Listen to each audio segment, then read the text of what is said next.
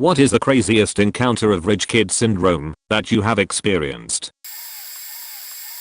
Twins in high school. Birthday, I think it was 17. They get matching pickup trucks. Like the supped up larger than life cool as fuck looking black ones. Twin A is the brat and smashes his in some remarkable time frame. I want to say same day. It was crazy though. Parents decide not to get him another one, though I'm sure insurance probably covered it, even if it was his fault, but regardless he is going to learn a lesson. The lesson? Take Twin B's truck, he's the responsible one, and crash it on purpose. If he can't have one, neither can his brother. So much recklessness, spite, and downright illegal in what he did. Follow up, not sure if he went to prison/ECT. I do know he wasn't at school the next year, but he very well could have just dropped out. He was pretty sketchy. Twin B was actually a really good guy, but as soon as his brother was gone he became very quiet. He did eventually get some sort of car, but I remember it was much more toned down to the point I can't remember what it even looked like, but he got something. There weren't many other rich kids at the school, so this whole story stuck out as a huge event when it happened. As a kid, I was piss poor. Like we had no money and barely kept the lights on. My mother did an awesome job and even worked 2 different jobs and went to night school at one point to make a better future for us. I grew up without a lot of things, but it taught me a lot about what you really need in life, which is a roof over your head and food in your belly. Everything after that is a plus really. I had a lot of friends who were way better off than me, but one kid in particular had everything. He was a Jehovah's Witness, so didn't do birthdays/Christmas, but would often just get stuff to kind of make up for it. At times he would beach his mother out for buying him something that he thought was crap or wasn't the right model of something, despite getting loads of stuff which was awesome all the time. He was that kid that had all the games/consoles/toys in the world, but would moan about it. One of the last times I hung out with him, he was shouting at his mother because she had promised him that she would buy him a new guitar. He was learning, but the time of the day had gotten late and she wasn't able to go. Like it was when all the stores were shut, so it was literally impossible. But this kid just kept chewing her out because of it and speaking to her like she was some kind of moron. It was painful to watch, and I was like 14 at the time. I stopped hanging around with him after that. I later heard his mother cracked and had enough of him, then kicked him out of the house. He later ended up being a shoplifter and lived in the local YMCA for a bit. In fairness, I think he's back on track now, but as a kid he was a bit of a dick to his parents.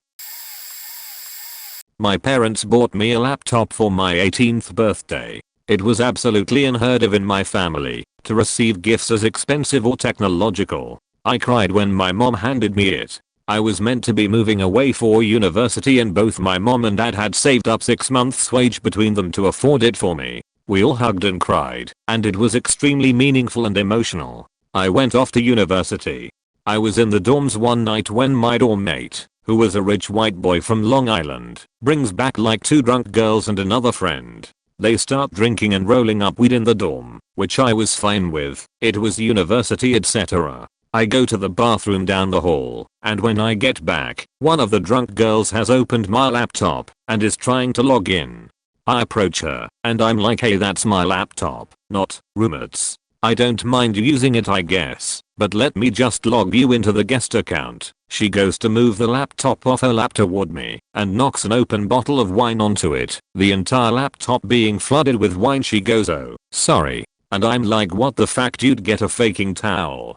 Put it upside down. I'm freaking the fuck out. I can't believe it's happening. My roommate starts telling me to chill the fuck out and asks, can't you just get a new one, dude? I start patting down the laptop and I ask them, please, if it doesn't work, can you help me replace it? I need it for my classes, etc.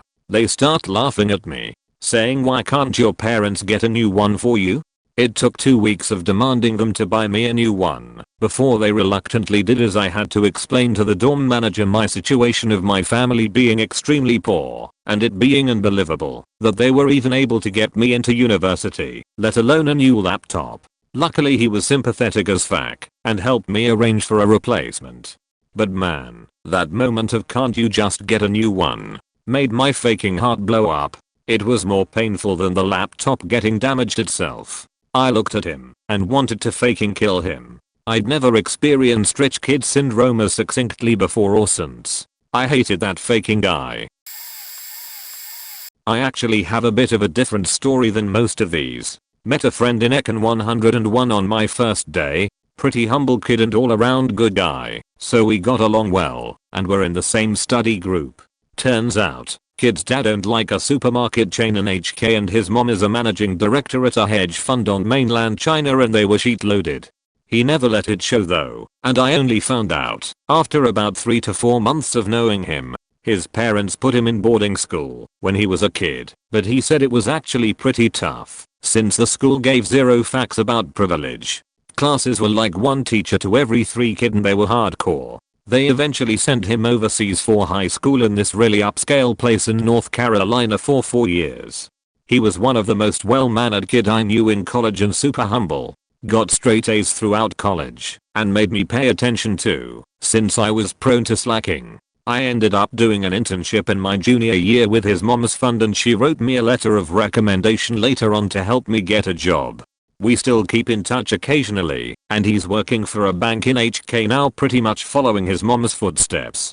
Still come by New York to visit every year and we usually have dinner with Ussos. It's really weird cause I see these kids at school driving Audis / BMWs and this kid is just there to study like everyone else, even though his parents might be the most loaded people I've seen at the school.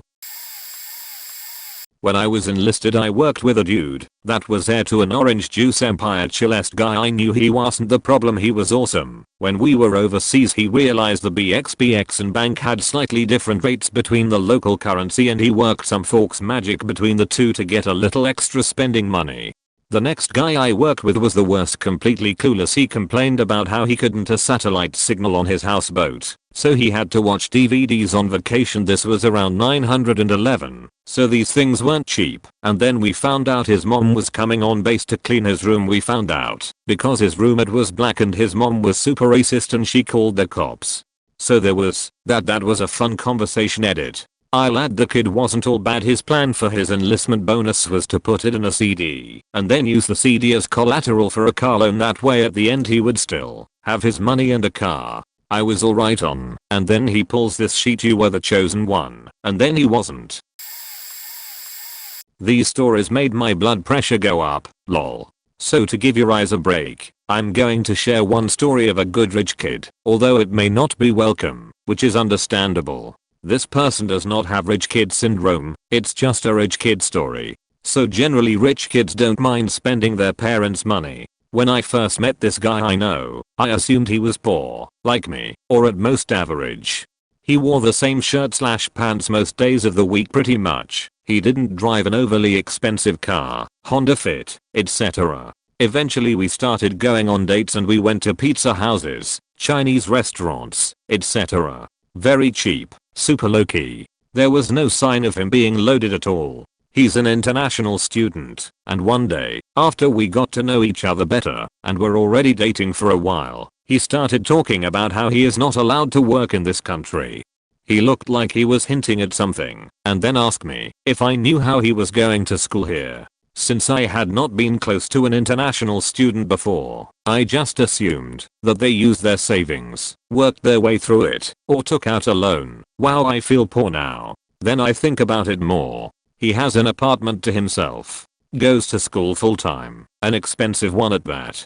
Bought a brand new car when he came here a couple years back. What the fuck? How is he affording all of this? Then he dropped the ball that he was rich and his father pays for everything. I kinda just said okay and forgot about it because I actually kinda didn't believe him, but he thought I did. We never talked about the matter again. Fast forward a couple of months. He says he needs help with something on his bank statement and asks me if I could help him. Of course I agreed, and he showed me his bank statement. Y'all, when I saw the numbers I literally almost fell over. I asked him, where did you get all of this money? And he said, I told you, from my dad. Then very lightly and nonchalantly tells me later on that his father is on the top 200 richest persons list in his entire country with a population of about 51 million people. To say I was shook was an understatement, but looking at him, you would never know. Some days he actually slightly resembles a homeless person. Sorry babe, if you're reading this. It's only the days when you don't shower. Close bracket. That being said, he never buys anything, and I mean anything he does not need. He buys food, gas, and pays for rent and electricity. That's it. I have to force him to buy new clothes if I think he needs them, and I have to let him know that sometimes spending money is necessary for fun. He always shops from outlet stores and would never pay more than $15 for jeans, and he has explicitly said that any shirt over $10 is not a shirt he would like to own. He let his hair grow halfway down his back because he did not want to spend $30 to get it cut. He was actually growing it out to donate it, but he never realized he would have to spend money to have someone cut it. I ended up buying some supplies to cut it for him at home. I just think it's a little crazy that technically his dad, is that loaded, but he doesn't buy anything. His dad would let him, for sure, and has expressed that, but he doesn't want to. To put things in perspective, I have $2 and will spend every penny of it on whatever makes me happy at the time, and this man's dad casually sent him $100,000 the other day just for his basic life expenses for the year, and my dude doesn't spend an unnecessary penny. He's admirable, he really is. He is the most down to earth person I have ever met, and he happens to be the most loaded person I will most likely ever meet. I sometimes think he is a little too frugal, but we keep our accounts separate, so it doesn't bother me. Also, he views his money he uses as his dad's money, not money that he has earned the right to use. I hope if I ever have children, that I can teach them to be this responsible and respectful. PS. If he acted even remotely close to any of the other stories in this thread, we would not have made it past our first date. Grew up wealthy, lived in a large house in a nice area, went on nice vacations once a year, and flew across country to see family at least once every 2 years. I didn't have any real concept of money growing up. My friends all came from different background due to the school I attended, but I never put much thought into why friend A lived in a small apartment where they shared a bedroom with their sibling, and I had my own bedroom with a private bathroom in a big house in the suburbs. Hell, our father joined a country club, though we weren't very active in it. I figured it out sometime in high school. Anyway, my younger brother didn't quite get the memo. I was taking to him one day and comparing something to the size of our house. In a very serious tone he informed me our house is small. We are poor. I really didn't know how to respond to that. Years later, at almost 30, I think he still thinks the same. The best I can come up with is compared to some of his friends we were poor, and by the time he got to high school the neighborhood was mostly large McMansions. Our house was built in the 60s and wasn't the biggest or the smallest when we moved it. It may have been one of the smallest by the time I left for college and my brother started high school. Edit. Spelling. Grew up wealthy, lived in a large house in a nice area, went on nice vacations once a year, and flew across country to see family at least once every 2 years. I didn't have any real concept of money growing up. My friends all came from different background due to the school I attended, but I never put much thought into why friend A lived in a small apartment where they shared a bedroom with their sibling, and I had my own bedroom with a private bathroom in a big house in the suburbs. Hell, our father joined a country club, though we weren't very active in it. I figured it out sometime in high school. Anyway, my younger brother didn't quite get the memo. I was taking to him one day and comparing something to the size of our house. In a very serious tone he informed me our house is small. We are poor. I really didn't know how to respond to that. Years later, at almost 30, I think he still thinks the same. The best I can come up with is compared to some of his friends we were poor, and by the time he got to high school the neighborhood was mostly large McMansions. Our house was built in the 60s and wasn't the biggest or the smallest when we moved it. It may have been one of the smallest by the time I left for college and my brother started high school. Edit. Spelling. To me, my cousins, my entire family has never been rich. We come from poor Scottish immigrants and Native Americans, so there's never been money in the family. My aunt and uncle have been successful in their lives. They give their kids everything they want. They are paying for their colleges and apartments. They bought both kids new cars. I asked for some help with rent from all 4 kids, because I take care of her mother, maternal Gma, and have been for several years. I wanted to be able to save money, so I could do things for myself. Got called selfish and spoiled. I was appalled. I was a little spoiled when I was a child, but since my teens I've known what it's like to be super poor.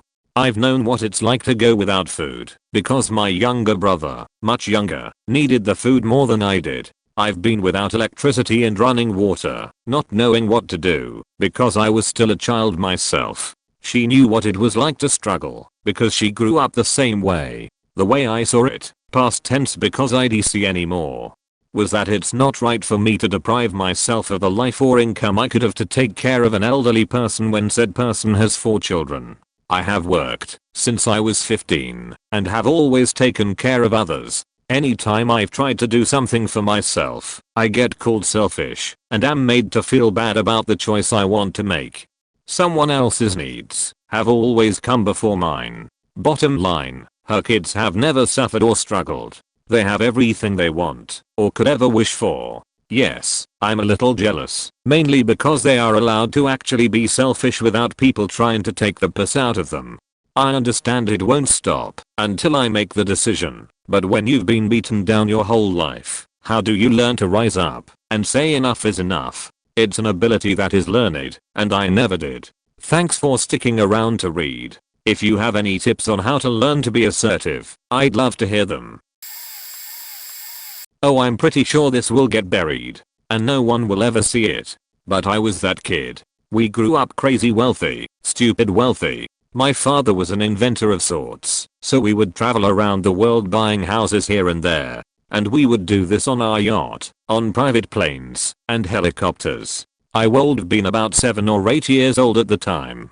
That all sort of ended with a nasty divorce, and by the age of 10, we were still very wealthy, but nothing compared to what it used to be like. The problem was, as an 8-year-old kid going on to 10, I had no concept of reality. The life of luxury that my parents afforded me just seemed normal.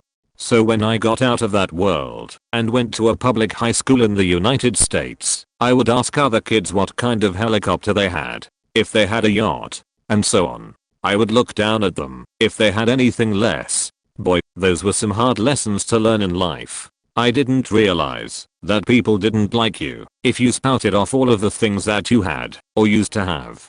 If anything, people just resented you. But from my perspective, I just didn't understand. No one ever told us that this wasn't normal. No one ever told us, or gave us guidance, or even gave us any sort of moral understanding of what is right and wrong, or how to treat people properly. Respect was this obscure abstract word.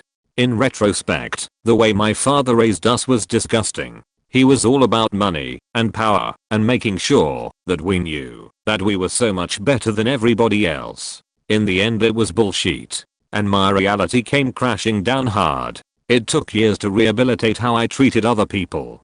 To set my expectations for myself in a realistic frame was another challenge. Anyways, after about the age of 23, I cut ties with my family. Almost completely. I live by myself, I have a great job, and I will be fine in life. I have no expectations of inheriting anything. God knows, I didn't get anything from my parents when I walked out on them. I was only called names. But I feel good knowing that I worked hard for what I have now. I do have kids, and I think I've made it a mission in my life to make sure that they know that they need to treat people with respect at all times. There's no way I'm gonna let them get faked up like I was. We weren't a wealthy family, but we were upper middle class in an area with a lot of paycheck to paycheck families, so we were doing better than okay. Her senior year of high school, my sister blew up the engine in her car because she didn't know what that red light on the dash that said oil meant and ignored it. So she bought a brand new car. My parents helped her with the down payment and costing the loan, and she was going to make all the payments herself and build her credit. Within 3 months a repo crew showed up at my dad's office looking for HT car because it was 2 payments overdue. She'd made 1 payment and just said fuck that I guess. So my dad wrote them a check. I think she made 1 or 2 more payments, then graduated high school. My parents had this brilliant idea for a graduation present and took over the loan payments for her. A couple months later my sister is sheet-faced drunk, rolls the car into a ditch, and it's totaled. Next thing I know, my sister is raging mad at my parents because they took her insurance check to pay off the loan. She thought that was rightfully her money and the loan was this. When it was clear that she was not going to get her way, she settled into a multi-year long sulk, and at every pretense of an opportunity would launch into her "I didn't even get a graduation present prepared" speech. Once, and I'm not kidding, like 20 years later she drug out this old chestnut for some reason. And I went off on her, like I was Pink Floyd telling kids they can't have any pudding. I ticked off all the money that our parents had put into that car for her only for her to crash it while drunk, and her only response was "yeah, but I was supposed to get a car." That was when I realized that even as a middle-aged adult, my sister was still a terrible person. The following passage was posted to our Madison Memes for Milk-Chugging Teens, the official meme page of the University of Wisconsin, Madison, a few months ago. We're all still debating whether or not this satire, given the accounts of the posts on our page. Sorry, but I've just got to vent for a minute. So I graduated from a prestigious uni with a BBA almost 3 years ago. My dad owned 2 Mercedes-Benz dealerships, and he passed down the one with lower sales volume to me when I graduated. I'm 25 now, and I always figured by this age I would be making at least $250,000 annually. Unfortunately, I only made just shy of $190K last year. I've set commission caps for our sales representatives and the technicians are already being paid as low as tangibly possible, so there's really no further cost cutting I can do to divert funds to my salary. I hate that I'm giving up 32 hours of my life per week for a middling salary. I literally can't even afford to drive the cars I sell. When I first started the job back in 2015 I bought a 2012 Mercedes C350, but it kept breaking down on me and thus wasn't viable as a daily driver. At this point I had to replace it with a pre-owned 2016 Lincoln Navigator, in addition to my 2009 Pontiac G8 which I have as a softcore performance vehicle. It's humiliating. I feel pathetic. Here I'm living off the scraps of my customers, pulling up in an American luxury car to my own Mercedes-Benz dealership. I just feel pathetic. As a Mercedes-Benz dealer I should be driving a G-Class, no problem. To make matters worse, a friend of mine from college is making more than me. He majored in finance and is making over $220K annually as a corporate investment banker. He was always intelligent, so I expected he'd do well, but not as well as me. He just didn't carry himself well, you know? Yet here I'm being outpaced by this slouchy pose. I'm just so incredibly frustrated, like literally pulling my hair out every time I think about it. One friend of mine dated someone of super wealth. The guy never bragged about it, and for the first few dates, she just assumed he dressed well. Then he invited her back to his place, where he said he lived alone. His place was a very nice townhome on the wealthy side of town. When she followed him in, a butler removed her coat and asked her to remove her shoes, which she had not prepared for, since her leggings had a hole in them. The interior was very plush and decked out with gold fixtures and antiques, but without being too ostentatious. "Would you like a snack?" he asked. They went to the dining room where another maid set up trays and some fresh pastries. Then her and the butler stood along the wall and just waited there. "I thought you said you lived alone." "I do." "What about them?" "Who?" "Those two." "What? You mean the help?" He didn't even consider them people. They were background appliances to him. She still ended up spending the night, and they had sex. When she woke up the following morning, she saw her clothes had been cleaned, folded, and pressed, including her underwear, and her leggings were replaced with a new pair of a nicer brand. "Your butler came in while we were sleeping, I guess." "Why? I was naked." "Okay. So was I." He seemed confused why this was a problem. When she left, she noticed her shoes and jacket had been cleaned and repaired. Of course, everyone asks her why she didn't marry him. He just gave off this creepy, disconnected vibe. Man, I have several. I went to college, where there was a decent amount of rich kids. One day in the dining room, a girl was hysterically crying, and her friends were trying to calm her down. The reason? The recession hit, and her dad had to sell one of their yachts. An ex of mine was a consultant for a private helicopter company that occasionally had government contracts. The owner's daughter was the one running the place, through nepotism of course. Throughout my ex's time there she had freaked out about her coffee alarm. Miranda Priestley almost ruined possible contract deals by not having done her research / having the presentation ready. She hands it off for employees below her to do a week to 24 hours before the meeting, and buying a specific brand of helicopters against the advice of my ex. She wasted a pretty penny and only got a scolding from her father. Another ex was considering ditching his car and just using Uber to work instead. Round trip it would have cost him around $80 every day, not including tip. He was considering it because he kept getting into accidents and his parents were getting mad about the insurance premium. Someone I briefly saw didn't speak to his mom for about 2 months because she wouldn't let him use her credit card. This kid is about 25, but his family hasn't given him his trust fund yet, and with good reason. Same guy also refused to use public transportation. I'm guessing because he thought it was dirty. Long but worth it. I went to a fairly average college middle class, and underprivileged kids would go there to get a decent education. This one guy, we will call him Sam, whose family was super rich, bought him an Audi R8 for his 21st birthday. Needless to say it was a very cool car. He was in my macroeconomics class and let's just say the kid wasn't the brightest star in the sky. One day Sam got into an argument with the teacher regarding how Sam was talking during the lecture and he didn't answer a question the teacher asked. Sam then told the teacher that he doesn't need to be in this stupid broke college and that his dad makes 10x more than the teacher makes. Sam also told the teacher the car is probably worth more than the teacher's house and threw his books across the room and told the teacher to go fuck himself.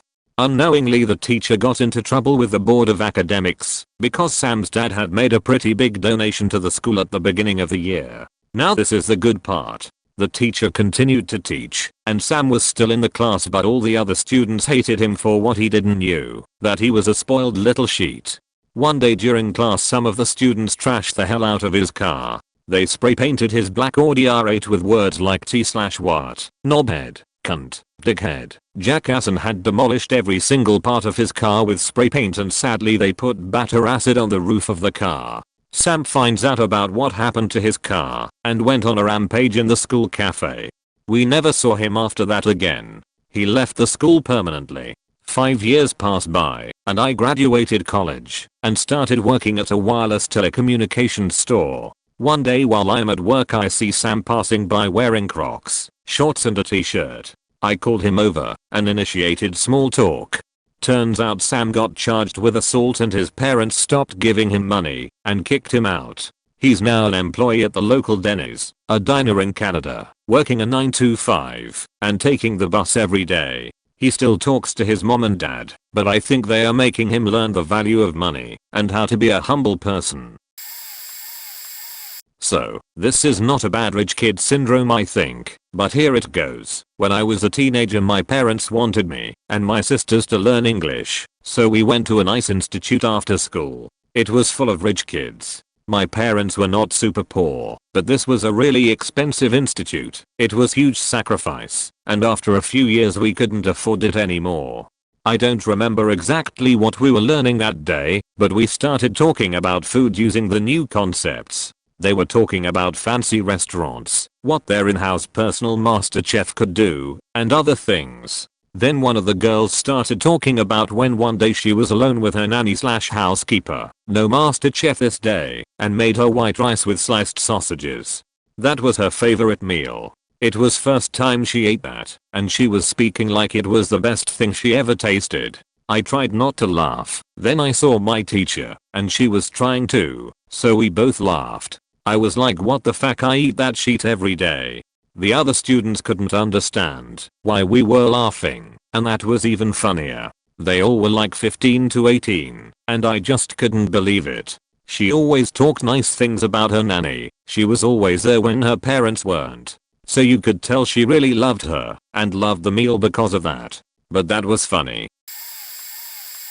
Lived briefly with a very awful rich girl. Her parents bought her a beautiful condo, 1.5 mil in a rich Jewish neighborhood, had a trust fund that paid out thousands monthly for her to literally do nothing. She went to a fancy law school, passed the bar, did one internship and quit because she didn't like it. By it I mean working in general.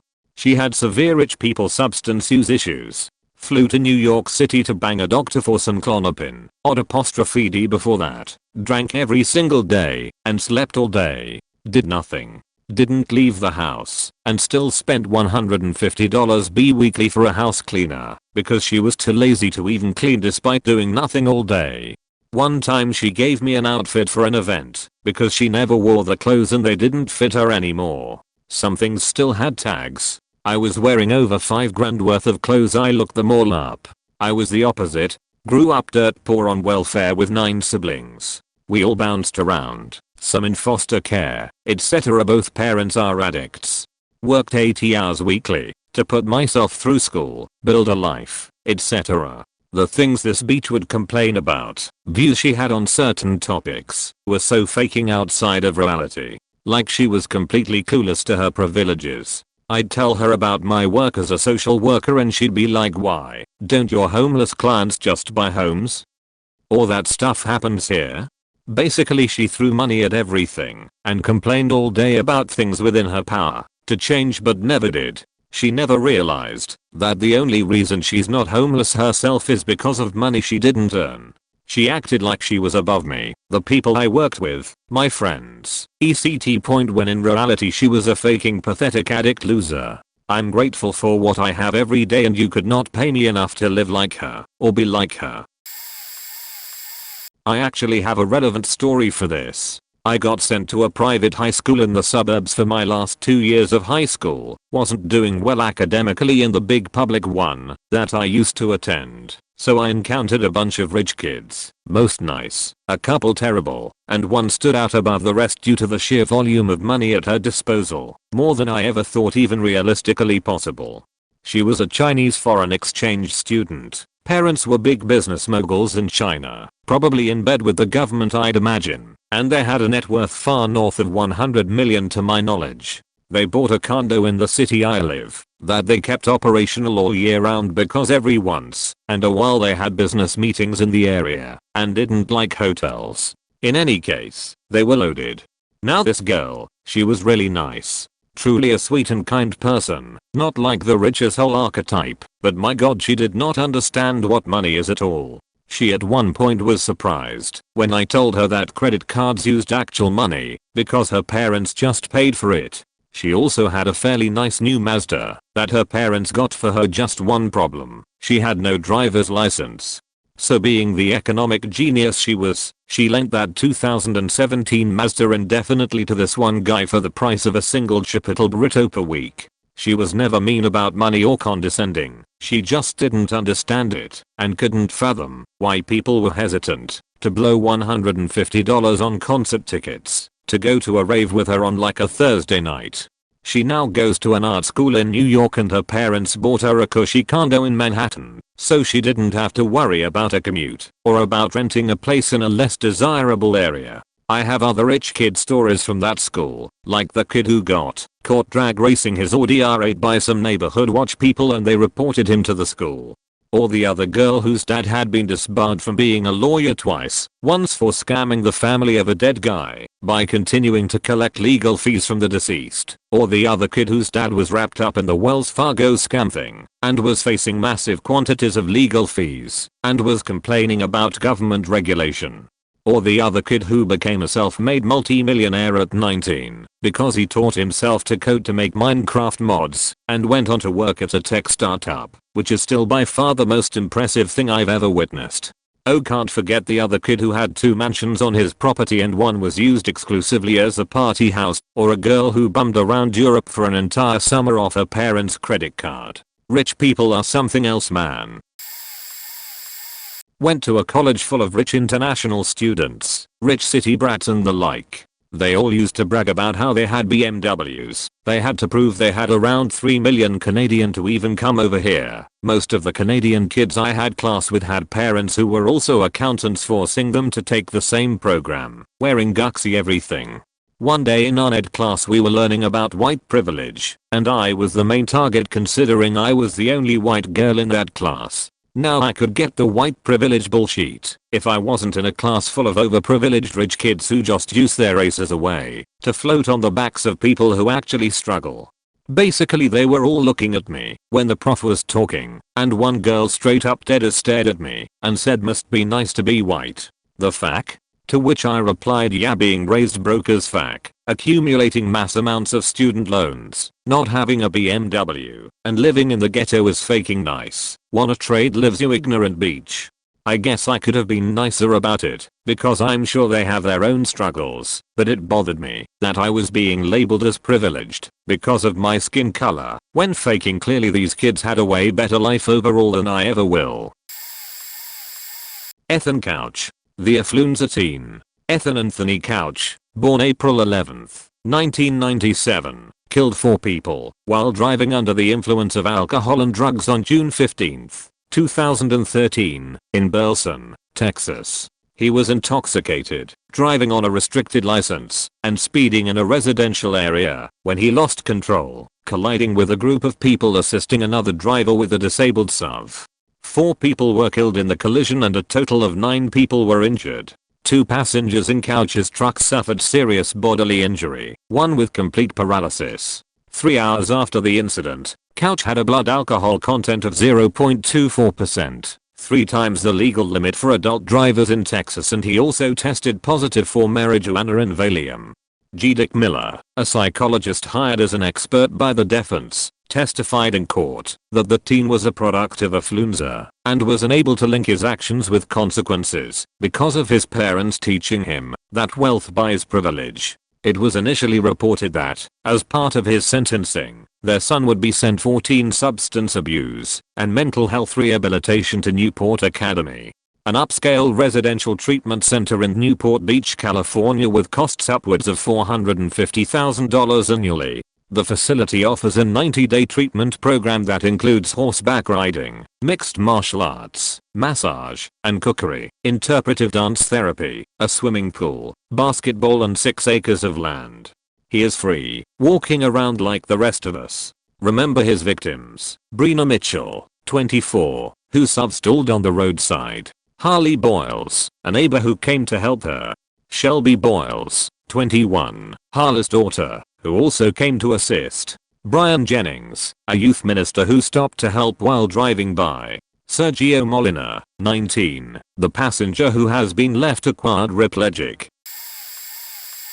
I was made to feel like one of those rich kids once, and I'll never forget it, because it really hurt me, sunk some more of my self-confidence, and made me embarrassed of who I was. And I wasn't even rich. 1990s, when I was 14, I had my first real boyfriend. I thought we were in love. Our lifestyles were different, but I didn't realize that meant anything, and how much that bothered him until one night he blew up at me. See, my parents were middle class, homey owners, both present small business owners, 2 7-Elevens that they sold to buy a small town grocery store. He lived in a 2-bedroom apartment with his dad, who was not self-employed and also worked very hard, often long hours. We were half asleep, over the phone, middle of the night, watching a stand-up comedy act on Comedy Central together, when the comedian made a joke about why do 7-Elevens have locks on the doors if they are open 24 hours. I got a little more rattled than I maybe should have, because I knew the locks were used after hold-ups, while waiting for the police to arrive, which could sometimes take hours. And I fully understood the implications and terror that goes along with this, so I felt the joke was insensitive. He blew up. Not everyone knows that, okay? Not everyone grew up in your Norman Rockwell world or owns 7-Elevens. I was so embarrassed and hurt that I just apologized, and we hung up. Not long after, he ghosted me. True story. I was friends with a member of Saudi royalty. Not really sure what/how he is royalty, but I'm sure he was never bullshitting. I say friends because, although we enjoyed each other's company and kept in touch for a while, I do not view him nor many people as a true friend. For a true friend is one you know will always have your back, whether it is in a fight or giving you advice you do not want to hear, to better your life. He wasn't your typical rich kid, in the sense he wasn't a complete faking asshole. He was actually quite nice, and enjoyed just being goofy and laughing. Nothing was too serious for him, even if it was a serious situation. We had a lot of fun, and although I would attempt to pay for some things, he would flat out refuse. But yeah, he was filthy rich to the point of when he left my country, he had no intentions of taking his $120,000 souped up Dodge Charter, R/T or SRT8, I can't remember. He asked me if I wanted it. Not really knowing him too well / his background, I politely declined, saying that I already had a car and that there would be nowhere to store it. Yeah, most of you are going to be like, you're such an idiot, and yeah, I am. My car was a 2002 S530 worth maybe 10k, his, in its current state, being worth well over 50k. Also, I did not know if there were any liens or anything on his car, although I doubt it. But rather to inquire and potentially get an awesome vehicle for free, I declined. Not only because I did not know the car's situation, but it would be too big of a gift to accept. I'm just not the type of person to accept free things. I like to work for what I receive. If you were to offer me $1,000 on the street for walking by you, I would refuse it. I know I can be viewed as bizarre in this sense. He ended up leaving his car to his roommate, who sold it for cocaine. He also gave the roommate all the furniture in the apartment, brand new, awesome furniture, and paid the apartment's rent for the entire next year before leaving. Anyways, yeah, this actually happened. MO, if you're reading this, I hope you are doing well, and still jing to this day. Some of those songs you showed me still resonate with me today, and I truly enjoyed the nights you would spend entertaining me and others at your apartment, with drinks, your jing skills, and most importantly your presence. Oh boy.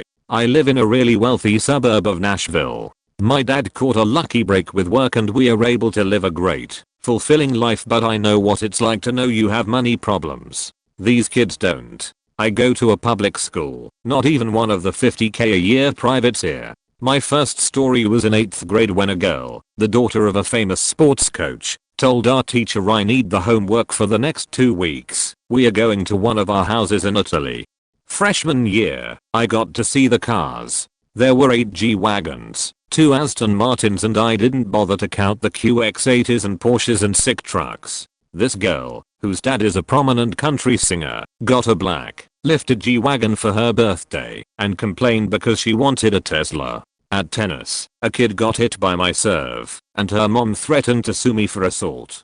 We actually got sued because in a storm, the fence the neighbors owned fell and landed in their koi pond, and they thought our garden compromised the integrity of the fencing. My neighbor, a retired stock analyst, was recently arrested for securities fraud. Far by the craziest came from a girl from Hong Kong. She's really into the streetwear scene and gives her friends hundreds of dollars of clothes and gifts. She has a major weed addiction, but she listens to a ton of rap and thinks it's cool. Her plug goes to another school, so she drove to downtown Nashville and purchased half a faking block of weed and brought it to school. She left it in her S-Class and was showing it off in the morning. That same day, we had a dog team come in and sniff the school on an anonymous tip. She tried to run, the dog tackled her, she broke her leg. Dad threatened to sue the school for creating an environment where dangerous thoughts were bred. For fact's sake, people, control your kids before a police dog does it for you. Woohoo boys, this is a long one. More of an entitled kid than rich kid syndrome, but they're basically the same. I work at a ranch. Basically all the riders there suffered from rich kid syndrome, and I was but the lowly stable hand who had to work for his lessons. So, I'm a total beginner at 15. Never ridden a horse in my life. I get put on the most beginner friendly horse possible, a lovely Rocky Mountain mare by the name of Godiva. Smooth gait, well tempered, ready and willing to deal with me being an idiot, not to mention beautiful. So I work my ass off in the hopes that I actually get to ride that afternoon. I got there at 8 in the morning, lessons began at 3. I do everything I can, pressure wash the barn walkways, dust, sweep, do some extra grooming, clean and reorganize some tack, and a shit ton of sheet shoveling. Plus feeding and grooming their other pets, 2 pigs, a bunny, and a bunch of dogs. I'm not saying I hate my job, but it was a lot. 3 o'clock comes around, and I'm bouncing in my seat, ready to go. One of my very first riding lessons. I'd even get to trot around with some of the pros and learn from them. My trainer slash boss comes out, the other students start arriving. Of course, they're all in their expensive riding gear, custom tack, etc. I'm in dirty jeans and a now permanently stained t-shirt. Definitely don't fit in with the crowd. I spend some time helping get the horses out, grooming, tacking up, meeting the parents. All the parents were shockingly nice, asking questions about my riding experience, school, why I started volunteering. And then this one chick, a student, maybe like 12, better than me at riding, short and tiny. I'm tacking up Godiva, baby talking her, telling her how good she is, how happy I'm to ride her. And then this little girl comes up with her helmet under her arm and says, "You're not riding her." I'm a nice guy, but not in a weird insult way, so I just kinda chuckle and explain that she's the most beginner friendly horse for me. I ask if she wants to ride Rience, a Frisian, one of the most expensive breeds out there, plus my favorite horse, and she turns me down before I even finish. She's determined on riding the only horse I have the capacity to ride. Starts pitching a fit. She's starting to frighten the horse, so I back off. I'm losing my hearing, so I have to get really close to people to talk to them, so I find my trainer and discuss it with her rather than shouting. She says, "Yeah, I'm riding Godiva." I explained what this beachy little bowl of soggy cornflakes said, tell her she's frightening the horse, and my trainer just nods and disappears. Still trying not to cause a ruckus, I leave the horse with Richie Rich, Beach Edition, and disappear to give my favorite horses some hugs, so I can keep myself calm. Bit later, trainer gets me back, has me take Godiva into the arena and hop on. The lesson goes fine, but I don't see the little girl around. Then when I come back, this girl, now half as dirty as I am, has to put all the tack away, give the horse a bath. She was sweating from the ride, etc. Turns out she's been really beachy before, and got warned that she'd have to muck out the stalls and such if she did it again. But hey, at least Godiva didn't have to deal with her. Went on a date with this one guy. Tinder profile shows up, really smart, and he was an entrepreneur. The profile pic was of him with his dog in a nice park. Later found out that is his backyard, so there were check marks next to the top 2 qualities I love in a man. Smart and dog lover. Sweet. Now, I live on my own, at the time, pay my bills, have a side business and work full time, have a car, money to do extracurricular activities on the weekends and all that jazz that a 25-year-old would conclude to be successful. I swipe right and 15 minutes later I'm engrossed in a sapiosexual relationship with this guy and it's going great. Funny conversations with intellectual banter, the works. So later during the evening we decide on a date. I tell him I'll pick him up and woo him in person with my effervescent personality. Sidebar, I'm a guy. Date day, I roll up in my 2016 Chevy Cruze LT to this massive driveway that I've only seen Napa Valley at or Winery. Well, fuck me, I think to myself, and giggle because no pun was intended at all. He comes out, I get the passenger door for him, and we are off to dinner, then a stroll in the Arboretum. Date went fantastically. Two-way, in-depth, involved, and focused conversation the entire time.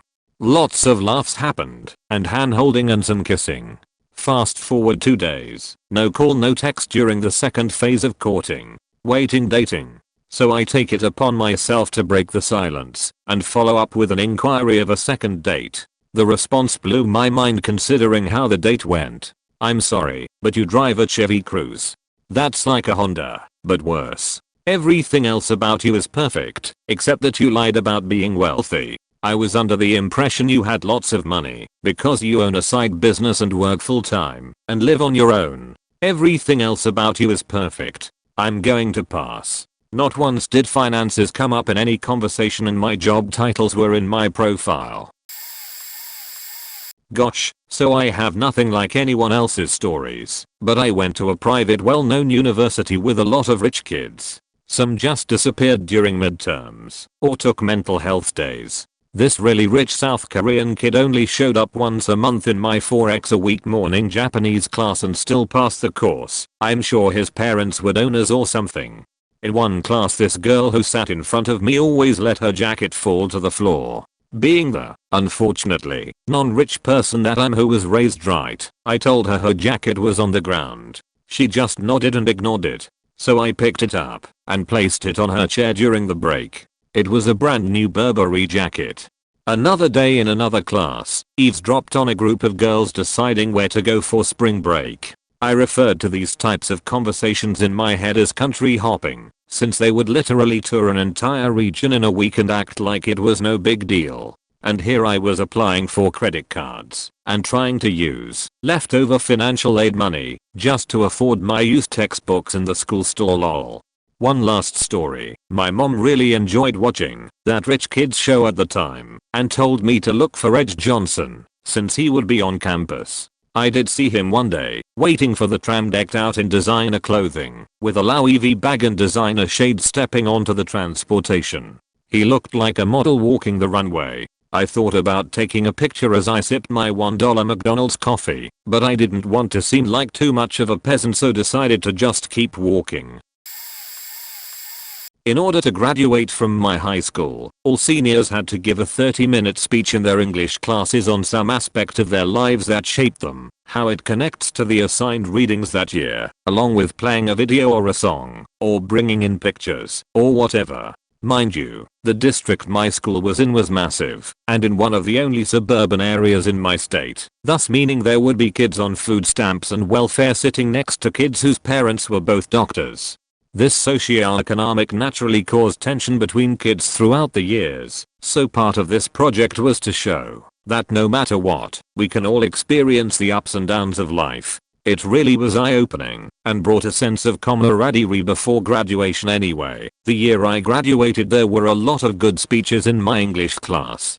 Kids talking about finding out they were adopted, loss of a parent, mental health issues, you have it. Then this kid in my class, who was a known fuckhead, super rich, both parents were lawyers, waltzes up and says, well, I wrote this at like 10 last night, so. And then continued on to say, but I've never had anything bad happen to me. It just doesn't happen. The closest thing was when I went to a party and made some questionable decisions and drove my car off the road.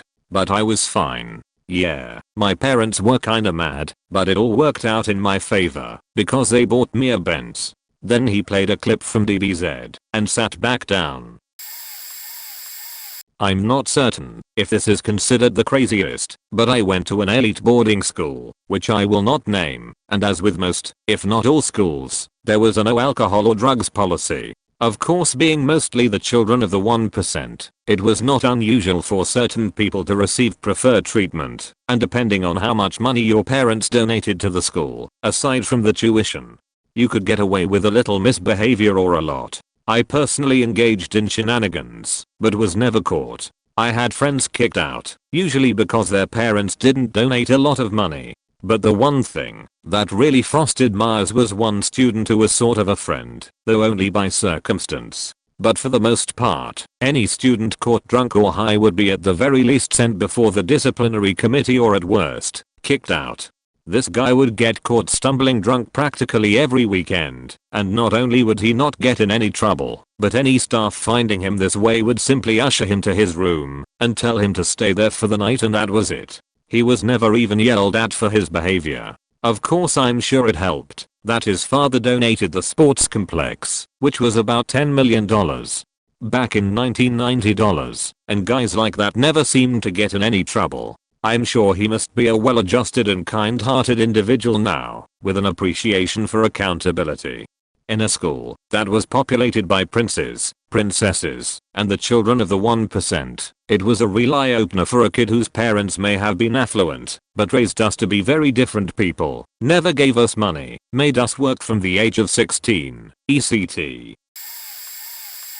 After reading a lot of these stories, my experience seems a lot less extreme, but I'll still tell it. I dated a girl who was substantially better off than me. Family money for us was really tight growing up.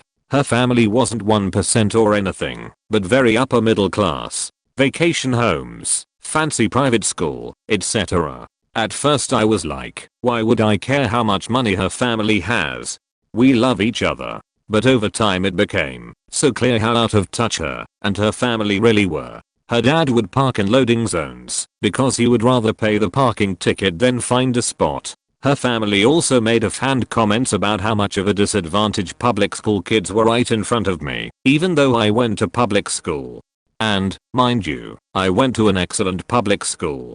It culminated in her having an argument with her father that led to 6 months of her not speaking to him. He would come into her room and ask a question, and I was forced to speak for both of us because she refused.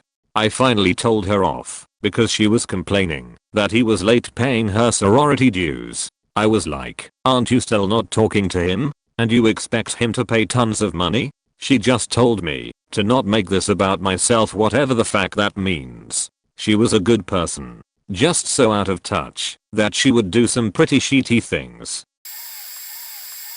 I went to an international boarding school in the UK, and in my second year met Kenneth. The impression I got was that his family were high up the chain in some big Chinese multinational corporation and earning millions. Not sure I ever quite got the full picture on that one. It transpired that his parents had given him an allowance of £5,000 for the next 3 months. He was honestly concerned that it might not be enough. First time I'd ever seen my housemaster look speechless. My other roommate was Luke. I'd roomed with him the year before. We already hated one another. I rapidly discovered that Kenneth was also a total dickhole. Those first couple years were not exactly pleasant. But here's the thing, Luke was a total pushover for Kenneth. Did basically whatever he told him to. I have a vivid memory of Kenneth literally macking it rain while Luke did a shitty little dance for him. I reconciled with Luke immediately after we stopped living together. Turns out we are just not compatible. Room is fat Kenneth though. That guy was a dickwaffle. Rich as hell, but a total faking dickwaffle. I still hate his guts 17 years later. Used to have a girlfriend at uni. Here's some bullet points. May need to put up some background. So this is a shithole country. A very class divided shithole country. Either you're poor AF or rich AF. Dying middle class, of which I'm part of, studying on one of the most prestigious universities in the country, barely making ends meet. Here's my story. Age 19, she owned her own apartment. Parents were divorced. Dad had all the money. She ended up convincing dad she really needed the apartment next door to store stuff. She moved her mom there. Twice a month she would complain dad's money wasn't enough. She got the equivalent to $1,500 weekly. After some argument in which I hated to stay late at her apartment, I lived on a different city, like a 2-hour trip, she actually convinced her dad to help her buy a property in my city. So both her cars had a really small trunk, as she told her dad. Swapped both her cars for SUVs. SUVs were a pain in the ass mileage wise. Most of our driving was done in a 30 km/h city with freaking traffic jams every day.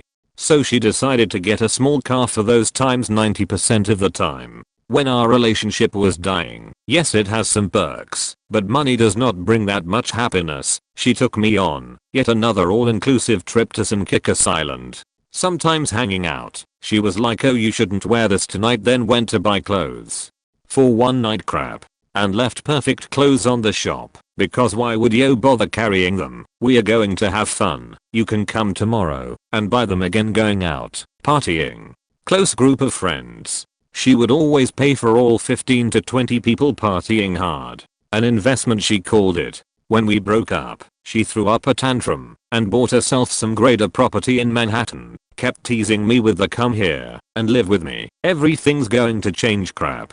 As if it wasn't enough, she bought yet another property on some upscale place at Boerum Hill. So now she owns like 5 properties around the globe. Weird flex, but okay. She sent me a Leica Deluxe 3 camera as a chill out gift. Needless to say, I returned it. That sheet costed more than my car. I would have been set for life, but fuck. I dated this girl for about half a year before we broke up because we were from completely different worlds and just couldn't find enough in common to keep the relationship going. I knew she was rich, but I didn't know how fuck you rich she was. She basically asked me to accompany her on one of her shopping trips and asked me to wear something nice. Apparently it wasn't good enough because the first thing we did on that trip was to go and get me a new shirt and slacks. We walked into one of the shops and basically from the start there was like a butler following us around and there were waiters walking around handing out flutes of juices and cute little bite-sized cakes. I was completely blown out of the water by then, but it got even better. She basically just walked around the shop picking out clothes and handing them to the butler guy. Once she was done, we were escorted into another room where all the clothes she picked up were placed onto mannequins, where she would further inspect them. When she had finalized her selection, she basically just signed a piece of paper and walked out. She did not try on a single piece of clothing.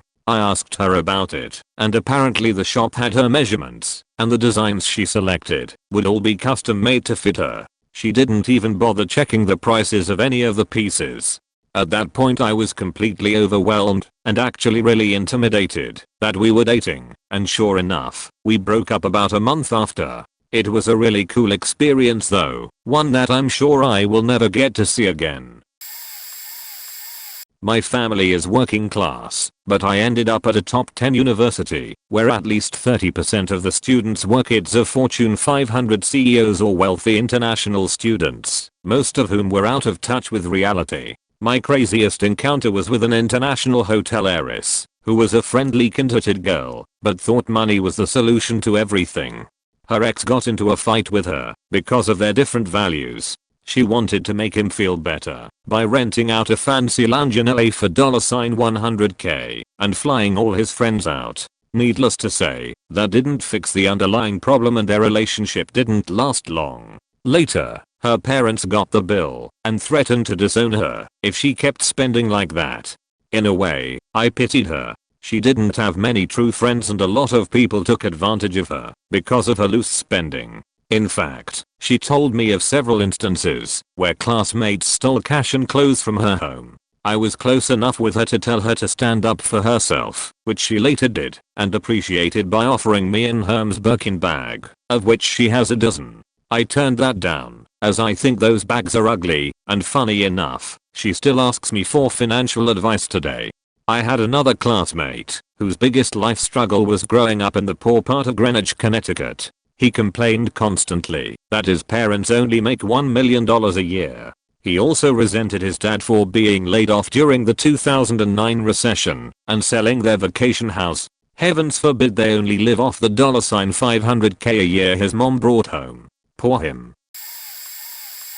Weirdly, it's in a good way. A mate of ours at uni turned out to own a significant chunk of the UK, as in a significant percentage of the landmass. We'd known him for about 2.5 years when he let slip about a car he was looking forward to driving that summer. A couple of us are petrol heads and realized it was like one of 3 left in the world or some crazy shit.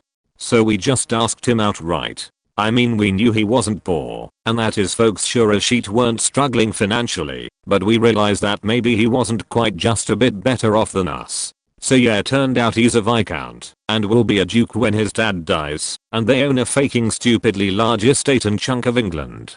Made no differences to any of us in any way, as I say he was a long established mate by that point. Since leaving uni he still had a normal life, married a normal working class girl, and works his ass off like everyone else. He'll just be a duke one day and have not much cash, but assets worth faking millions and millions. But yeah, my best rich kid story is about a rich kid we didn't know was rich, and by the time we did it didn't matter, and it didn't change shit. Once of the genuinely nicest and humblest humans I know. I went to a Vancouver area high school in the late 2000s with a large 85% Chinese immigrant population. Most were pretty nice people, but there was a specific subdemographic of very rich mainlanders who openly admitted that they were only here for a Canadian education, passport and social services. To make it into the upper class in China you need to be willing to step on everyone in your way, and it shows.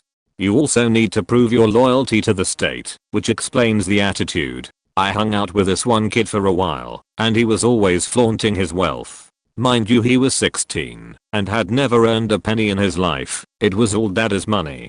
These kinds of kids drove to school in Lamborghinis with the mandatory new driver stickers on the back. One day during lunch break he wanted to buy bubble tea from the student-operated school store. He opened his wallet and produced a wad of $100 bills, no smaller denominations or pocket change. Apparently they accepted that and gave him back around $95 in small bills and change. He seemed annoyed they'd given him coins. He turned to me and said, "Why they give me this? Is worthless." Now, I'd spent my whole life very poor up to that point, and he knew it. I watched as he took the coins in his hand, slouched over to a garbage bin, and dropped them right in front of me. There were $1 and $2 coins among them. I couldn't believe my eyes. All told there was maybe $5 there. Then the faker gives me this big smirk and eventually moved along.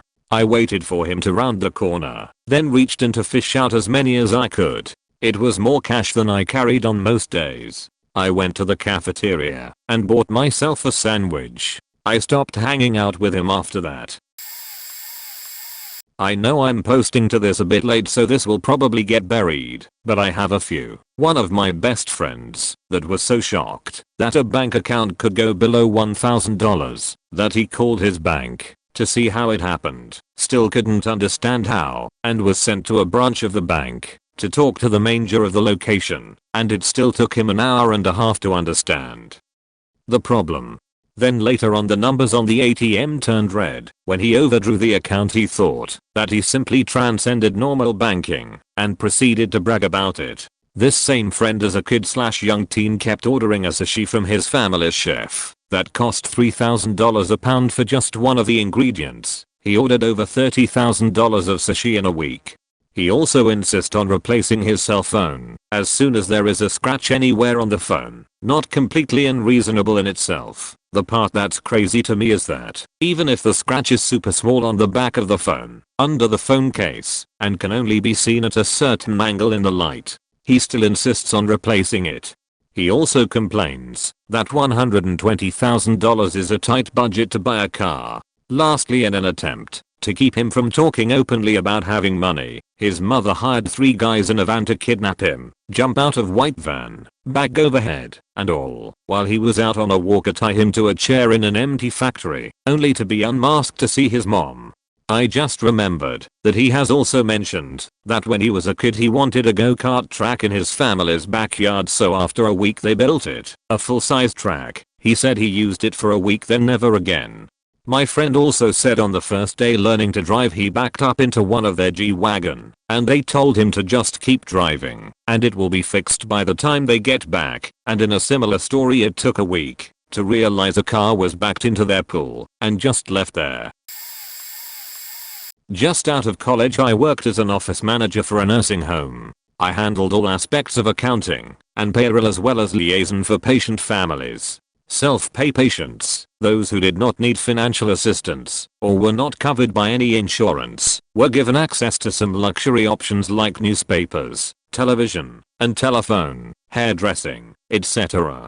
A daughter of one of our long-term self-pay patients came in one day and wanted to have a chat. Of course, I chatted with family members every day, but I had never met this woman before, even though her mother had been there for ages. She brought her mother's bill in with her, and she looked flushed. I asked how you could help her, and she was visibly shaking as she asked who had given us authority to charge my mother for a newspaper and for a haircut. And she insisted, all lawyers will be involved, that we reimburse her for every such item we have ever dared to charge. Well, your mother authorized it. She asked for these services. We provided them. It's all in the care package we gave you and her upon her admission. And these signed order slips we have going back 6 years. Fire from eyes, steam from ears. This is my inheritance you're spending. Beach didn't get a penny back, and next month her mom got a pedicure as well. Can I talk about my rich kid grandparents? My grandfather recently got caught having an affair. No worries apparently. They still live together. She does his laundry, cooks him dinner, irons his clothes. But now she gets an allowance, $3,000 a weekend, to take to the casino. My dad would take her there, and she would let him and my stepmother use her free food points to eat, while she blew her money away. She won $50,000 one time while they were there. They had been taking her for a year now and keep her company. She tipped out all of the casino workers, random regulars. Didn't give my dad shit. You got a crab cake. Sometimes she would even bring out a box of candy to them for taking her. We have a family business that I stopped working at because it was toxic as balls. Constantly ends against the company for unpaid taxes. All the while my grandfather takes trips to Italy, Russia, and Spain with his new girlfriend. Reaches VIP status at the casino for spending God knows what. Gives out bonuses at work that my dad saw nothing of. It's faking weird. My branch of the family may not be seeing the spoils, but my dad is happy in his small house. I'm happy in my 2-bedroom apartment. I'm glad I'm not insane like them. I grew up in a very affluent area, although I was just lower middle class. A friend of a friend's dad had a half-decent car collection. We used to drive through Nally Gale tearing up lawns in BMWs, 911s etc.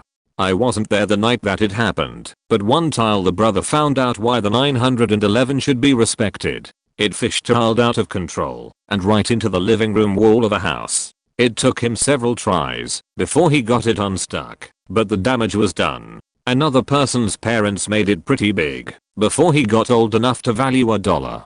His parents were middle class, but his dad mortgaged the house ECT point to start a mortgage company. Before long he was making millions per year. Their son, my friend, crashed BMWs, Mercedes, ECT point before they got him a fully decked out H1 HUMVE. This is when those were fairly new. They lived in a gated community called Coto di Casa, in a house that Madonna gave up on. They owned several famous people's houses actually. Well, the guy being the asshole he was, used to drive the Hummer down sidewalks, smashing into light poles, street signs etc. He would just fix it up after, including custom rims, motor etc. Spoiled sheet. A girl I went to high school with used to toss her Sony Walkman away when the batteries died. She did all the rich girl / mean girl shit you see in movies. Her house parties were legendary when her parents weren't home. She asked for a baby blue Nissan 300ZX when they first came out. They have her a pearlescent white one. She lost her sheet. So they bought a baby blue 1970s Ford Limited, and she had to drive that for the rest of the year, until she graduated or not drive at all. I'm never impressed when I meet rich and famous people and my wife can't figure out why. But they are just people, and generally, their kids are assholes. Fun to hang out with, but will throw you under the bus, so they can maintain their lifestyle at any cost. More naive than anything else, but it still makes me laugh. So, I go to a private high school. Most of the families are pretty normal upper middle class for sure, but they are in touch with reality. Some kids, not even the most rich ones, honestly were in such a curated bubble that it was hard to believe. One night, after school, I'm driving one of my friends to go get dinner before our late rehearsal that night. At that time, my brother and I were sharing a car. The car I usually had to myself was in the shop indefinitely for complicated reasons. It was inconvenient, but totally manageable, and I was never going to complain about a car my parents were willing to pay for and let me use. My friend points out that I'm not driving the car I normally have, and I explain the situation to him. I joke that it's not as nice as the car I had before. I went from a 2011 Mini Cooper to a 2003 Mazda, but I was happy to have any car at all. My friend's response was rather different. 2003, that's as old as I am. He was taken aback. I laughed and admitted that it is an old car and it's not perfect, but it runs reliably and it gets me where I need to go. My friend still seemed kind of confused. Why don't you just buy a new car? He's a sweet kid, but he's the only child of 2 doctors, and it shows. I don't know how rich kid this is, but it still demonstrated a difference between the classes. Context: my boyfriend's parents are still together and quite well off due to very hard work and good life choices, so things have been easier for him than most. His schooling was completely paid for, and he was encouraged to live at home while he was at college, so he acquired no housing/food debt during that time. My parents are divorced and chose not to pay for any of my schooling, and, due to them making enough combined, I didn't qualify for government schooling assistance, so I had to pay for everything myself, plus I had to move to another city for schooling, so I couldn't live at home. He is not a rich kid, but we do definitely have some different life experiences. A couple of years ago a coworker's father was dying. She had to take random days off work because he would take a turn then recover, that kind of thing. I was talking to my fairly new boyfriend at the time about how I felt for her and how she was stressed because she wanted to be with her dad, but she was out of vacation days and needed to work because she's basically a single parent to her son. He seemed astounded that anyone would choose work over staying by a dying parent's bedside. I agreed with him. That obviously would be ideal, but unfortunately not everyone has the money to do that. Bills don't stop because your parent is dying, and sometimes one shift can be the difference between being able to pay a bill or get groceries or not. He very quickly replied, well then you get your family to help you out. I just paused then replied, what if your family doesn't have money to help you? What if they are living paycheck to paycheck as well? He went very quiet, like he hadn't considered that this could be an issue. Eventually he replied, wow, that would be awful. He is a very hard worker and earns every dime he makes and is very willing to listen to other people's perspectives, but occasionally he will say something that shows he grew up very differently from some people and doesn't realize it. Went to a university where some students' families had bought their students admission. Freshman year I went to my dorm room on the 4th floor at hallway end. Saw a pair of hands on the bottom edge of the window. Checked it out to find a young man hanging outside the window. Watched him crawl back in. When I asked him what he was doing there, he said that at his very wealthy prep school, they had told some wealthy international kid, a prince's son, that this was the custom in the US for greeting the pizza delivery guy, and he always wondered how it felt. No respect for life, not even his own. This was the grandson of one of the most famous wealthy names in the country who in fact did donate a new building to gain the students admission. I'm not sure he ever went to class. Sophomore year I checked on him to find him, and some cronies betting what today would be about $330 on the cut of card all night long. I tried explaining to them how unbold this was from a statistical perspective and that there was no skill. Couldn't get them to understand. It wasn't so much that he threw money around or anything, it was just that the thought processes were so off/not normal about money or life. I genuinely worried about him for lack of all common sense reasons, and this made me a little fond of him, but I mostly avoided him because I wanted to educate him about real life too badly. And didn't have the time and had the innate sense that he had no ability to attach to friends, and I take friendship very seriously. I think he was done with the college experience after 3 semesters. Called himself by a fake first name, so people were less likely to connect who he really was. He wasn't a bad guy, just not fully human by a long shot. Does it still count if the family was poor, both parents working many jobs with long hours and still needing social assistance? If so, my ex-BFF for just shy of 10 years, this may be a bit long to forgive me. At first, since we met at age 9, I figured he was just a brat/jealous of new baby sister/upset at having to switch schools middle of the year. He was mouthy to his parents or anybody who tried to tell him what to do. But, again, my 9-year-old brain rationalized it to him being a kid and that he'd grow out of it. We didn't start really hanging out outside school until I was 11 or so, and my other best friend had moved out of town. I noticed he was still mouthy and disrespectful and figured okay, he's a jerk, but he means well, as he was a decent enough friend and cared when it mattered. I was jealous because he always had a cell phone or the newest Nintendo, but knowing his parents were poor, I figured they were second-hand/borrowed from better off relatives. By the time we were 13 over 14, I only kept him around because he was now my only friend. Didn't realize till years after the friendship ended that he had driven off any and all friends I had besides him so he could have his favorite victim all to himself. He was and likely still is very abusive in every way and should be avoided at all costs. He had a new laptop, Xbox, phone while his little sisters had a junky, how the hell is it working, N64 and cheap, held together with duct tape GameCube. Those were still newish at the time. I asked how he managed to save up for all his tech, and he said I didn't. Mother and father bought it. I was floored. He was dressed in name brands, while his parents and sisters wore second-hand clothing.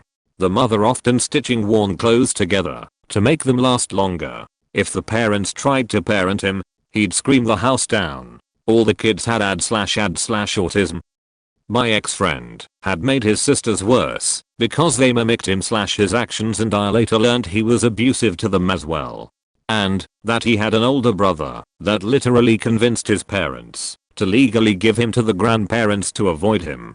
He'd bite hard enough to break skin and assault anybody who told him no. He didn't understand why I didn't tell my parents to fuck off when they wanted me to do chores and tried to get me to. My mother would have shot me.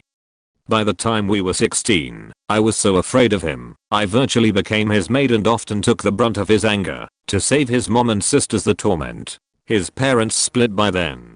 My reward? I got to spend loads of time with him away from my somewhat abusive mother. He was my safe place and he knew it. He'd often buy me jewelry, my fave foods, and despite saying he didn't like women, I didn't realize I was trans until after the friendship ended. He'd often spend money on me, hair dye, books, art supplies, and treat me like he would a partner. If something he had broke, he'd fix it just enough to work and give it to his sisters to fight over, knowing they total it, and he'd just beach out his mother until she bought him what he wanted. Though wouldn't sell me the consoles/laptops when he mentioned wanting a new one. His system was get think keep until he gets his worth from it/newer model available, beach how thing is boring, break/fix just enough to blame sisters, get new thing and repeat. Around when he'd say he was sick of it, I'd offer to buy it from him and he'd refuse/insist I just beached at my parents to buy me one. The friendship ended via FB because he couldn't be bothered to walk the 5 minutes to my house, and when I went to his, he'd send his mom and sisters to convince me to leave. When we were 18, I had gotten sick of his abuse and had found out he had tried sleeping with my girlfriend. But he managed to convince everyone I was at fault, so when he left, any mutual friends we had went with him. Looking back, trash took itself out. He still has all the new tech he could ever want and thinks he's better than everyone. But I wonder if winning is even possible. How? His brother cut him out years ago but still contacts me. His dad is a homeless druggie but still greets me and treats me like he did his own kids. His mom remarried, took the sisters, and moved to the States to live on a farm with her new husband. She couldn't force him to go with her, so, as a final act of charity, her new husband paid for the house, so he'd not be homeless, but he's on assistance for paying bills, and cut ties except for a message here and there. But, when she came to visit, she visited me as well, and upon finding out I was trans, she offered to let me move with her and the girls, who by the way, are doing so much better since leaving their brother behind. But my family refused, since they don't like this family/don't know I'm trans because they're bigots. I knew I was trans by age 15. He beat me up and forced me to hide it because he was trans too and didn't want to share the spotlight. And yes, while I'm on assistance, I'm living at home and looking for work/trying to go to uni. This will help me. I also have a social life, friends, and am bettering myself. He lives in that house with his cats, boyfriend, and every so often contacts me and tries to lure me back to him, promising that he's changed and still loves me. Beach, I know I'm stupid, but I'm not that stupid. Sorry this is so long and rambly, running on no sleep, and really, there's no way to explain how this guy acted as a whole. Oh dear, I could write a book about this. I went to a very good and well-known private boarding school. If you're from the UK, you would probably recognize it. 98% of my classmates were extremely wealthy, my ex not being an exception. He was from a very well-established and old English family. Dating him, there was never a dull moment, to say the least. Maybe not the craziest encounter, but definitely the most memorable one was when we started dating, and I took him to a popular fast food chain. Think McDonald's or Burger King. I was running late and didn't want him to wait for me for too long, so I told him to order for himself and wait for me inside. As I walk in I see him standing by the door looking as confused as ever. Mind I was running late good 15 minutes at this point. I ask him why he's waiting by the door. He looks at me with a poker face and tells me that he is still waiting to be seated and cannot find the host. As it turns out, it was his first time at a fast food place and he's never been to a place that did not have a host/hostess. After I explained to him that this kind of places don't have a host, we make our way further inside. After a number of other incidents such as being bewildered that there is no table service and wine menu, we finally make our way to a table. At this point I'm already quite amused, but it is not where the story ends. We put our trays down, and he looks at me expectantly. I'm about to ask what is wrong when this comes out of his mouth. "Beckadlamy, where do we get the cutlery?" I look at him, look at our burgers and fries, and back at him. Not quite sure if he was pulling my leg, but realizing that just a moment ago he expected to be seated and given a wine menu, I calmly, suppressing my laugh really, explain that there is no cutlery to be found, and that he needs to use his hands. Talk about being out of touch with reality. Very late to this, and I don't know if this fits exactly, but I'd still like to contribute.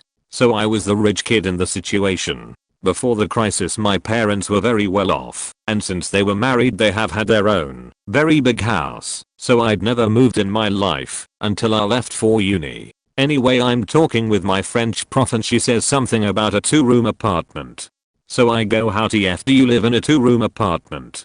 She is getting very defensive on this, and saying that not everyone lives in a huge house like me, and blah blah blah. And I'm saying yes I get that, but still I don't get how it's possible. After a while I realize two things. She's talking about bedrooms, and not rooms in general. People count rooms by taking into account the walls and doors separating them, not the use of the room. I was thinking, okay, you have a bedroom and a kitchen, but where do you pee and bathe in the fucking sink? Now, I know this is very ignorant, but again, consider, I must have been about 10 years old and didn't know how the housing market worked cause my family had never moved. I didn't know that 2-room apartment meant 2-bedroom apartment, nor that having everything in one open space was considered as one room. She also refused to explain because she immediately assumed that I was just a spoiled brat, which I was, just not to that extent. I went to high school in a rich neighborhood. It was far away, but thank God for my mother who was willing to go that far and sacrifice that much each day to make sure I was getting a better education. From the neighborhood I grew up in, I thought one several years old vehicle was the standard for a family. Maybe two if neither of the parents would stay at home. So when I went to high school, I was astounded that all the houses around us had 3-car garages, not including cars parked out on the driveway. Of course, they weren't old either. Each was a brand new muscle car. I have 2 stories that are relatively the same. One is that a guy in my class got a brand new Mustang to drive each year. Like, when he had his permit, and not even his license yet, he was scripting around our school's parking lot and laughing all the way. He and I were fairly close, and I was astounded when he said he was middle class. I was actually at a loss for words and just could not reply. The second story is of another girl in my class. She was very adamant that she was not wealthy. Meanwhile on Snapchat she would show off her dad's 3rd new boat. I mean seriously, who needs more than one boat? Where do you even store more than one boat?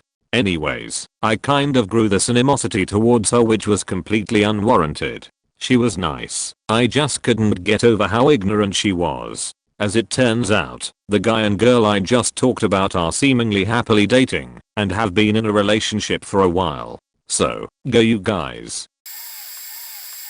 This won't be seen, but I moved in with a guy I had known when I first moved out of my parents' house. This guy was 30 years old and had a master's degree in education, but refused to get a job and instead just lived off his parents and sat around smoking reefer all day. He was depressed, but refused to do anything for himself. We worked at a summer camp in the summer times, but everyone hated him for being a spoiled piece of shit. He did so many things, but what comes to mind is him having a meltdown over not getting his way for some inane program for the camp, and he threw his very expensive Apple notebook across the room and smashed it, and when everyone, mostly teens and guys in their early 20s of modest and low income households, freaked out about it, said his dad would just buy him a new one. His parents were good people too and well aware of the problem, but felt trapped in enabling him because he was their son and knew they had caused the problem, but felt he would just founder if he was cut off. Last I heard he was in and out of suicide watch because the camp's leadership refused to let him continue working there.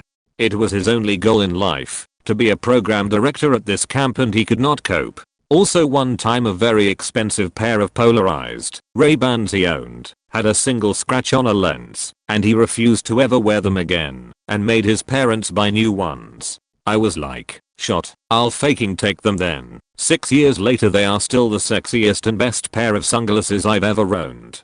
He contacted me a couple years ago asking me how I coped with depression in the past, and if you've ever seen my other posts, I was dealing with a lot at the time and I wanted to cut him down, and it took my full force of will and compassion to gently tell him that I was currently in counseling and that if you actually take it seriously and actually want to get better, it can help.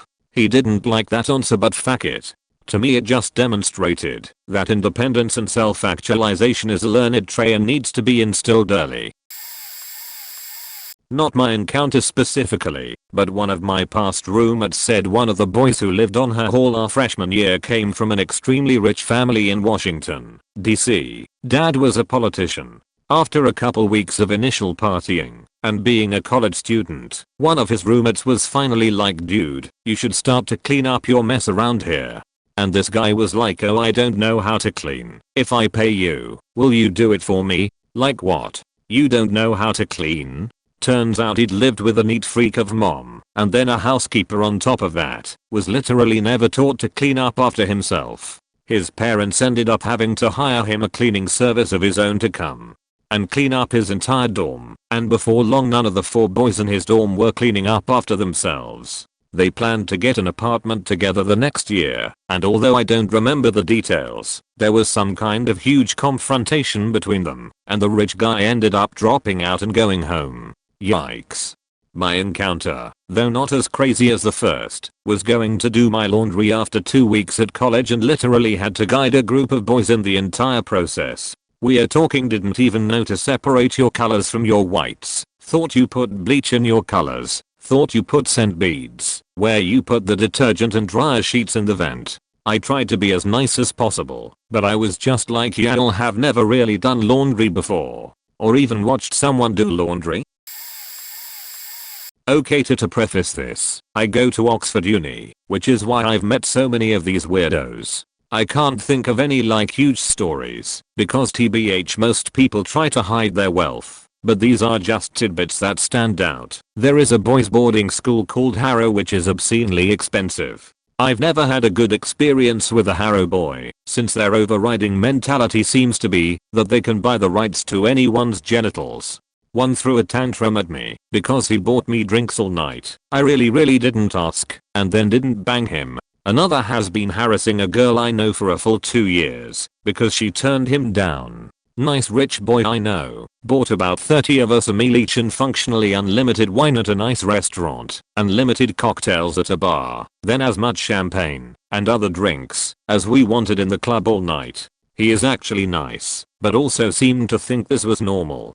A girl on my course is going all the way back home for a wedding in the middle of term, i.e. flying to Singapore. Rich people seem to view plane tickets in the way normal people view train tickets. Another girl I know was telling me about this hilarious prank her friend pulled. Her friend logged onto her dad's account and cancelled the girl's flight to the UK, booking one for Saudi Arabia instead. Did not seem angry with this friend, found it funny. There's the old chestnut of students here burning money in front of homeless people. Wish I was kidding. Another girl I know basically throws a full music festival, named after herself, for her birthday every year. Books out land, hires musicians, everyone camps out, etc. She recently quit a fancy job because it was poorly paid. She was making more than either of my parents. Every year there's this event called the Piers Gav. It's a radical queer ball, which in this case means a cocaine-fueled orgy. It's invite only, has separate massive tents for drugs, sex and music. People get really annoyed if you imply it's exclusive/elitist. They all think they are 100% more deserving of things than the rest of the country. If you point out they've had huge advantages in the sense that they've attended schools that cost more than most people's yearly household incomes, they will unironically and confidently tell you to your face that they deserve it because their parents worked harder. Like, thanks, Cecilia, I'll tell that to my dad who works 72 hours a week. Zarks. This is the story of Mike, the saddest and most oblivious rich piece of shit I have ever met.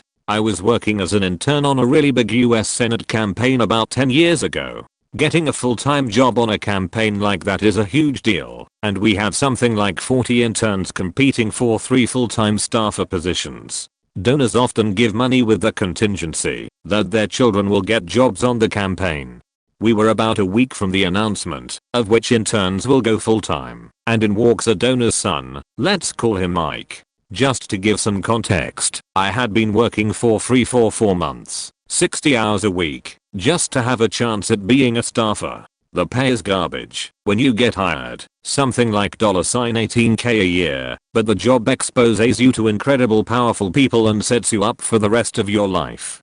So in walks Mike, and from his last name everyone knows exactly who he is. His family is worth a sickening amount of money, something close to $1 billion. You would think that this kid, who already has a strike against him for being a donor's son, would try and play nice and make friends. This is not the case at all. So all the interns stay in 2 big rooms and work at really large tables. Spending 60 hours a week with the same people and not making any money tends to bring people really close together. We would share lunches, help each other out, and generally have a great time together working on really tedious stuff. Mike walks in day 1 in a 3-piece suit carrying a giant cooler. We all introduce ourselves, and he literally just looks around the room and says okay. Within an hour, he's attempting conversation, talking about how he scuffed his shoes on the way over and only trusts the cobbler in Italy to polish it out, complaining that domestic cobblers just don't know how to properly shine a shoe. Lunch comes around, and we learn what the cooler is for. Mike has food shipped to him from France every day. Apparently his family friend is our ambassador to France, and with diplomatic immunity can have food shipped to him. As I'm eating my broker's PB&J, Mike busts out a 3-course French meal on the table. Way more food for one person to handle. After nibbling at the food for an hour, he throws out about $300 worth of untouched cheeses and meats without offering it to anyone. After eating, he asks the Indian girl next to me if she can eat her leftover curry in another room, because the smell upsets him. Day 2. Mike's father was so proud of his son actually putting in a hard day's work that he buys him a brand new Rolex to celebrate. Mike walks around the room showing everyone his watch, which is covered in an inappropriate amount of diamonds, but explicitly tells everyone to only look, don't touch it. At this point, I feel bad for Mike. He doesn't know how to talk to normal people, and maybe he's just misunderstood. I try to strike up a conversation, but Mike is completely disinterested. I asked him where he is from, and he is literally yawning in my face, while giving the most minimal answers possible. It's clear he has no intention of talking with the gutter trash. After another lavish French lunch that goes in the garbage, Mike decides he's put in a hard day's work and leaves. Day 3. I'm dating another intern on the campaign, but no one in the office knows it. We meet for coffee down the block every morning and walk in separately. On this morning, Mike sees us together and smirks as he orders coffee. I get in early per usual and everyone is saying the announcements come today to see who gets the first staff positions. We all speculating on who is getting hired and where they are going. Mike speaks up and claims he will be hired today, speculating that he will be assisting with the strategy department. There is no strategy department, and Mike has worked a total of 5 hours since we arrived. I understand donors' families get special treatment, but the campaign manager has made it abundantly clear in the past that the only way on the campaign is hard work. Doesn't matter who your daddy is. I get called into the campaign manager's office and told I have a job. I immediately start crying. Hundreds of hours of free work for the past few months, and it all worked out. I'm elated. I collect myself and gather my things from the intern room. I receive congratulations for everyone, but Mike is staring me down, looking super pissed. He loses it. He starts packing away his things and saying his father will never contribute to this candidate again. He calls me and the other staff as talentless hacks and says he can't stand another minute in this smelly office. The campaign manager hears the commotion and enters the room. He asks Mike if he can speak with him, and Mike keeps repeating, "You're done. You're done." The manager tries to calm him down and says he wants to speak with him privately. The manager's office is right next to the intern room and the walls are thin. We are all leaning on the wall listening. The manager tells him he needs 30 days of good work out of him, and he has a job. He says he values the contribution of his family, but jobs here are earned.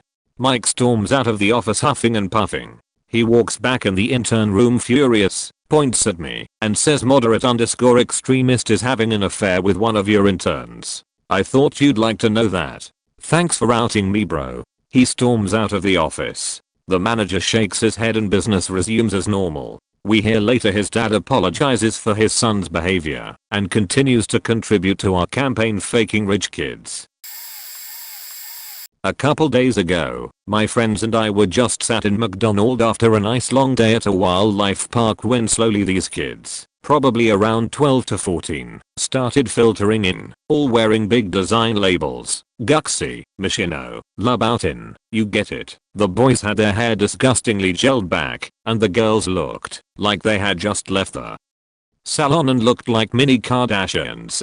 They were strutting around like pseudo-adults carrying handbags plastered in loggers, as you can imagine. My friends and I were still just enjoying ourselves whilst thinking, LMAO, what the fuck, where are these kids coming from? Their parents weren't around and more of them kept coming in. Keep in mind we live in a university town where, now, everyone is poor and McDonald's is a nice treat. We just kept getting more confused. Eventually some of the boys started getting kind of rowdy with each other, which wasn't too surprising. Young boys can be like that sometimes, and my friends and I keep laughing it off. But after a few more minutes I glance outside, and what do I see but a swarm of those polo shirt, chino, sheet flicking tiny boys making a scene.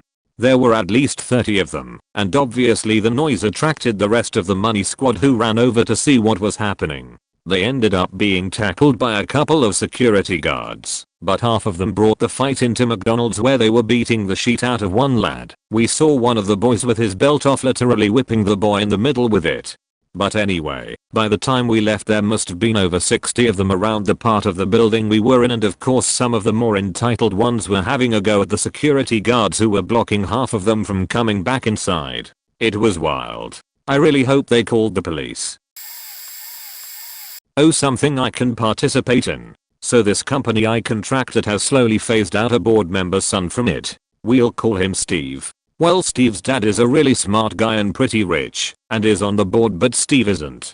Steve is in his mid-30s, still lives in his parents' basement, and on his dad's cell phone plan. If you have never heard the Ethan Couch story, well, Steve is just like Ethan. Steve has a flunza. Here's one story. There's a deli next to the office people go to all the time. Steve uses this as his personal fridge. We have cups in the office, but he goes over there and takes multiple cups a day every time he has coffee. The owner finally put a stop to it, but then Steve started buying his lunch there. Well, a couple weeks ago I was chatting with the owner and said we are firing someone, and she said please let it be Steve. Apparently the previous week he had come in there to pick up his lunch, and as he was walking out the door, took a couple steps backwards without turning around, took the biggest drink out of the soda cooler, then kept walking. No offer to pay for it later, or any acknowledgement, he just stole a drink. There's lots of other little stories about Steve. He's been reprimanded and demoted. His response was, I'm going to use all my power to undo what you have done, and went home to cry to his dad. Background: I went to a public school in the UK, private school for US people. My family and I are relatively well off, and have never struggled for food or a roof over us. However, we could only afford this school because of huge discounts due to my father's job. So there were lots of other kids at this school that were just in a totally different bracket wealth-wise to me. I boarded at this school, and for the first year, when I was around 13, shared a big dorm room with 5 other kids. One of these kids across from me was a Russian. He had complete access to his parents' credit cards and spent an insane amount of money during the time I was in a dorm with him, easily ranging around the £100,000 mark. Most of this money he spent through Amazon. Our school was in a small town in the country, so there weren't too many options for shopping. I remember one day this Russian kid, let's call him Simon, was frustrated because his food kept getting stolen from the communal fridge downstairs. So he bought a £2,000 fridge online for himself and put it next to his bed. Another time Simon decided he wanted to play Battlefield 4 because it had just come out and all his Russian friends at home were playing it. He proceeded to buy a top-of-the-range MSI gaming laptop, Battlefield 4, and an insanely expensive Razer mouse and headset too, all off Amazon. I was confused as to why he ordered a totally new laptop, because he had a beast of a gaming laptop already sitting on his desk. He just replied that he didn't like the look of his current one. The week following ordering the entire portable top-range gaming setup, Simon decided he didn't like Battlefield 4, and so gave his whole setup to the guy next to him in the dorm. Simon also flew first class back to Russia almost every weekend, because he could. I know I make Simon seem as if he was a filthy rich dickhead, but he was actually a really nice dude.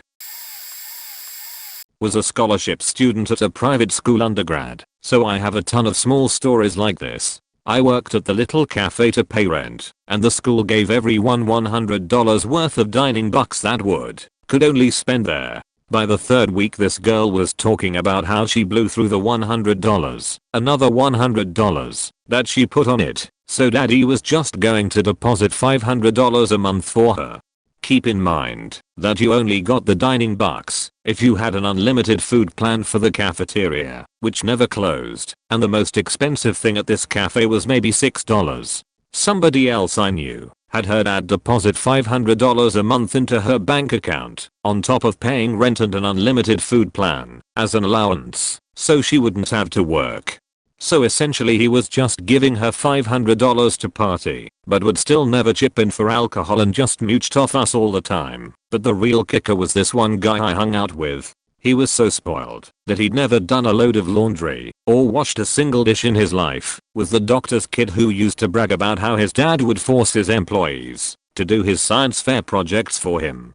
One time we were grabbing something from the grocery store, and he was just livid trying to figure out why it was so packed at 5 o'clock on a Friday. We told him it's usually payday for a lot of people. He'd never worked, and he just said, well, if they can't figure out a budget and have to live paycheck to paycheck, I have no sympathy for any of them. And the idea that this was an overwhelmingly working class town, where wages didn't cover the cost of living, was just completely lost on him. He ended up graduating, got a master's degree, both of which his parents paid for, realized that he didn't want to be in that career anymore, and now lives at home. He's gotten drunk and wrecked at least 2 brand new Mustangs that his parents paid for, and his parents got the cops to sweep it under the rug each time. He's definitely gotten better about life. If you get a promotion or reach a major milestone, he'll just passive-aggressively try to cut it down. Oh, you got a raise? Well, you live in a high-cost city, so it really doesn't amount to that much. Oh, you bought a new car because you can afford one for the first time in your life. I wouldn't be caught dead driving that. It just makes me so sad to think about all the resources and opportunities this guy's wasted, and how so many kids with potential could have done a lot of good with even a fraction of them. It's not super crazy, but my cunt of an ex-boyfriend has rich as parents. He was driving me home one day, and I was complaining about how expensive the houses in the area are, and that $1 million is just too much for the vast majority of people who live here, Bay Area, and he said that's not even that much. My dad made that much last week. His father is a lawyer. The only reason I live in the area I do is because my grandparents bought the house ages ago when it was super cheap, and they let my parents plus me and my brother live there. I grew up dirt poor, so hearing someone say $1 million isn't that much was crazy to me. He had his own car, but borrowed his mom's new BMW whenever he could. I think he tried to borrow his dad's car once. It was an expensive car, but I don't remember what kind, a Lamborghini or Ferrari or something, but his dad refused. My college is full of kids like that. One girl has her own apartment, probably around $3,000 a month, that her parents pay for. And one girl talked about how she had to drive the family horses somewhere, and it was such a pain. Rich kids are wild. I will admit, that one dude gave me $20 for food, because I was hungry as hell, and had like 60 cents, and refused to accept it when I tried to pay him back. I'm late to the party, but wanted to share an account of my college dorm roommate. His upbringing was far and away from his parents. They'd essentially paid a butler to raise him in a mansion in another country. He was able to get whatever he wanted while growing up, and I gather the butler did all laundry/cleaning/cooking, since he was inept at all of it.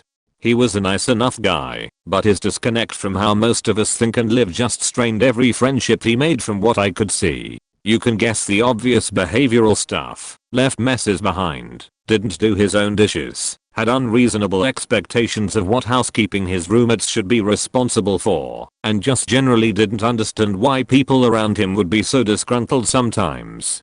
He asked his parents for a laptop and an Alienware arrived in the mail. His Box 360 arrived in similar fashion. I remember one conversation where we were discussing the movie Knocked Up. I commented getting hit by a campus vehicle may not be the worst thing if you set yourself up for life. Half joking, he was appalled at the thought of needing the money that badly.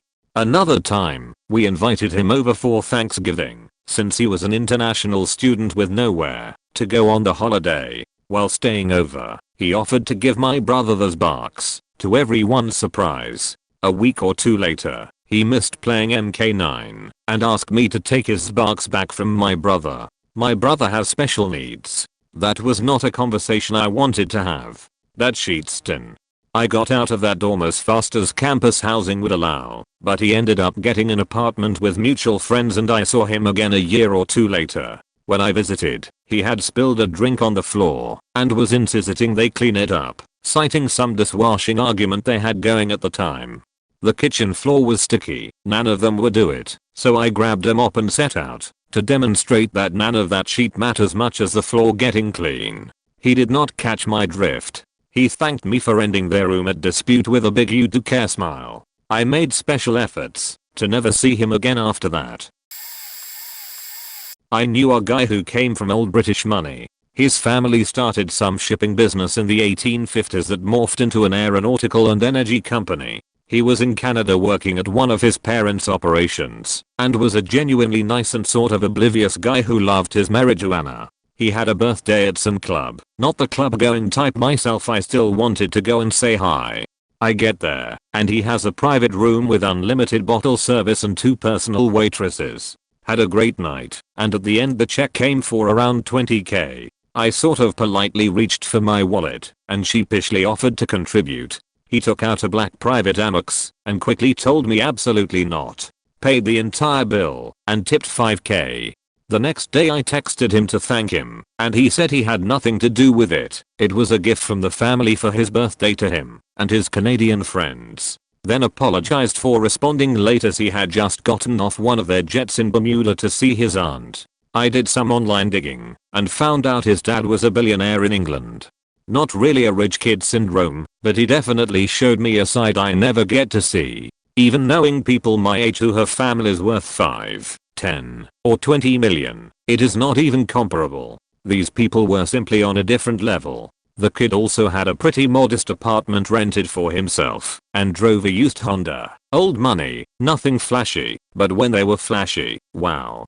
And so generous. The more I got to know him, the more interesting tidbits started to come out. Supposedly when he came to Canada to work at a small company his family owned, he had to sign contracts that forbid him from dating anyone who worked at the company. Last time I looked him up he wasn't doing much, must be nice. I knew a kind of wholesome very rich girl. Was in college, young. I become friends with 2 girls from 2 different parts of the UK to me. We get on great and spend a lot of time together. After a while we decide to road trip to each other's homes. We go to friend one's house first, have a great time. head off to friend 2, rich friend's house.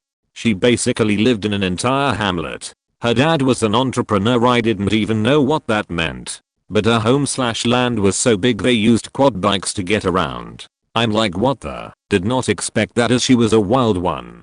I guess her queen-like accent should have given it away. So it's nearing Christmas, and she says let's go shopping. Cool. Now she has 7 brothers, and her mum had passed away years before in a horse riding accident, so she was, at 18, the stand-in mum of all these boys. She goes into the first shop we come across. This was around 2004/5, an electronic shop. We're looking around, oh this is nice, that's cool. She goes to the cash register and promptly orders the latest iPod X7, a digital camera X7 and a few other bits. I'm stood there thinking she can't be for real. She turns to me and says stocking fillers for the boys. As she whips out her black card, she spots a flat screen TV on offer, a huge one. She orders 4, tells me where 3 would go, and laughs that the last one would surely come in handy at such a great price. I was not looking forward to taking her to my house, which was incidentally a pub, although she had a blast kicking it with the punters. So I used to live with this girl, who just happened to be in a family that has ties to the Coca-Cola company. Her great-grandfather patented one of the original bottles, and through royalties they are filthy rich. Though she grew up with her mom, divorce, she always had everything she ever wanted. For example, when we lived together she got $4,000 allowance a month, as long as she was in school. At the time I was making $7.25 an hour, and we split $800 rent. She would blow all her money mid-month and beg me, even cry for me to smoke her out. Mind you, she never smoked me out. Long story short, she told me like a week before she was moving out. No problem, I had people willing to move in. Anyway, she left, and the landlord contacted me and informed me we were 4 months behind in rent. I tried to explain to the landlord that I always gave her money and she drove it to you. Well, she just pocketed my money, moved out, and left me with the back rent. She left to go travel the world on private jets for 2 years. Was pretty cool. Was never able to get caught up. Ended up getting kicked out, and became homeless shortly after. Meanwhile, I would see her social media post in Paris, Munich etc. Rich people are awesome. I'm a flight instructor. One day I get a call from a potential student that would like to receive flight training for him and his son. He made it clear that he was a doctor. So being a contractor flight instructor, I worked for 2 flight schools and ran my own program at an aero club. So they tell me that I had to drive to the airport, fly the plane to an airport that's closer to them, and then fly my way back. Well, I told them that I have no problem with that if they are willing to pay for the plane and my time getting there and back on top of flight instruction. They said no problem. So turns out they wanted to do it every Saturday, a 2-hour lesson for the father and a 2-hour lesson for the son. Normally this wouldn't be a problem if the students come to meet me at the airport, however, I would have to block my schedule off for 6 hours. 2-hour lessons and the flight there and back for a total of 6 hours on a Saturday, which happens to be the busiest days for flight instructors, since that's when everyone can fly. Then, at this other airport I was working at, I would have to block myself off 1 hour to get to the other airport and an hour back to get back. So for this particular school I would have to block myself off the entire day just for this clown and his kid. So I called the student and tried to negotiate with him. I asked him if we could fly any other day, perhaps set up an entire day for him and his son. Maybe sometime during the week. His reply is no, he has school during the week, and I work. So I suggest if maybe his son wanted to fly after school and maybe he could join later. His reply, no, we really want to do this on Saturday. Next I ask if he's willing to maybe move up the time on Saturday mornings. He has been wanting to do his flight training at 12 p.m.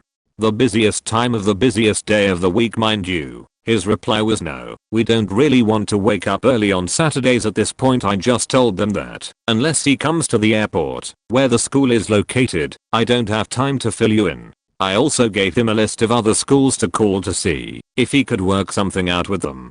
Apparently he was so offended by someone telling him no that he called my flight school and complained that I was so rude, disrespectful, and that I told them bluntly I didn't have time for them, that I was promoting other schools etc. I ended up quitting this particular school for other reasons, but that's the most impressive case of rich kid syndrome I've ever encountered. I couldn't imagine someone that was that far up there as. This may not count, since it's not rich kid, but it involves being blind to paying for stuff. So I'm an American Army brat. My dad died while in the service. My mom retired from it after 23 years. My stepdad was in it, and all 3 grandfathers were in it. I grew up either on military housing or in the community, so all my friends were Army brats also. Flash forward to high school, and one of my few friends that wasn't military related had a car. He mentioned he had to stop by the house to get money, then the pharmacy to pick up a prescription, then we could hang out.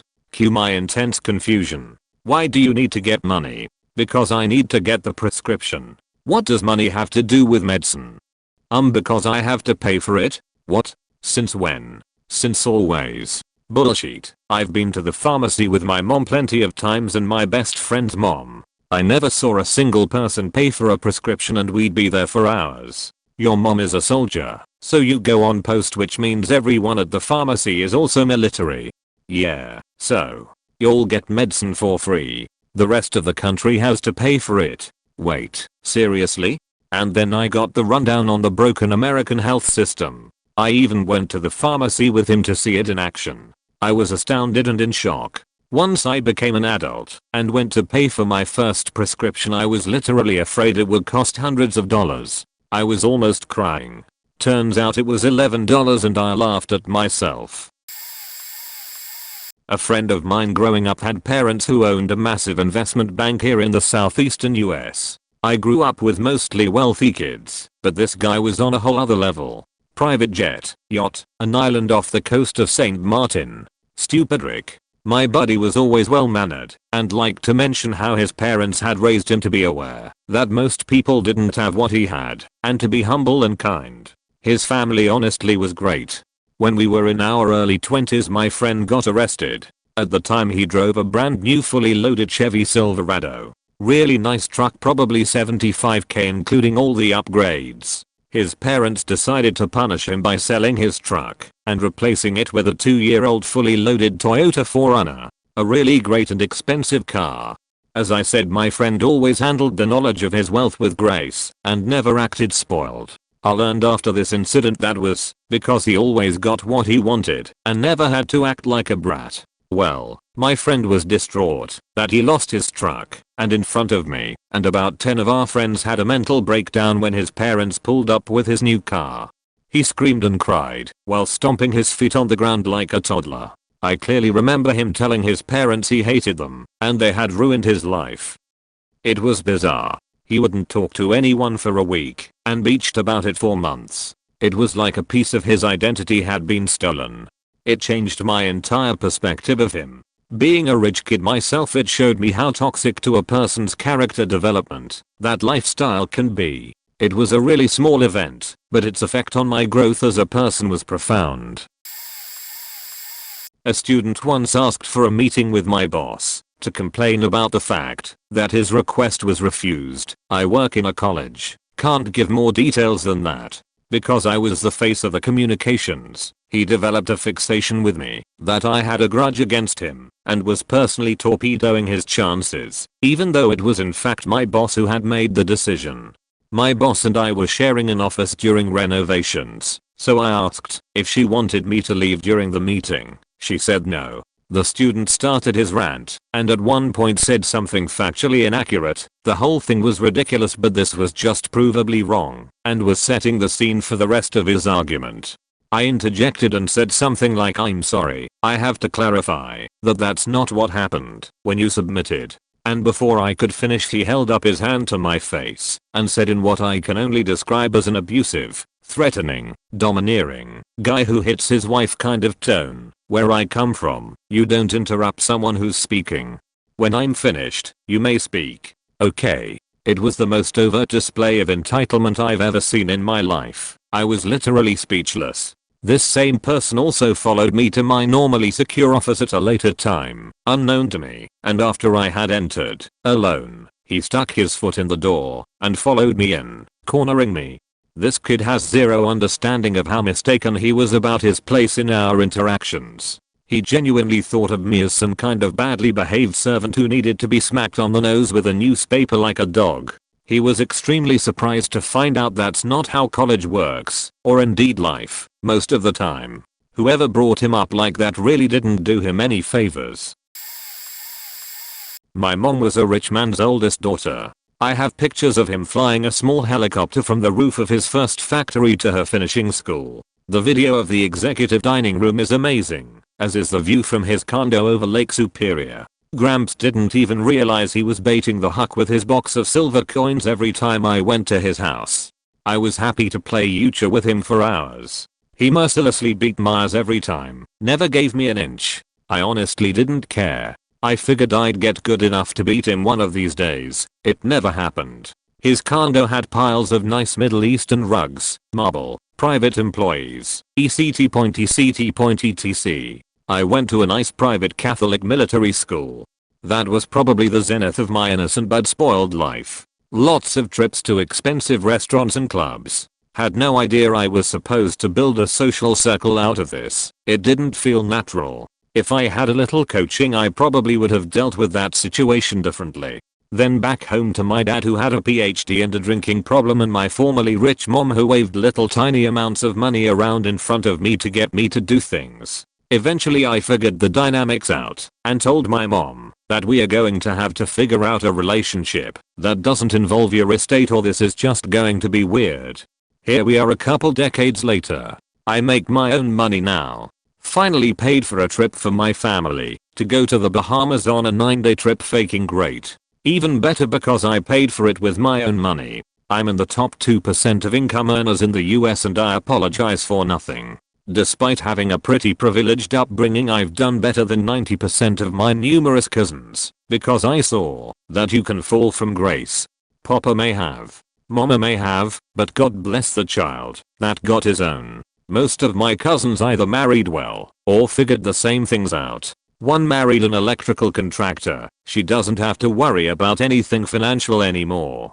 The politics of working in a multinational corp are no longer her main problem. We are not super rich, and some of my cousins are facing very real struggles. I try to help out a little here and there when I can. I don't have Gramps money, so my options are far more limited.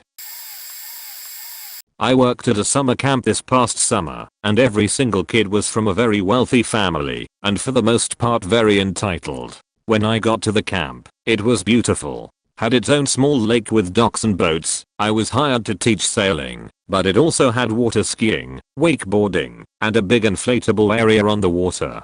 This camp had pretty much everything though, a theater for drama, art studio, woodworking, glass and copper shop, and their own ropes course. I was in awe and felt so lucky to be in this amazing place. One day after the kids arrive, and the camp looks like a garbage tornado ran through it. Trash everywhere, misplaced equipment, bathrooms destroyed. It was chaos. Asking several kids why they treated this place like that yielded a response like, "'Cause my parents pay a shit ton of money for me to be here, so I can do whatever the fuck I want." Keep in mind these kids were aged to 16 years old. It was just a shame. I still had a blast myself and got to know several really great kids and even better co-staff. Side note, it cost a kid $12,000 to go to the camp for the whole summer, 8 weeks. However, many of the kids came with siblings. One of the kids I got to know also had his 2 sisters there with him, totaling at $36,000 for the summer. To make things better, I was paid about $2,000 for my time there. So I was essentially paid about 1/6 of a kid. Other side note, if anyone is interested, this was apparently the same camp where they filmed many of the scenes in the film Meatballs starring Bill Murray. When I worked at Best Buy there was a customer that I would work with whenever he came in. He and his father started a business of selling insurance policies to car dealerships, which is apparently a super good gig. As a result they were both incredibly wealthy. At first encounter with him, you would never guess how wealthy he was, but after my first conversation with him, it started to sink in. He would occasionally roll into the store and just ask me what was new/cool. I would give him a tour of the store and essentially just geek out about all the cool tech I got to see every day. By the end of it all he would tell me how many of each thing he wanted and then just hang out for a while so I could bullshit without getting in trouble. One time he came in and started asking a bunch of us what car he should get. He spent most of the afternoon getting everyone's opinion and using the computers on display to do research with us. Sure enough, the next day he walked in the door, threw us the keys, and walked us out to the exact car we had recommended to him. He even got the exact color we picked, apparently the only one of that color in the state. For the rest of the afternoon he just gave us rides and let us drool all over his new car. He would regularly bring a relative or friend of his into the store and let them get anything they wanted. He would walk up to me and say his friend needed a computer or camera or something and then just step back and let the two of us get everything figured out. If I ever become wealthy I will use that one person as a standard for how to behave. I've told this story before, but it is one that isn't bad, so I figured it would be an interesting addition. I know a girl whose parents loaded from overseas real estate. She's Malaysian. She, on the other hand, is not loaded as at the time she was a student living in an apartment with like 5 other people and her family was helping her out but only a relatively small amount compared to the wealth she was raised with. So money was kind of tight for her sometimes, and she would have to, like many college students, eat extremely cheap or get leftovers from friends near the end of the month. Well, we went to a restaurant and the food was discounted heavily from what we had expected because of some big celebration the place was doing. Anniversary of their creation I think, so they were practically giving the food away. My friend upped her tip amount to make her meal cost the amount it would normally cost, a tip of like 200% or more the cost of her meal. When I asked her if there was a reason she did that, she said I expected to spend that much, so I spent that much, as though she didn't understand why it was a question. To contrast, the other people in the group mostly paid what their tip would normally be, as not to shaft the staff for the sale happening, but were otherwise ecstatic about the saved money. It was an extremely kind gesture, but to be honest I don't even think she saw it as one, just as the most logical thing to do with the price being reduced. Very minor thing of course, but I figured that kind people are rare in this thread, so here you go. She just sort of didn't think about money as a valuable resource and more of just a number that didn't matter all that much, I think, and stuff like that would happen very often. Lived with a guy our sophomore year of college. Dude is your stereotypical rich only child. His parents didn't need one of their TVs, so we had that one in our apartment. It was like 70 or something that we had just no need for. Some UFC fight was happening that he really wanted to watch, so his parents set up a Skype call between their house and our apartment to stream the fight to us. Then when there was a connection issue my roommate tried to call to get his money back that he didn't spend. Bought an iPhone X because he could and would make fun of me for having a budget Android phone. Thing was still $200 when I had to work to get anything I wanted, and his parents just bought us whatever it was he asked for. He got some insurance credit card thing and bought like 3 pairs of nice sunglasses from LensCrafters, then bragged to us whenever he could about how cool they were. He's currently studying abroad in Europe and would send like 3-minute videos to our Snapchat group talking about what he was doing and bragging about being drunk all of the time and partying and stuff. He was taking the exact same class as my girlfriend and would brag about how much work he had to do. Like, dude, she has the same exact sheet. He would post on Instagram whenever he went to the library, which was like 4 times a week, like it was something weird for a college student to do when most of our friend group lives in the library past the 3rd week of the quarter. He genuinely believes he is never at fault and would constantly talk down about people behind their backs, then throw a huge temper tantrum whenever someone did the same about him. Living with him was one of the worst years of my life. When I was a kid, my dad had his own business for building/designing luxury homes. My mom was a stay-at-home mom and I was a little asshole. I can't think of enough cringy shit I did. Like my parents had bought my sister and me 2 separate Barbie custom electric Jeep toys because we wouldn't share, along with go-karts, snowmobiles, any pets we wanted. We literally had a room added to our basement just for the pets. Speaking of the basement, we had my parents turn it into a movie theater, projector, speakers up the walls, fancy movie chairs. My dad had a bunch of silver and gold, and I took some of his gold to school for show and tell. My mom's car she drove the messiest to show least 3 kids around. In was a brand new Escalade back then, which we trashed, drawing all over the seats, throwing food ECT. All of our clothes were ordered out of those outrageously expensive magazines, which we also destroyed playing. I did so much cringy rich kid shit I try to repress these memories. My brother had a fully functional computer and RC car repair shop in our second garage. My dad's basement garage looked like half a fucking Home Depot warehouse for all his tools and building supplies. But then my parents both had separate accidents around the same time and both got injured pretty bad and didn't have good insurance, and dad couldn't work anymore. So we basically lost everything. $2.5 million house went into foreclosure, had to rehome all the pets, sell our toys, we had more than one off, sell a bunch of our clothes and furniture. And we moved to a different state and started going to school and saw my first mobile home, and I was shocked people lived like that. It took a few years to realize we are poor now. We can't do this. This is how most people live. And now 15 years later I'm still living poor, but I'm okay with it because life has a lot more meaning to it now. I've been working my ass off at my minimum wage job to go save up for my wedding stuff, and today I was finally able to buy some decorations for a few $100, which now is a lot of money to me. My sister never did adjust well, but I think it's because she was a lot older. She just hopped rich boyfriend to rich boyfriend to suit her lavish lifestyle.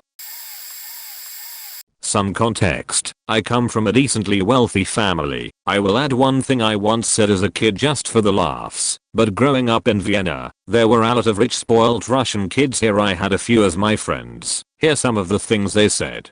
A friend's family, let's call him James, had a few big hotels. Now when I say big, I mean big, and 14 in total, all around Europe. By the time he was 16, James had all in his name. He wasn't even legally allowed to drive yet. 1x Ferrari 458, 1x Porsche GT3 RS, 1x Aston Martin DB12, 1x BMW X5, 40 DM, and was buying around 10k worth of Louis Vuitton and Fendi every month. Now James used to go on a lot of business trips with his father on a private jet, so one day, when we see each other again, he told me that last week, when he was supposed to fly to Munich with his father, their private jet had a problem and couldn't take off, so they had to take the helicopter instead. It was a small Bell, if I remember correctly. Not sure though. He complained around 25 minutes about how much he hates flying with the helicopter because of how loud and uncomfortable it was. Don't understand where he is coming from, because I love flying helicopters. I had another friend, let's call her Emily. Now Emily has a very rich father, has a very large Russian company, so big if I would name it, you might even know. Gets driven to school in a Bentley, has near constant 3 bodyguards. Her mother was kidnapped when she was a baby, hence why they moved from Moscow to Vienna. Buys a new luxury bag literally every 2 to 3 weeks. I could go on and on, but I'll stop here. Now Emily was having her 16th birthday party in a big villa on the outskirts of Vienna. Because the legal drinking age for all alcohol is 16 here, there was unthinkable amounts of it. I'm talking probably around 20k worth of alcohol, 6L Baleros, 10L bottles of Grey Goose. You can imagine what else. Now her favorite drink was Moten Chandon, so her father bought some special big bottle from the 90s which cost around 3k euro I think. Now Emily was already very drunk when she decided she wanted to drink her Mote. She picks the bottle up and asks a friend to open it. The friend says sure, give it to me. So what does Emily decide to do? Instead of walking over to him, she tries to throw it to him, completely missing by like 3 meters, and the bottle smashes on impact. What did Emily do?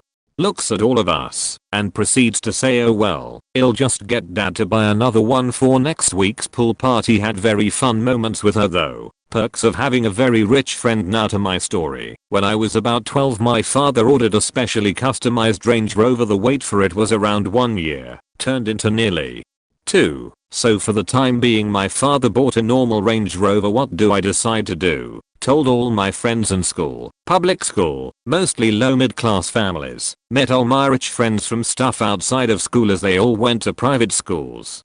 Now I was pretty much the only well-off kid in school, so naturally everybody knew pretty fast. Needless to say, the teachers found out and one got really jealous and made my last year in that school the living hell. Lesson learned. And ever since then I keep my mouth shut and don't like talking about money. Mrs., if you're reading this, fuck you. Delivery guy here. I got yelled at one time because some little 12-year-old asshole was looking for his delivery of VIP concert tickets to a Travis Scott concert his parents got him and 10 friends for his birthday. Day before show he was waiting outside his house for the package which I did not have. Okay man, maybe tomorrow? Maybe. I have no idea what will or will not be on my truck. But if I have him I'll get him to you early. Thanks ups Joe. I no problem kid. Happy birthday. Next day no ticks again. So I'm not gonna go to his house to tell him I don't have his ticks. I figure I'll be on his block later, and if I see him I'll tell him. Cut to later around 5 PM. Kid his parents, and I'm guessing his friends all outside. Obviously waiting for me / his tickets. Hey, I don't know what's up, but I definitely do not have your ticks. Holy shit, parents flipped the fuck out on me that I promised the day before I'd be there early. Now it's late and they are gonna miss the show and I shouldn't be talking to the kid at all. And they want my boss and I'm ruining this little shit's birthday and I'm gonna get you fired, blah blah blah. Being the nice guy I might give them all the info they want as it's literally written on the side of my truck. I turn to leave, and as soon as I get in the seat and start to pull away, here comes the FedEx guy with the ticks. Just saw blank stares in my mirror. Hope those assholes missed their show. I had a roommate that was really well off. I grew up poor. Heck, I'm still poor now. Lived on my own for about 10 years when we both moved in together. He didn't know anything, washing dishes, taxes, or like how a hot water heater worked. One day our sink broke, found out he broke it, and was completely shocked that I fixed it by looking at it vids.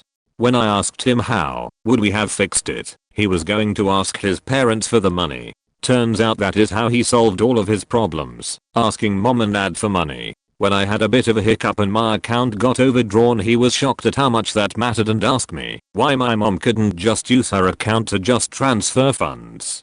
Learned that day that his account is tied to his parents, and when it gets to about $10 it auto drafts money from his parents' savings, so it can go back to $100. His parents loved me. They found out I was so independent and hoped that would rub off on him. I found out from them he was one class away from getting his BS, but just didn't want to learn a language. When I mentioned that seems like a waste of money, they said it was a drop in the bucket and they already paid off the $75,000 in student loans. I never met someone I was so envious of.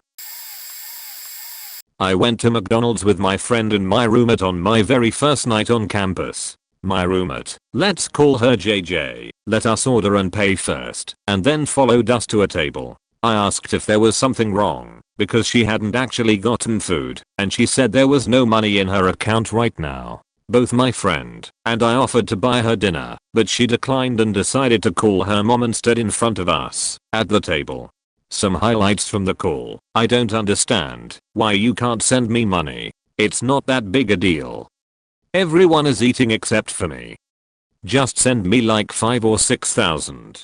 The call disconnected, and JJ immediately opened her banking app to check that money was actually being transferred to her account. She was incredibly smug when she showed us that her parents had sent her $22,000 just for spending. The craziest part of any of this is that apparently she never actually wanted to go to college here. She'd applied, gotten a full scholarship, and enrolled just to piss off her parents, and it worked. They made her drop out and move back to New York the literal next day. Of course, it was because they'd finally caved and agreed to buy her an apartment so she could go to Columbia like she wanted to in the first place. My friends and I came from two different worlds. My family was largely uneducated. My dad is illiterate, did not graduate high school, and worked factory jobs, but I was a really advanced preschooler, so I somehow got accepted to this private school where all the lawyers, doctors, etc. sent their kids. Most of the kids I encountered were snobs, same as their parents, but I made one really nice friend. Her dad was a big shot lawyer. We stayed friends until college. I ended up having to go to public school due to my parents' divorce, and she and her siblings' behavior got more and more entitled and rude as they stayed surrounded in their bubble. Highlights include multiple offenses, each of my friend and her sister wrecking their brand new cars while drunk or high, cocaine, pot, etc. Then assaulting police officers when they were caught. Dad and his lawyer friends got charges either reduced or dropped and everything was fine. They got a reputation in our area for this and were compared to Lindsay Lohan and Paris Hilton. Her little sister got pregnant as a teenager a few years after this with a one-night stand, and their dad bought them a whole faking house to live in. No mortgage. Nothing. So I live in a smaller town, and while I was in middle high school it was pretty well known by everyone that the richest kids in school were a set of twins that were on the football team. Their parents were business owners, and while they did have a lot of money, considering most kids in the school were on the poorer side of things, they could just been upper middle class. Regardless, both of the boys were actually really nice and funny and pretty much everyone was friends with them. I had a bunch of classes with them, and they were always super chill, so I never had a problem with them, but over the years it became apparent more than once how naive they were, and how much they didn't know about how the real world worked. One of these times came in high school. For a bit of backstory, when we got to high school one of the twins decided he wanted to go to high school in the city, which was about 2 hours away from our town, and since his parents owned property there, they agreed as long as he kept his grades up. Meanwhile the other twin wanted to stay in school with the rest of us, because he liked the friends he had. Furthermore, across the street from our high school was a McDonald's that we all frequented, and a lot of kids got breakfast there. I personally always had to use this crosswalk because I lived too close to the school and couldn't take the bus. So one morning on my way to school I'm stopped at the crosswalk waiting for the light to turn, and up walks the remaining twin. He has a bike with him, which was odd because I saw him pretty frequently on my way to school and he'd never had a bike before, but considering it was 8 AM and I was tired and also a teenager I didn't really worry about it too much. The kid greeted me when he walked up, and I returned the favor before he kind of awkwardly laughed and looked at me. I got a new bike the other day. I figured he was just trying to make conversation while we were waiting for the light, so I kind of laughed it off and said it looked really cool. You could see the misery in his eyes. Yeah, well, it isn't the one I asked my mom for. My family grew up definitely on the poorer side of things, and so I wasn't really that sympathetic here, but I didn't want to be an asshole, so I just kind of nodded and said that sucked. He went quiet for a few minutes before looking back at me. I'm gonna leave it at the school and hope someone steals it. At this point I was pretty shocked, so I just kind of laughed until finally the light turned and we began walking to school. I thought he was just joking or something, that he wouldn't really do that, but damned if that kid didn't walk directly up to the gate and just leave it unlocked next to the other bikes. I figured it'd get stolen pretty quickly, since it definitely wasn't a bad bike by any means, but apparently enough kids saw who the bike belonged to, and no one wanted to touch it for fear of the kids' parents. They were big donators to both the school plus the city, and there wasn't any question that they'd demand full discipline action be taken. That bike sat there for the remainder of the school year. No one stole the bike. I never found out if he got another bike, but I still crack up thinking about him wanting to get his bike stolen and then not being able to get anyone to steal his bike. I used to work at a restaurant that hosted banquets, and I was often the banquet captain, in charge of making sure food kept coming and everything stayed stocked. One such banquet was a girl's sweet 16. I caught the birthday girl in the men's restroom giving blowjobs to a couple of guys. Cocaine was clearly on the counters. She threw $400 at me and told me to either join in or go away and say nothing. I was 26 at the time, so I wasn't about to let a coked up child blow me. I walked away and found her father, told him what I saw. He gave me $200 and said keep this quiet. And then just turned around and started talking to his friends/family like he hadn't just found out his daughter was doing drugs and sucking dick in a public restroom. Not a care in the world. I told my boss. We called the cops. The girl was arrested and the party broke up. The father paid the bill and then went to go pick up his daughter from the police station. The next day, the girl and her father came back and apologized and scheduled another banquet for when she got out of rehab. I still made $600 that night, not counting the actual tips in my paycheck. That was purely bribe money, and I still ratted them out. I used to work with this woman who had had money her entire life. She was about 34. She always came off as uppity and snobby. Examples: she told me that she only got a master's degree because otherwise her dad would have taken away her inheritance. She routinely said she was just waiting for her mom to die to collect the money.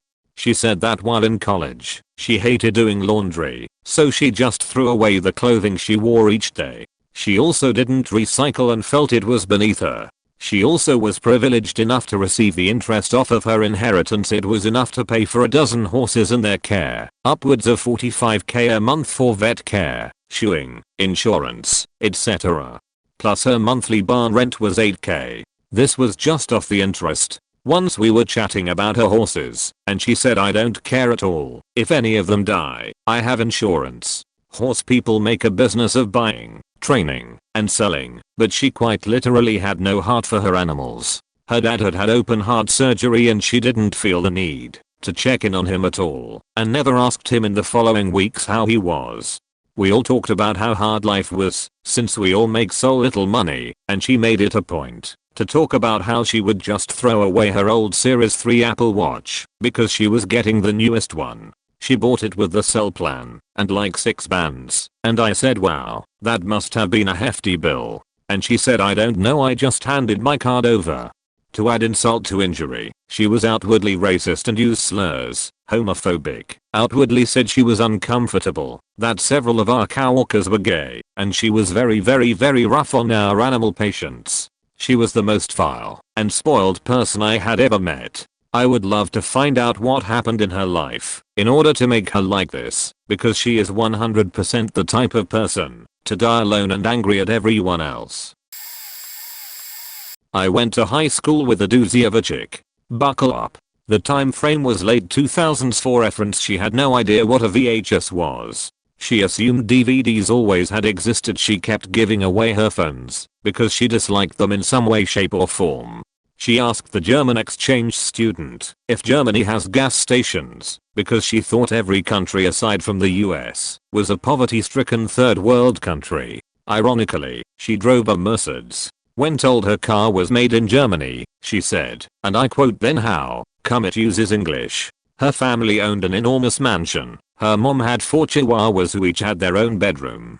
She asked the stupidest questions in class. I honestly have no idea how this girl made it past 2nd grade. I'm just kidding. It was dad's money, because her dad was a big wig at H&R Block. The highlights I can remember are, she thought the land bridge that connected the two land masses when Pangea split was an actual man-made bridge like the London one, and asked if you can go under the water and explore it. When asked what a prime number was, she said an even number. When told no, she then said an odd number. When told no again, she replied a letter number. She asked if Martin Luther King was running for president that year. When informed that he was not, she leans back and says, and I quote, "Oh, well he should. A lot of people would vote for him." She thought that all cameras were digital and always had been. She learned otherwise in our 2nd year of photography class. She complimented a girl's shoes and the girl said thanks, they're $$ at Walmart. And she thought the girl was joking. It took 5 of us to convince her that Walmart and Target sell clothing, and that not every 16-year-old can afford Jimmy Choo sandals with her allowance. She was ignorant and dumb as a sack of bricks, but I will give it to her that she was very kind and selfless. She'd buy people lunch, gave phones away, bring us all gifts, etc. I was an assistant manager of an apartment leasing office in a sought-after, well-to-do part of Dallas, Texas. The parking was limited. Most units had a single car garage, and for the units where there were 2 or 3 bedrooms, we had pretty much enough surface parking to accommodate those persons, in the case of roommates, etc. Of course we also had the required fire lane striping and handicap spaces per code. Other than that, guests had to have a visitor's pass displayed properly and only for one overpass at a time. We had to limit guest passes to 10 per day on a first come first served basis as well. We also towed nightly. The towing company made several passes every night to ensure the residents had spaces available to them. And finally, all residents were very thoroughly advised, even before they agreed to lease, of our strict parking regulations. They were again orientated with them at move-in, and on occasion, if there were more tows than usual, we would send out reminder emails to the entire tenancy. Street parking outside of the property and its pedestrian and vehicular gates was the only other option, and outside of our control. Anyway, I say all of this because I had a resident come in fuming one day about her car being towed. We had a great system for towing. Tow truck driver would take pictures from every side of the car, including license plates, and the rear view mirror and windshield where either the resident sticker, handicap placard, or the visitor pass should be displayed. It was also on an actual camera that populated the date and time of the picture. They also took a few steps back so they could snag a pic of the car and its approximate location to a building with identifying number on it, apartment building 2 for example. So when Jane came in to complain about her car being towed, I asked her what kind of car she had. I already knew her from seeing her in the office and recognized her as a resident, so validating that wasn't necessary. When I pulled up the pics from the previous night's tows, I found that she had parked in a handicap spot and did not have a placard displayed, nor did she have any noticeable physical disabilities prior to this, or when she stormed in the office. I explained that she parked in a handicap, hence the tow. She said that there weren't any spots available near her apartment. I asked if she had driven to another location in the community to seek parking, and she said she didn't. I asked also if she waited a few to see if maybe someone would leave before parking in a handicap spot. She didn't. I asked if she had a handicap placard and forgot to display it. She did not. So I let her know that unfortunately the tow stands and she must pay the tow company to obtain possession of her vehicle. That didn't sit well with her entitled "I get what I want when I scream" spoiled brat as. She started yelling, saying that the apartments and the office are terrible, that she thinks everyone that works there is trash, etc. I asked that she please lower her voice as this was a business office. That didn't help either. She insisted that I add a credit to her apartment account for the tow charge. I resisted. I so terribly wanted to say, well, you're trash for being perfectly able to walk, and you parked in a handicap spot, and think you deserve it. I just sat there and stared at her until she calmed down and realized it wasn't going to work, and by that time my manager came out of the back and took over. The manager eventually caved and gave her the credit, which is a whole other story, but yeah, that girl has some karma coming, and it ain't good. I have a few friends/acquaintances from overseas that did some pretty outrageous shit. My freshman year roommate from UAE walked into our dorm room, turned around and walked back out. He messaged me an hour later saying that he was sorry for being rude. He'd be renting a place across the street, luxury apartments, and he'd appreciate it if I just made it seem like he still lived there, as we were required to live on campus freshman year. He and his cousin proceed to throw rages every night at the luxury apartment complex, this to the dismay of their neighbors, who were doctor/business people. They finally arrested one of them for one of the parties, and they were so outraged that they all packed in their cousin's Porsche and followed the police cruiser to the station, where the driver was promptly arrested for a DUI. Also, he gave away all of his shit when he moved out. Hello Freeze Box 360. He shipped his McLaren back and forth to the States for the school year and apparently rented a second apartment and left it empty just so he could have 2 parking garage spaces, one for the McLaren, one for his daily driver, a Ferrari. He parked his Mercedes SUV on the street.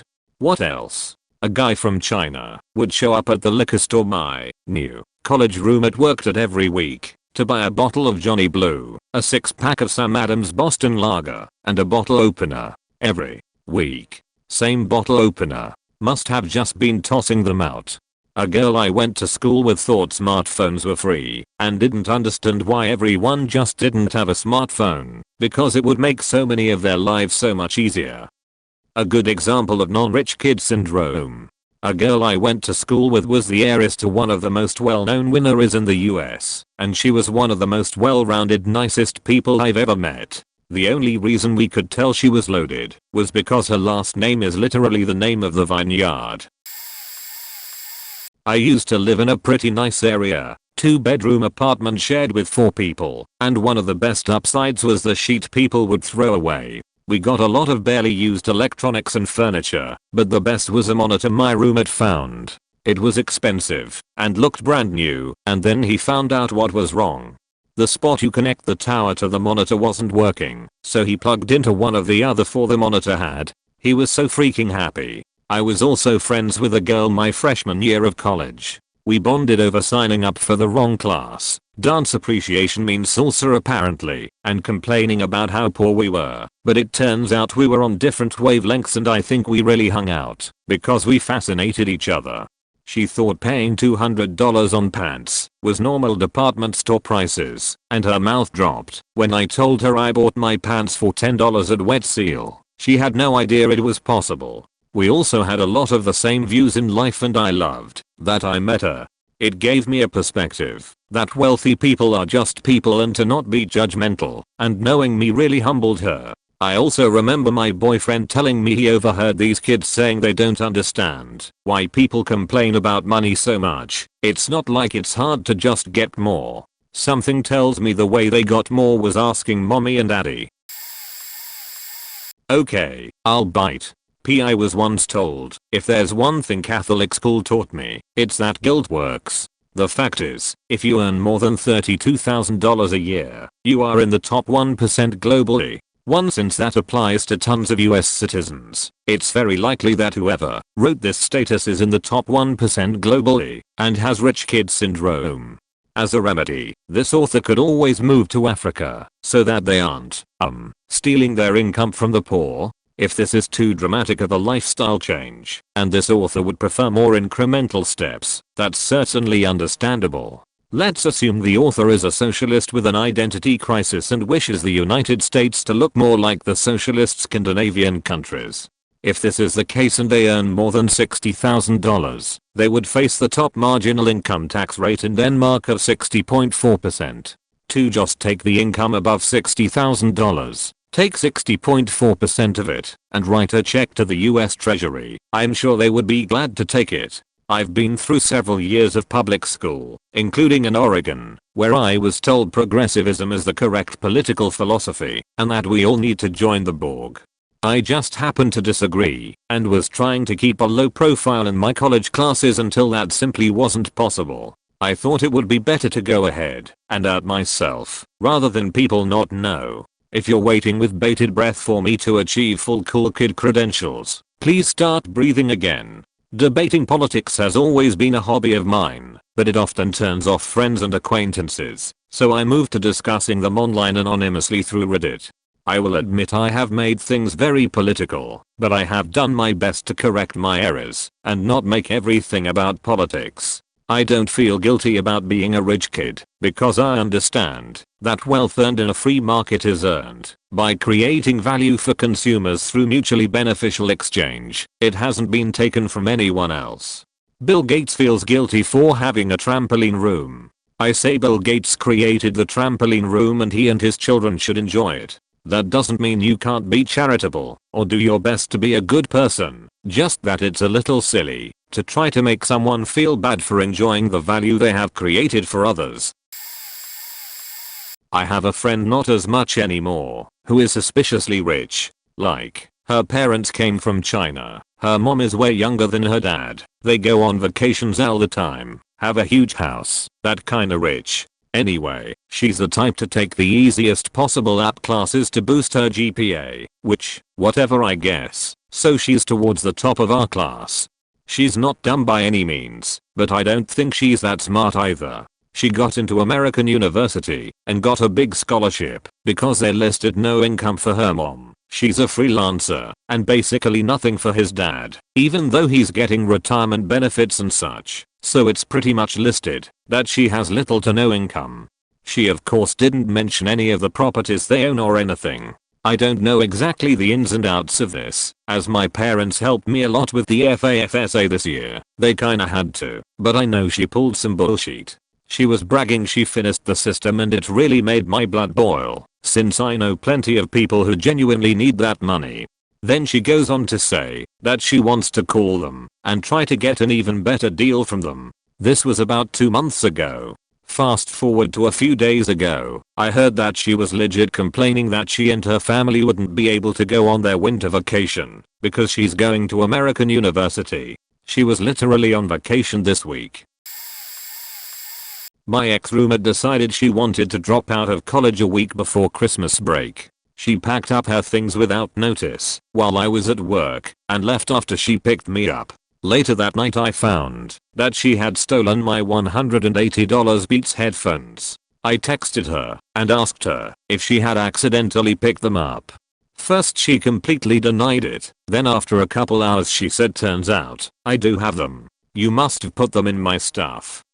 And at this point I knew she'd stolen them because 1. I never put them anywhere other than their designated hook on my bed frame, and 2. She didn't tell me what day she was leaving, plus she packed up all of her things and left in the same day. Anyways, I said to her, please, can you bring them back? I need them. She only lives like 2 hours away from the college, so it was no big deal. Or so I thought.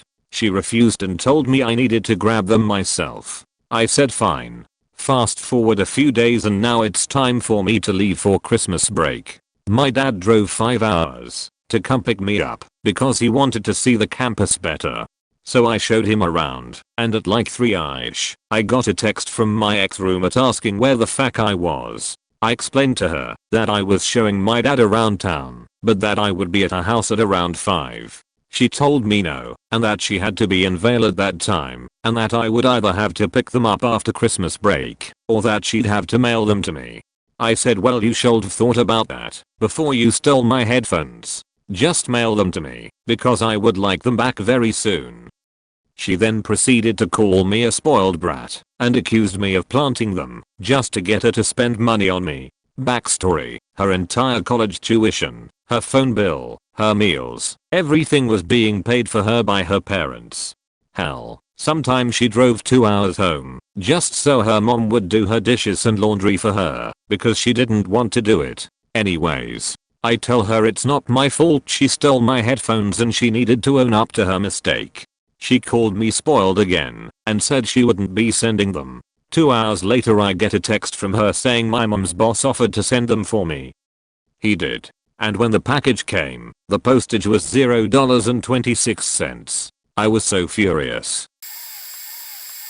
At a previous job, I had a coworker whose father was a politician in China. He seriously could not take a hint when he was stepping over any lines of modesty. For example, when he got hired on, our manager kept asking him if he needed anything else at his desk. He would respond, "You mean I can ask for upgrades?" And the manager said, "Yes, if you need any kind of special ergonomic keyboards or anything like that, let us know, and we'll set you up." He proceeded to ask for thousands of dollars worth of upgrades, including a higher-end desk, a better laptop than the rest of his coworkers, etc. He also complained that his space was cramped. The company had gone on a hiring spree and was in the process of constructing a new building on campus, but people were doubling up in offices in the meantime. So when his deskmate left the company shortly after, instead of assigning him a new one, the manager made another office of more senior employees triple up. Furthermore, when they explained the work from home policy to him, he kept asking for nuanced clarification, like, so what happens if this week I work from home, but then I have a doctor's appointment the next day, and the last day is Friday, can I just keep working from home then? It's like he was constantly negotiating to do as little as possible for maximum pay. Then, this guy bought a Segway scooter and would ride it into the office every day, which he could do because he lived in the high-end luxury apartment complex right across the street. Even though everybody else took the stairs for the exercise and to leave the elevators available for facilities use. He would ride his Segway into the elevator, go up to the second floor, and ride it right into his big solo office. He also loved talking about how he had bought a BMW 6 Series after graduation. He had just married his girlfriend and bought her something like a 3K diamond ring, and so on. But what pissed me off the most about this guy was that he was so up in everybody else's personal business. He would annoy the heck out of people until he found out what everyone was making, if they had received any raises, when they had gotten promotions, what their health insurance elections were, etc. One day, he was discussing our company's retirement plans with me at lunch, and I forget exactly how the discussion was going, but somehow it got to a point where he was essentially asking me how I felt about how much I was making. I was making 6 figures at my first job out of college, so I had nothing to complain about. I still remember clear as day the time in high school when my dad was checking out at Aldi's, pulled out his wallet, emptied it completely, and just happened to have exactly enough cash to pay for our cheap groceries. He turned to me and said, "That smile-ass dollar in the world. I don't have anything else in my bank accounts, but I get paid on Friday." I didn't eat that day, so yeah, I was comfortable with my salary. I told my coworker, "You know, I'm just happy I don't have to worry about affording basic necessities like food. It's sad that there are so many people struggling out there. I'm just saving money to buy a house someday." To which he replied, "What? Really? I thought America was a rich country. I don't think there are any Americans who can't afford food. I thought everyone's parents would just buy them a house." Needless to say, I didn't really want to continue being his friend. It's no surprise that he couldn't do shit himself and had to constantly ask everyone to do things for him. Funny thing is, he spent his days at that company applying for other jobs that would pay better, and 6 months later, he quit and went to another company where he's getting paid substantially more. I worked for a few summers on Nantucket, cleaning houses, landscaping, babysitting, etc. If you're not familiar, Nantucket is the summer playground of the wealthiest families in the country, the ones you've never heard of. The island is small and the weather is gorgeous in the summer, so I mostly got around by bike. I have many stories, but here are 2. Riding my bike home from Stop and Shop one evening, I had a grocery bag hanging from each handlebar. A BMW convertible full of teenage boys drove up next to me, threw a bottle at me, and sped off yelling, "Buy a car. Beat you buy a car cause I know you didn't do shit to earn that one." There were a few beaches that were the notorious party beaches. There was so much underage drinking going on out in the open, and the beach was left so trashed, it was obvious that the local police were turning a blind eye to it. But what was more amazing to me was that every evening around dusk, when the day drinking ended, all of these drunk-ass teenagers would pile into SUVs and drive themselves out of there, like they were in faking no man's land.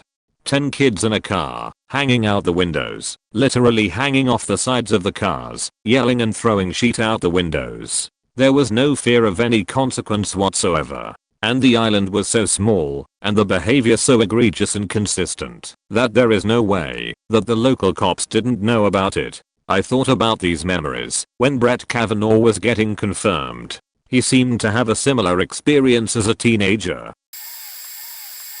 TLDR, teacher subbing in a classroom, kid mocks me when I imply billionaires should part with more money, and that people deserve better wages. Later see him park a Noddy in the school parking lot. I'm a high school teacher. Earlier this year I was substitute, supply, teaching. The school, while in a small Canadian city, is middle upper class. Most students have no financial struggles here. One day I'm subbing in an English 20 class and the topic of the day was Beowulf and hero stories/epics. As I'm going through the prepared slideshow that was left for me, I come upon a slide about the villains in these stories. This one specifically was about the dragon who hoards a pile of gold, keeping the villagers poor, and wishing they had a hero to save them. I immediately recalled a meme I saw recently that had a picture of a gold-surrounded dragon saying we used to kill these things. There's a connection to billionaires implied. I decide to pose this philosophical question to my students. Why is this seen as evil, but billionaires can amass more money than some countries, and people let them? Well, rich kid in the back immediately starts to laugh and yells, "So what, you just think you're entitled to someone else's money? They get to work hard and rise up only for you to come take the money they earn. I restate myself, some people have more money than small countries. These are the people I'm referring to. Billionaires. Right now Amazon employees are striking to get fair pay, and the owner of the company is the richest man on earth. His employees should get enough money to live. Rich kid laughs again. This time his fellow rich kids join. Maybe people should get a different job. More laughter. I reply, that's not really how it works. People can't just quit jobs and grab another one. He then looks me deadass in the eye and says, how old are you even? And breaks out in laughter again. That was my breaking point. I'm 24, have had my teaching degree for 3 years now. Didn't sign up for kids to mock my age today. It's hard enough being a young female teacher around teens who don't see any authority in you yet. I'll let them know that we are stopping here. I sit and try to calm down. I'm very rattled by these teens. Rich kid and friends keep laughing in the back and repeating how stupid these people must be to not get better jobs. But below fire, how do you know he's a rich kid? The next day while subbing again, I was parking my car behind an Audi R7. The driver of that car then stepped out. It was that damn kid who mocked me in class the day before. Here he is stepping out of his 5-digit car while I finish parking my $2,000 lemon. I had an epiphany. Rich kid thinks I was talking about mommy/daddy's money. Didn't really even care to understand the amount of money I was talking about. But it didn't end all bad. Now typically, when you leave a bad review for a teacher, after subbing they don't respond or acknowledge it in any way. So I don't always. But this was bad. So I let his teacher know. The next day I'm in the same school.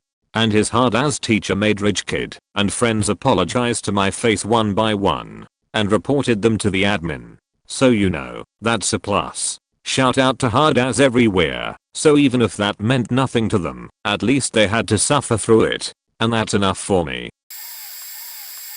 My best friend's boyfriend. My best friend isn't exactly well off, and her mom has some mental illness issues. Her mom can't afford the medication she needs, because right now she is currently unemployed, because she moved to this area to get away from an abusive situation with her ex-husband. My best friend was complaining that if she had money she would be able to get her mom the meds she needed, and that would probably help her get a job faster. Her boyfriend had the audacity to tell her that money doesn't solve all your problems, and being poor is a great distraction from having depression. I don't know why she is still with him after he said that. I got mad on her behalf because Jesus Christ, was that wrong? This dude also insulted me for not having a job in my major already. I'm only a sophomore in college and I'm trying to be a teacher. And laughed at me when I told him that I would love to have an assistant desk job because it sounds like fun. I love to organize and make schedules. It's super relaxing to me, in which he said, how can you find a job like that fun? My boyfriend and I really don't like this twerp, but we are dealing with him because we love my best friend. But seriously though, he's annoying as shit. You can Google this one, probably in Spanish. There's this guy Martin Larain in Chile, who allegedly ran over a pedestrian and ran without helping, killing him. This was after a party and there were several eyewitnesses who said he was completely wasted, alcohol and drugs. The family of the victim investigated the accident and caught Martin because his cars was so expensive and unique that he owns the only one in our country, and they had a broken headlight from the accident. The car was found even though it was very well hidden. When they caught him, he made his friends lie to the police so he wouldn't get convicted. Some people say he even hired an ex-Pinochet hitman to hide Martin and smuggle him out of the country. I don't know if this part is true. In the end, his powerful politician daddy pulled a lot of strings and he saw no jail time. On the other hand, his friends were jailed because of justice obstruction. I heard his dad sent him to live in another country because he pissed on a lot of people because of this. His father was the head of the right-wing party and a very well-connected politician. I think he was even trying to become president, but had to drop it because of this scandal. A couple years ago I was on a trip out west, called a teen tour. I had little idea what I was getting into and just wanted to get away during the summer. It just so happened that there was only one other kid my age and everyone else was younger. He quickly became a friend on that trip, and the first thing I learned was he was from the Upper East Side in New York. A neighborhood I knew was known for being wealthy. Well, we were out to dinner one night, and this kid who had spent most of my time so far had been adjusting to eating at regular family restaurant like Chili's or Applebee's. Back home, he said his chef made most meals or he went to a nice restaurant in the city. This particular night we are at Buffalo Wild Wings, and like most people who go there we ordered wings. When the wings came, we all started eating them with our hands. My friend on the other hand was simply using a fork and knife, and when he realized what I was doing, he almost couldn't believe his eyes. I explained to him this is the typical way to eat, and I proceeded to enjoy the remainder of my meal between the wings and the pleasure of seeing my friend struggle to try and not dirty his hands while barely getting any meat off of his wing.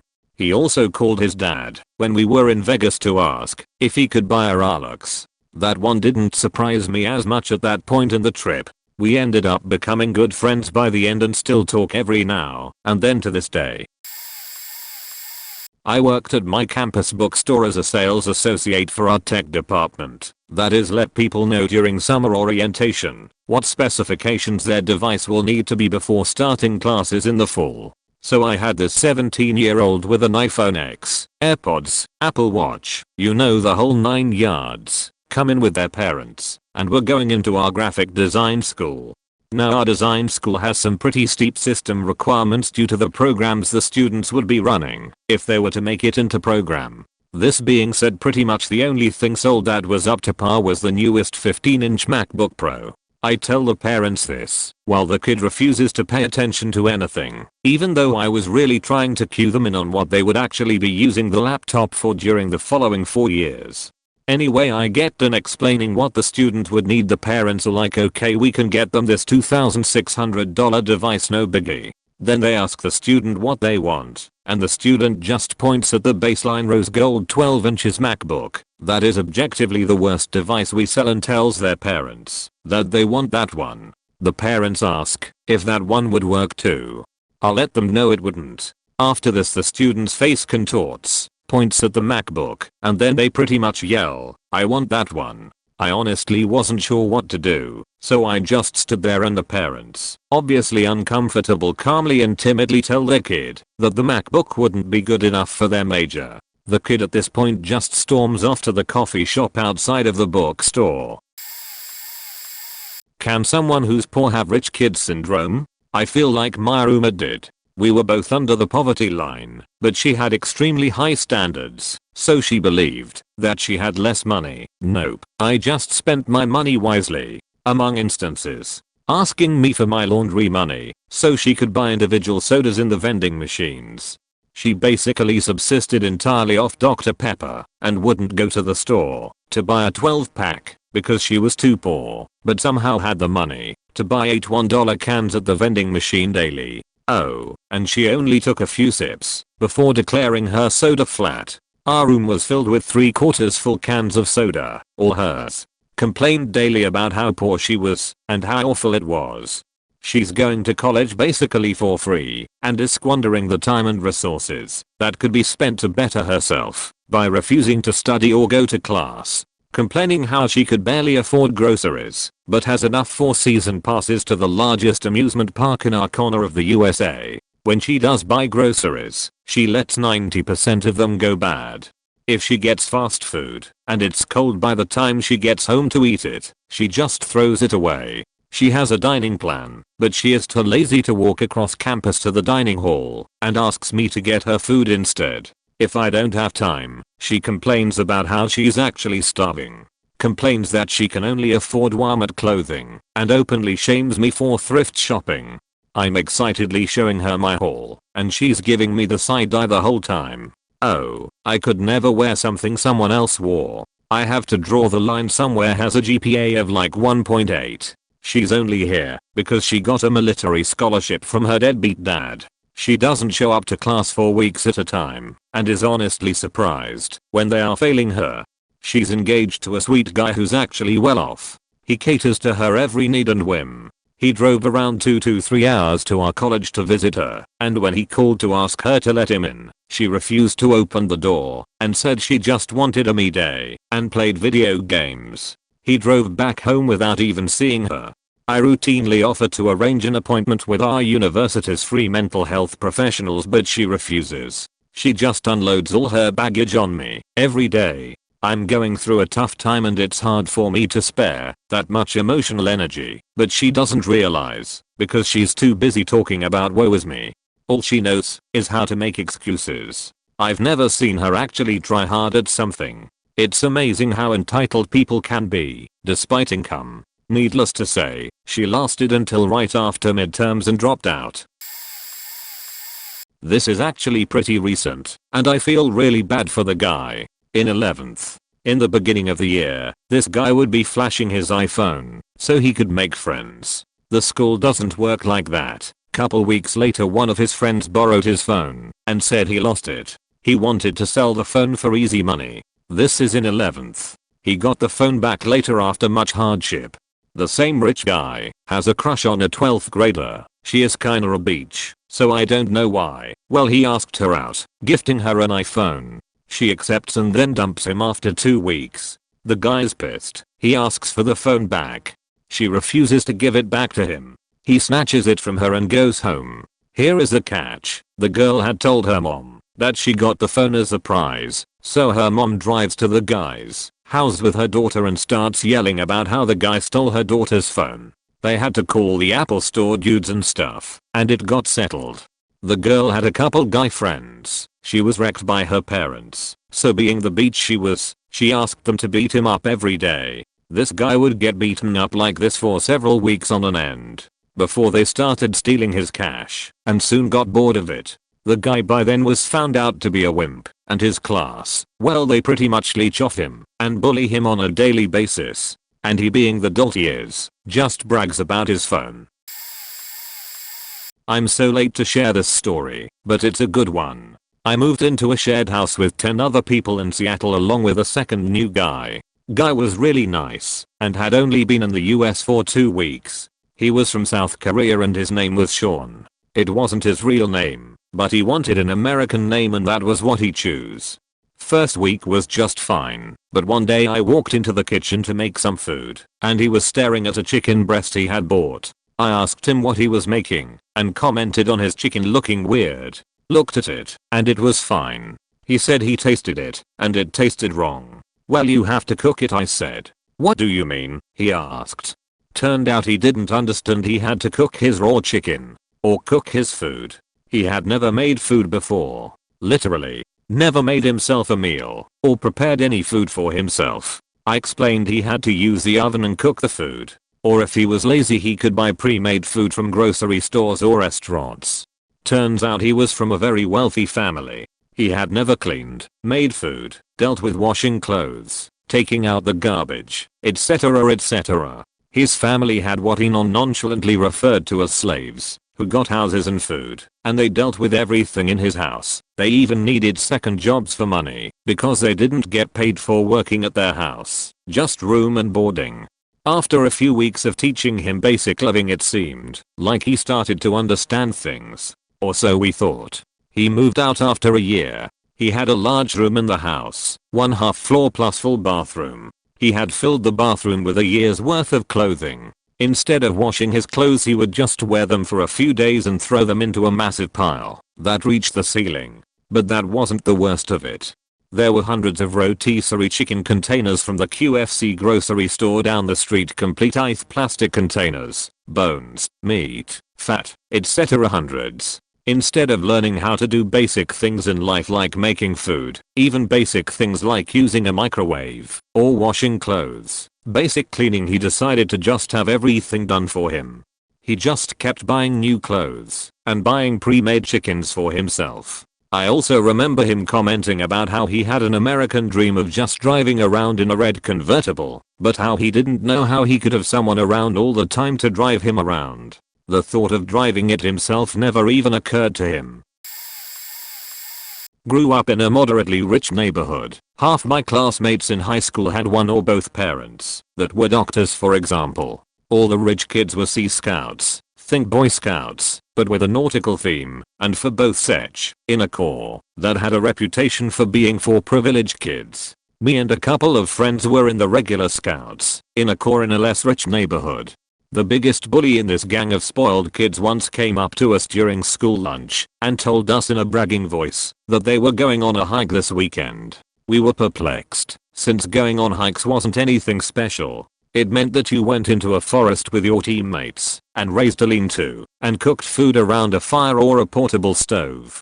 Of course, planning, preparing, and cooking the food and making camp was our own responsibility, as well as carrying everything there, including the tarp for the lean-to. We were young teens by this time, but had been doing this for years with less and less grown-up supervision. Anyway, this doctor's kid starts bragging about their planned hike and that they were to make their own food, said with a grin of someone that feels superior. We responded with something like, "Huh, okay. Of course. What else would you do?" His smile faltered a little, but continued by telling us that they were to sleep in tents. Tents? On a hike? Once again he seemed surprised why we weren't impressed. Turned out their hikes up to this point had consisted of them being driven by their parents to a cabin where their adult leaders cooked them food while they slept in beds. He stormed out together with his entourage after that exchange, but not before he told us they were planning on bringing fillet of beef for dinner. That's not the kind of food anyone would recommend for their first time using a portable stove. Rich kid and rich parent. I work for a university and the parent of an incoming doctoral student called to tell me to find a local stable for her daughter to keep her horses, as they were coming with her to grad school. I told her that I didn't know anything about horses and couldn't recommend anywhere, so I suggested she try an online search. Also, this sheet ain't part of my job. I politely tried to explain to her that her daughter might not have time for her horses, given this was a top 10 ranked doctoral program at one of the best unis in the country, and she basically told me to fuck off. Daughter arrives for orientation, comes into my office on the first day, and says her mother told her I wouldn't help find a place to stable her horses, so she was going to the director of the program to complain about how unhelpful I was. She threatened to have me fired. I wasn't worried as I was very tight with the director and was his right hand. Suffice to say, he told her to focus on orientation instead of on the horses she wouldn't have time for, and, not all that politely, told her not to mess with me. Next semester she raised holy hell in my office over a $10 a day late fee she accrued for checking out some valuable equipment and turning it back in late. She owed just $20 and acted like I was killing her, all while wearing a watch that was worth more than my monthly salary. I was quite happy to see her flunk out of the program. I joined the US Marine Corps as an officer. All officers go through a 6-month initial school which includes land navigation in Virginia. I was a red/green colorblind waiver, so finding a red box in a green forest proved difficult, but I was good at following an azimuth. If someone fails a land nav test, they must show up on a Saturday to retake the test. I failed one of the final tests because F me. I show up to remediate on a Saturday, which happened to be one of my kids' birthdays. I passed the test, get pulled into a room of 15 others, and get told that someone in the room cheated, and they had proof. If no one confesses, everyone must do the test again. Immediately one of the other Marines that failed starts lecturing everyone about integrity. I take the test the next Saturday and pass with no one caught cheating. While at follow-up school, I chat with a fellow 2NDLT who was in the room when we were told that someone was caught cheating. He says that the guy who lectured everyone about integrity was the actual guy who had cheated, and that he had the answer key in his pocket while doing so. Then I remembered, nearing the end of our initial school, the cheating 2NDLT had said, "I'm going to ask my dad to buy me a $10K watch when I graduate." That was the craziest encounter of rich kid syndrome that I have ever witnessed. To be so delusional that you believe cheating is hard work and that you should be rewarded for it. F that guy in particular. Not that crazy, but in Germany there are 3 types of middle schools. one for kids with learning difficulties, often from poor families who couldn't afford early education, one for the average/good, and one for the kids with top grades/who need advanced tasks, mostly from rich families or families that only have one kid. If your grades are good enough you can change schools, aka climb the ladder. So after I was done with average middle school and had good enough grades to go for my A-levels, I went to that school and found many friends who often bought a lot of food at the nearby store and shared with everyone. Fast forward, graduation time came near and we were planning the graduation party and all that stuff. I come from a poor family, so I was always annoyed when someone came to me and said you haven't paid your parts for the equipment/planning/tickets/trip/whatever yet, but I get it. The thing is, those students couldn't seem to understand that some people just can't afford things. One of my ex-friends came up to me and said we need your part, the deadline is next week. I tried to tell her and she was like, ask your parents. My parents both work in low-income jobs. Whenever the school wants money we have to fear that we can't pay rent/essentials. Look, I'm sorry but everybody has to contribute.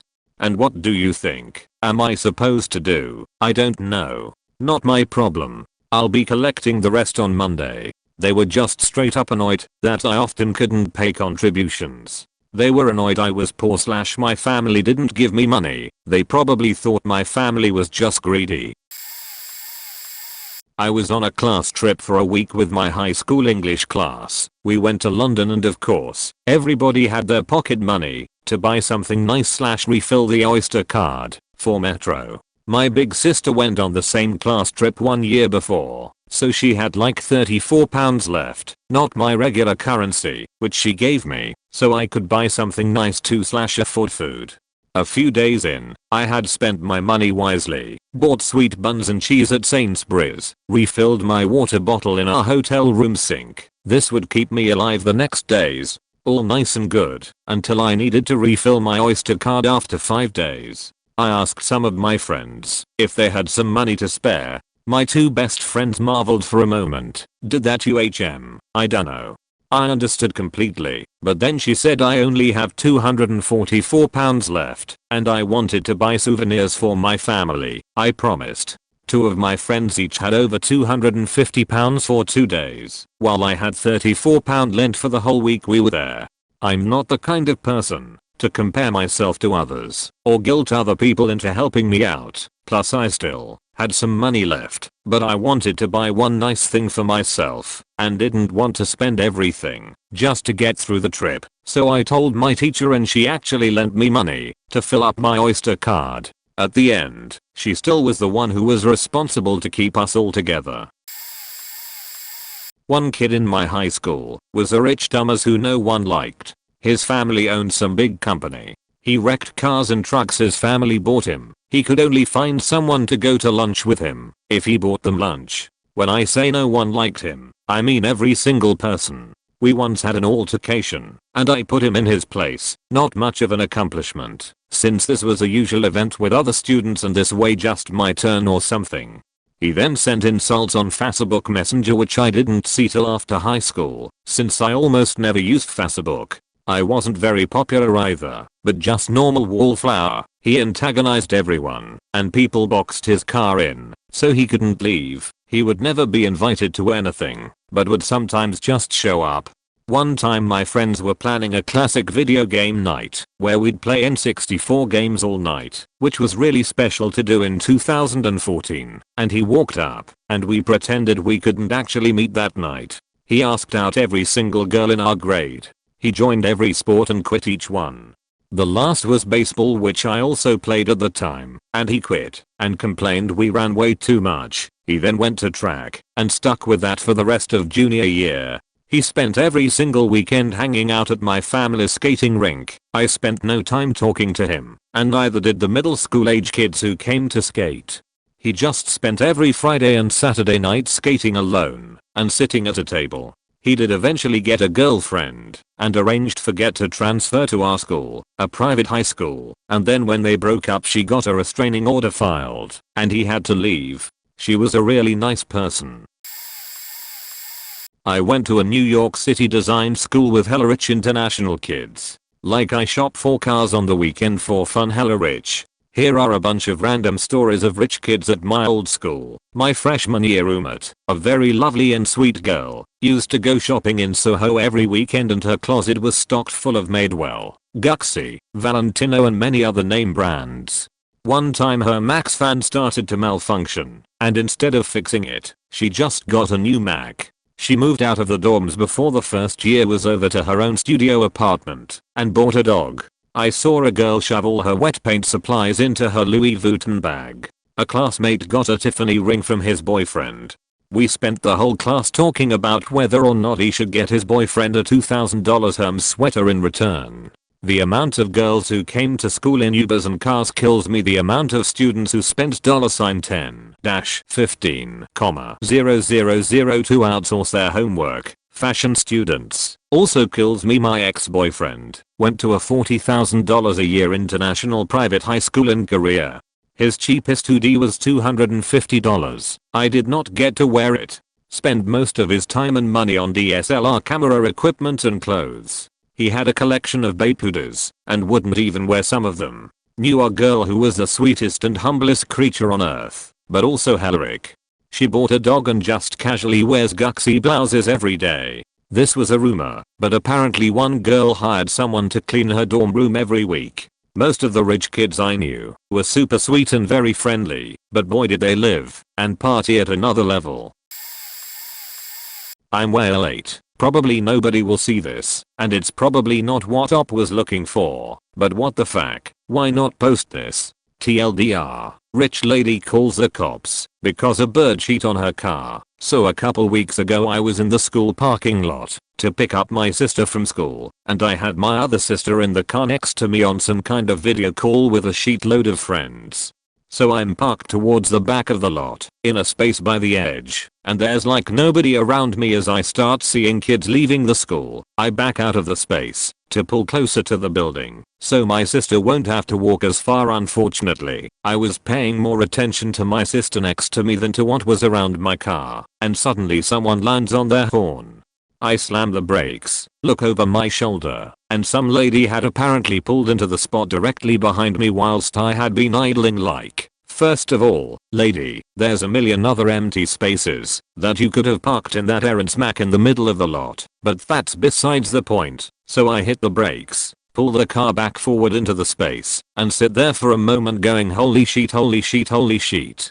I had felt no impact with the other car, so I assumed she had honked in time for me to stop, and that I hadn't hit her, but then I see her getting out of her car to examine her front bumper. Now she's driving a new and expensive looking white SUV, and I'm in a bright faking blue PT Cruiser. Basically, it would be almost impossible for me to have hit her car without leaving obvious marks. I tell my sisters to walk home, then get out to talk to her, and she's being a real bitch about it, going on about how she just got it back from the shop, and how she needs to call her husband and the police, because there might be internal damage. I bend over to inspect the damage. At this point I should mention that I have spent my entire life around and or working on cars, since my dad does automotive design. That is the hood on the Dodge Dart, his design, and also built a 1932 Ford Coupe from the ground up, so I know a fair amount about how cars work. I can see a few scratches on this lady's front bumper, but nothing that won't buff out very easily.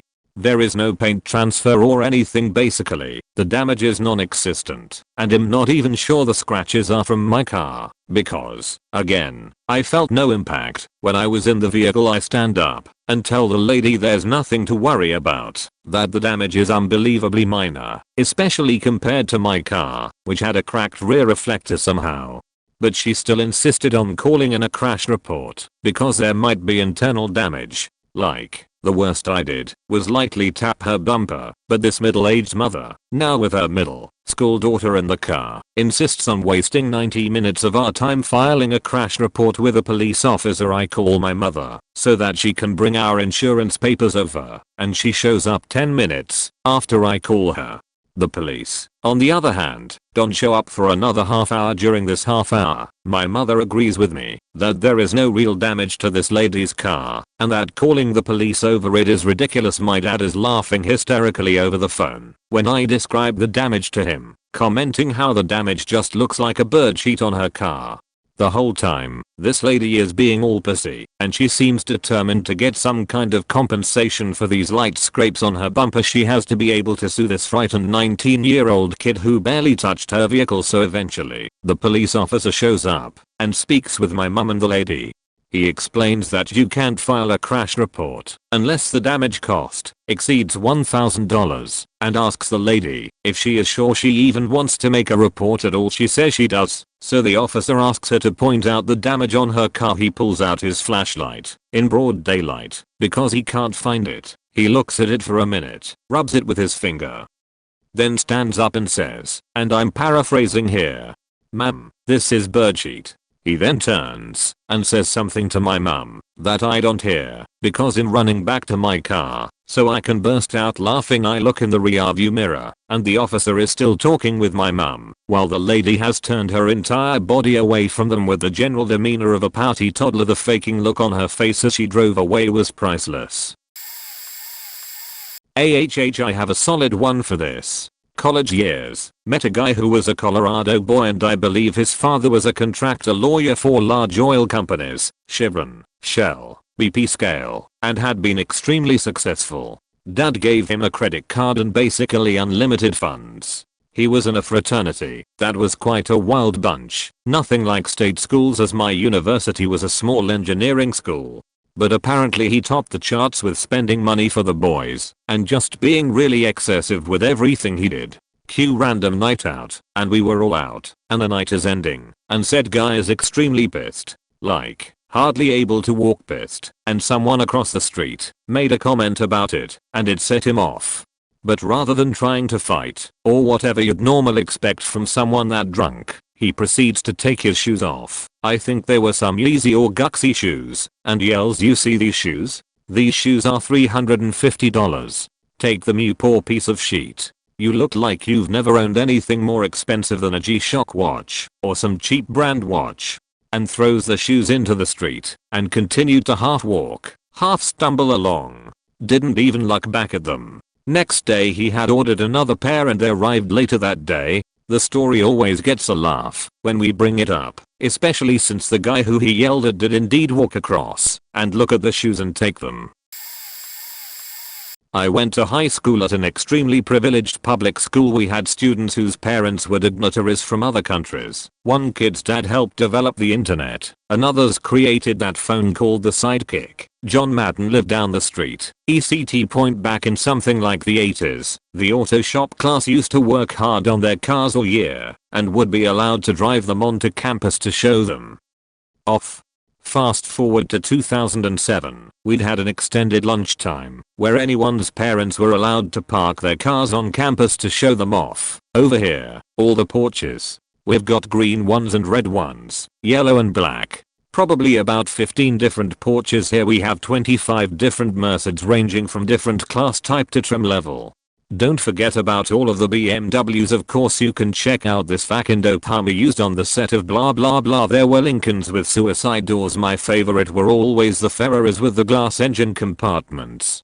Lamborghinis would be parked by the Ferraris, and of course, Mike was allowed to bring in his dad's glider plane, because that makes sense. It's almost not even worth mentioning the tricked out Mini Coopers, the pristine Aston Martins, or the strange collectible cars that I can't remember the names of, or the color coordinated Jeeps doing their back quote "It's a Jeep thing, you oldn't understand Beck or Suadeth the tire thing." All in all, it really was a fun day.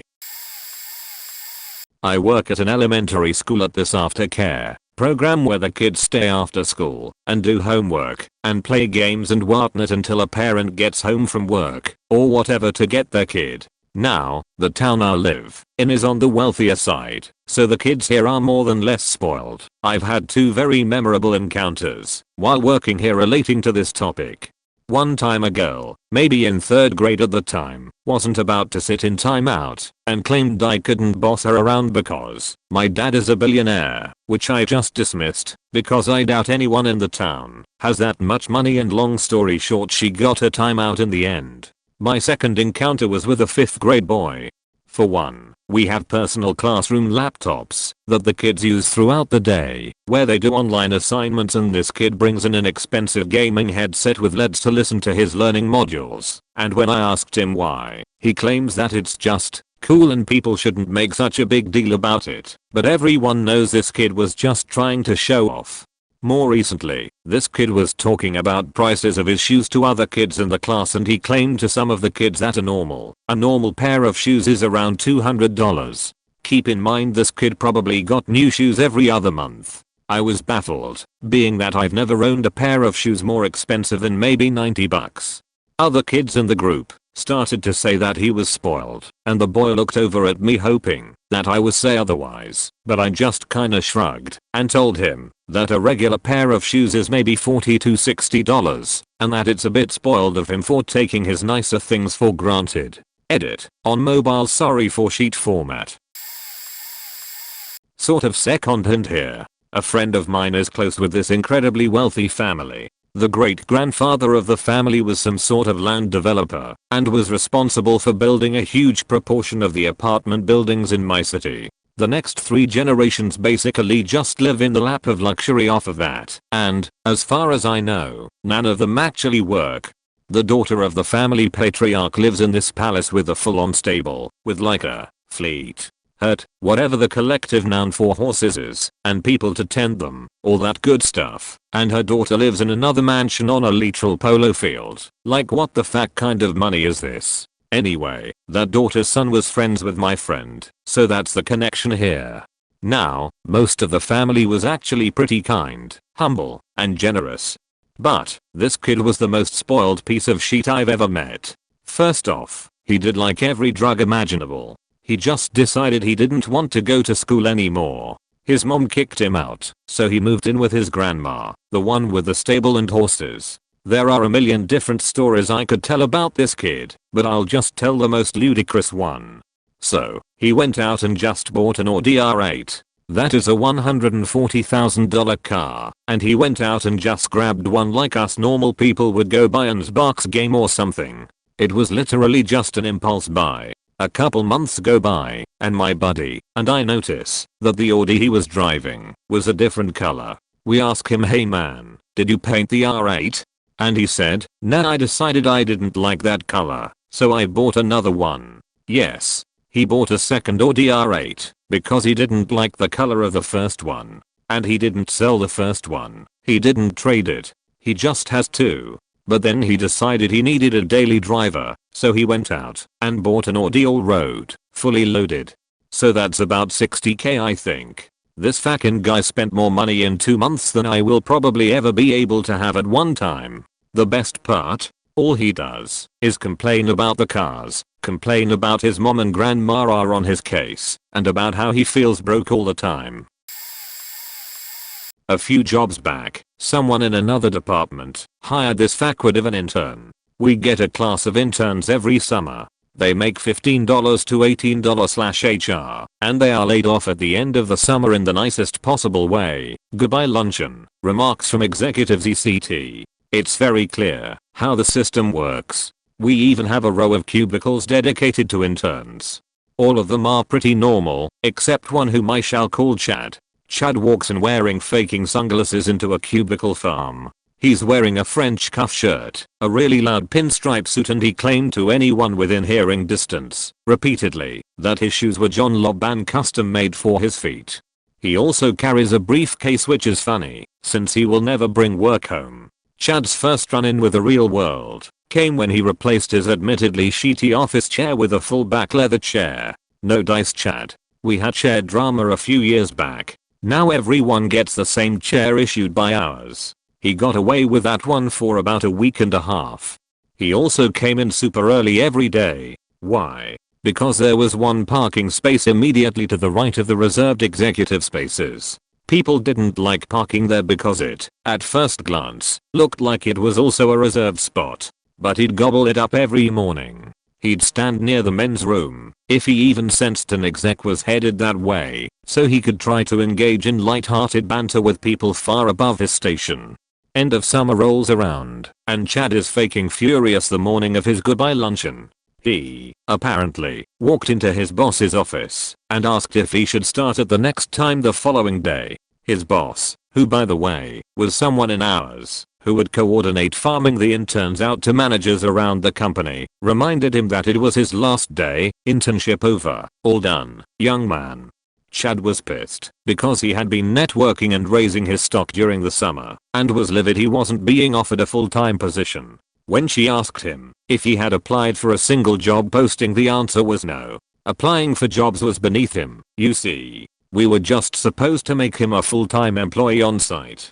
And probably something above entry level, if I had to take a guess. So Chad goes back to the cubicle farm, stands up "Alaro Captain, my captain," and yells, and I do mean yells, to his fellow interns, that they cannot stand to be treated this way. He's leading a walkout. Chad jumps from his desk and storms right out the front door.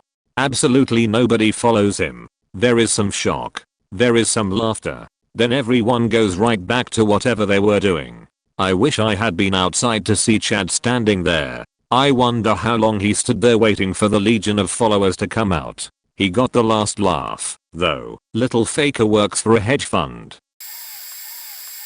New hire in customer service department arrived 10 minutes late for first day. Whatever, maybe he didn't know traffic would be bad. Parks his brand Mustang in Sears/President's parking spot. Whatever, it's technically unassigned. We all just know it's his spot through experience. CFO pulls him into the boardroom during our strategic planning meeting and tells him, "Hey, I know it's your first day so it's no big deal. But just so you know, that spot outside next to the tree is where the boss normally parks. He's a pretty humble guy, but he planted that tree himself to give his car shade so it's not so hot inside when he leaves. Needless to say, it's his spot." 24-year-old kid fresh out of college with a BS in some liberal arts/communications bullshit literally says, "Yeah, well now it's where I park." With a smirk, I verbally giggle like a little girl. It was very awkward. CFO glares at me like "Straighten up, dipshit. I'm the corporate tax accountant, so I should never laugh, let alone giggle in a boardroom." CFO calmly picks up the phone, taps 10,237, our manager extension, and says "Name redacted, is being terminated as of the end of day today. Process his exit paperwork and have it to me by noon." Our response, "Sir, the new hire that starts today." CFO, "Yes, that one." Click. 24-year-old kid gives CFO the finger and says, "You're not my boss's hole." Again with a smirk. Technically he wasn't wrong. The CFO is his boss's boss. 10 minutes later, 24-year-old kid is escorted out of the building while he's screaming obscenities at everyone he passes. 24-year-old kid does burn out in parking lot as he's leaving while flipping off the entire building. 24-year-old kid proceeds to lose control of his car and run into a company Honda Accord in the parking lot. Meanwhile, from 4th floor boardroom, we're all giggling. Actually it was just me again, receiving another glare from CFO. Does nothing this time. I'm in full giggle mode. 24-year-old decides not to get out, but rather just back up and head for the nearest exit. Security goes outside to inspect damage to company car. It's minor, but he's gonna pay for it. Obviously we have his information. Company files police report. Gives police his home address in the nice part of town. Police go by his house. No one's home. Police keep searching. Can't find him. Next day, police show up at house around 6 AM.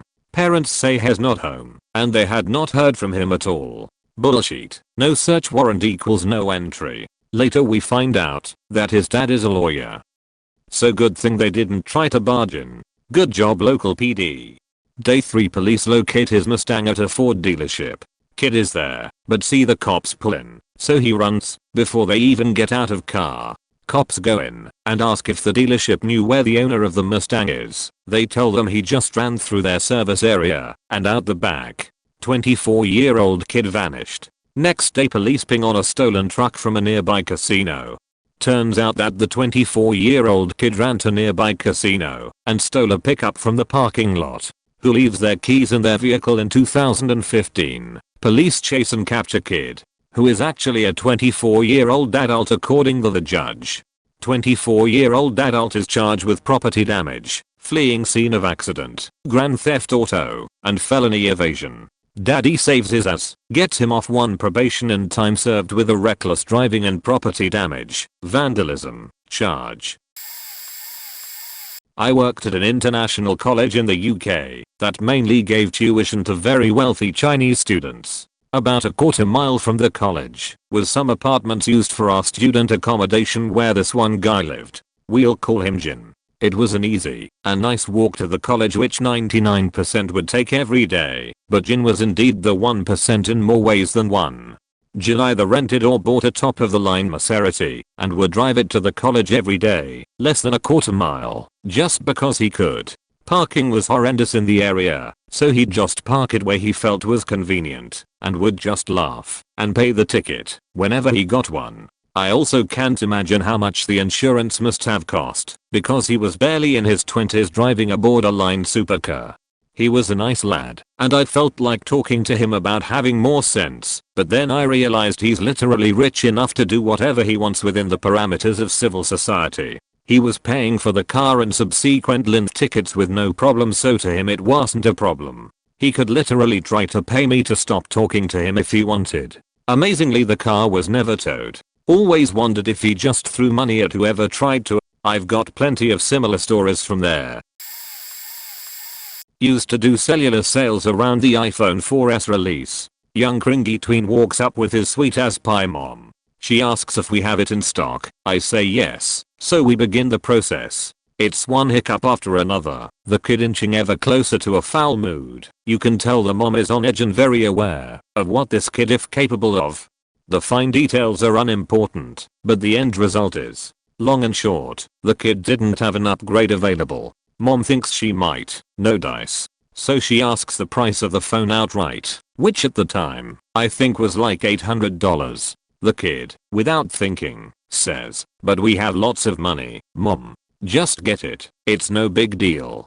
Mom says no, he can wait a month. 1 month. That's it. They'd have an upgrade and save, at the time, $650+ Kid interrupts her explanation. "Nah, it's okay, just get it. It's fine." Mom says no again. Kid again blurts out, "Yeah, I see what you're saying, but I want it now, so that doesn't work for me." I swear on my life he said that exact phrase.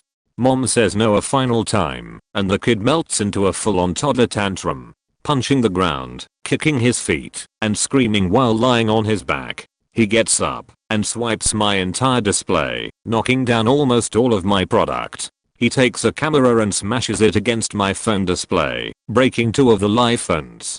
This is a 12-year-old screaming over and over, "I want it. I want it," while breaking my store. The mom grows a new gray hair, hangs her head, sighs and buys the phone. Immediately the little dicklick stops everything, and without a hitch says, "Awesome, thanks Mom." The kid then proceeds to tell me, in front of his mom, how his mom thinks she can tell him he can't get things, but he knows they have a lot of money, and he knows that if he throws a fit she'll give in, and "Hey mister, I'm real sorry about your store. I just really wanted that phone, and now I've got it."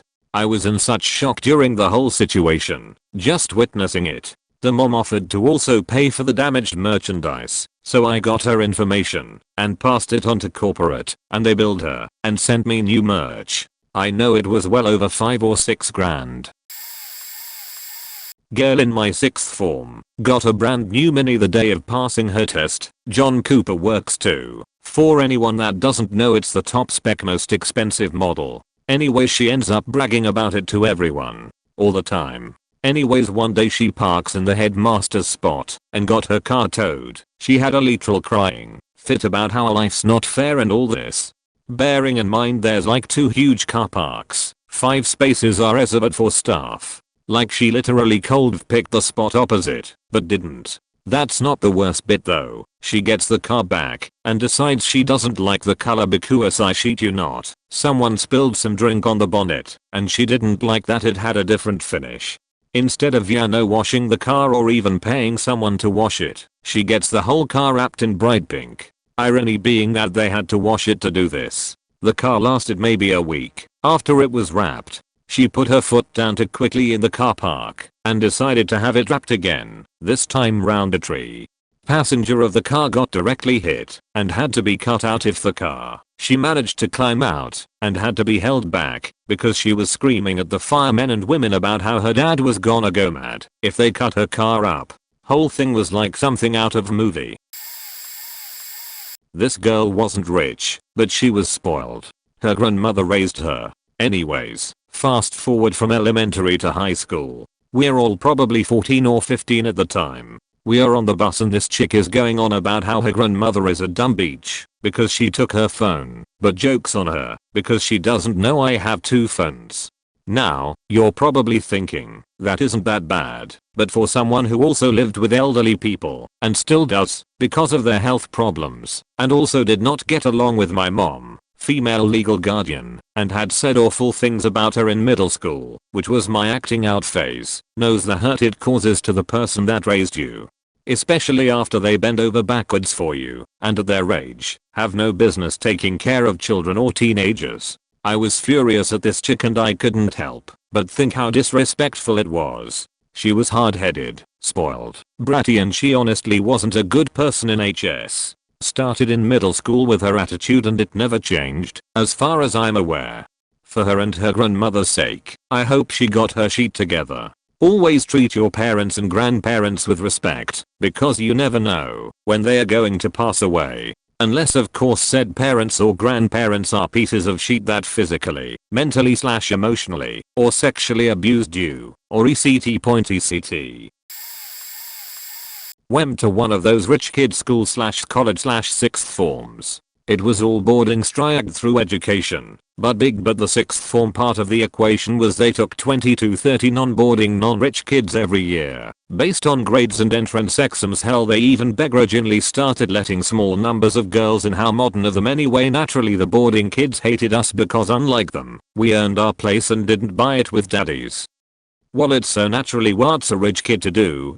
Flex his cash, of course. I could tell you all sorts of stories about their weird flexes. Like the kid who showed up in a helicopter on his first day, a helicopter he hired from literally 20 minutes drive away, having already come down in a limo, gets in this helicopter for a less than 10 minuet flight and lands on the football pitch. Because funnily enough even rich kid schools don't have helipads, he was even mad at the pilot for making him late.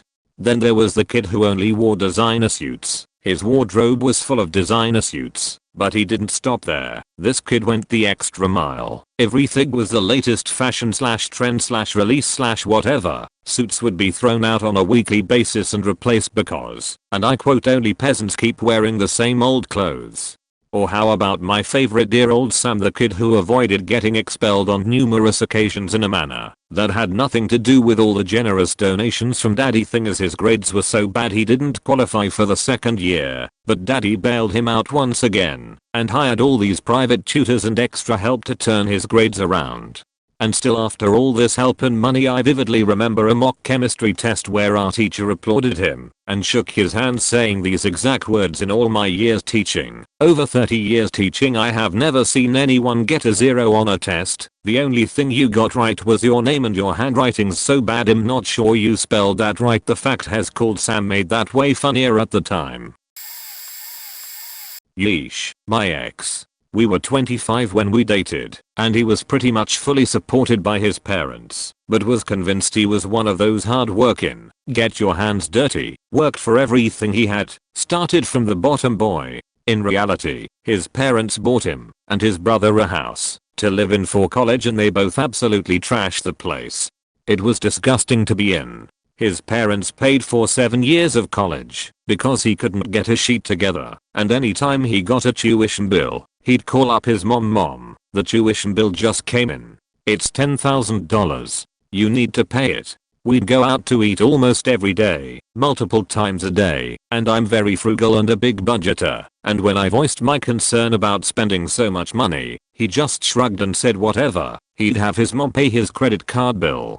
His parents threw hundreds of dollars at him every month and still had no money saved up. After he cheated on me, his excuse was basically that it made him insecure that I had my shit together and was an adult and so financially independent.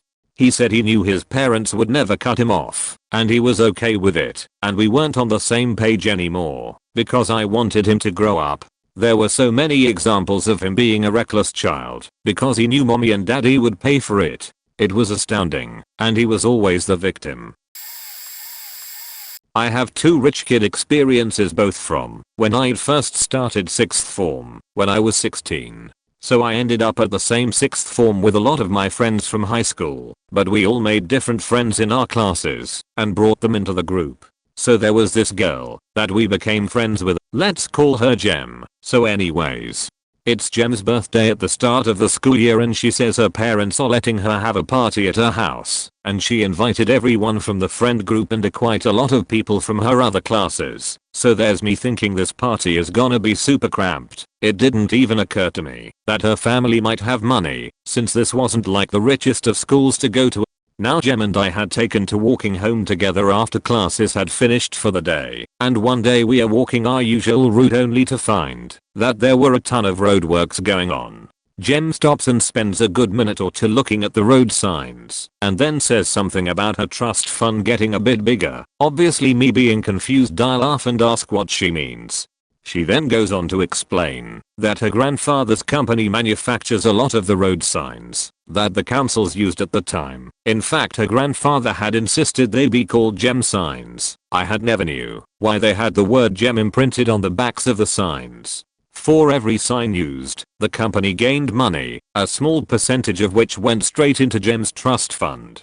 So I was thinking surely there can't be that much money in that, and I shrug it off and forget about it for a few weeks. Then comes the day of the party and everyone goes to her house. Like and behold, she lives in the biggest house I'd ever seen. It had 4 tennis courts and everything, and that's how I learned that the girl was already a millionaire at the age of 16. Second story, this one is a lot shorter, I promise. Again, this was another person that had joined our friend group at the same school. I don't actually remember his name, so we'll just call him Carl. So anyway, Cole was ill one day, and my friend Dan and I were in his psychology class, so he asked us to bring him the homework so he could keep up with the workload. So we agree, and he gives us his address. It's a part of town that neither of us had ever been to, but it was only about 20 minutes away from where I lived, so we made our way there and found this huge house. It had its own stables and tennis court. There's this woman riding a horse by the stables. She stops and asks if she can help us when she spots us looking very lost and confused.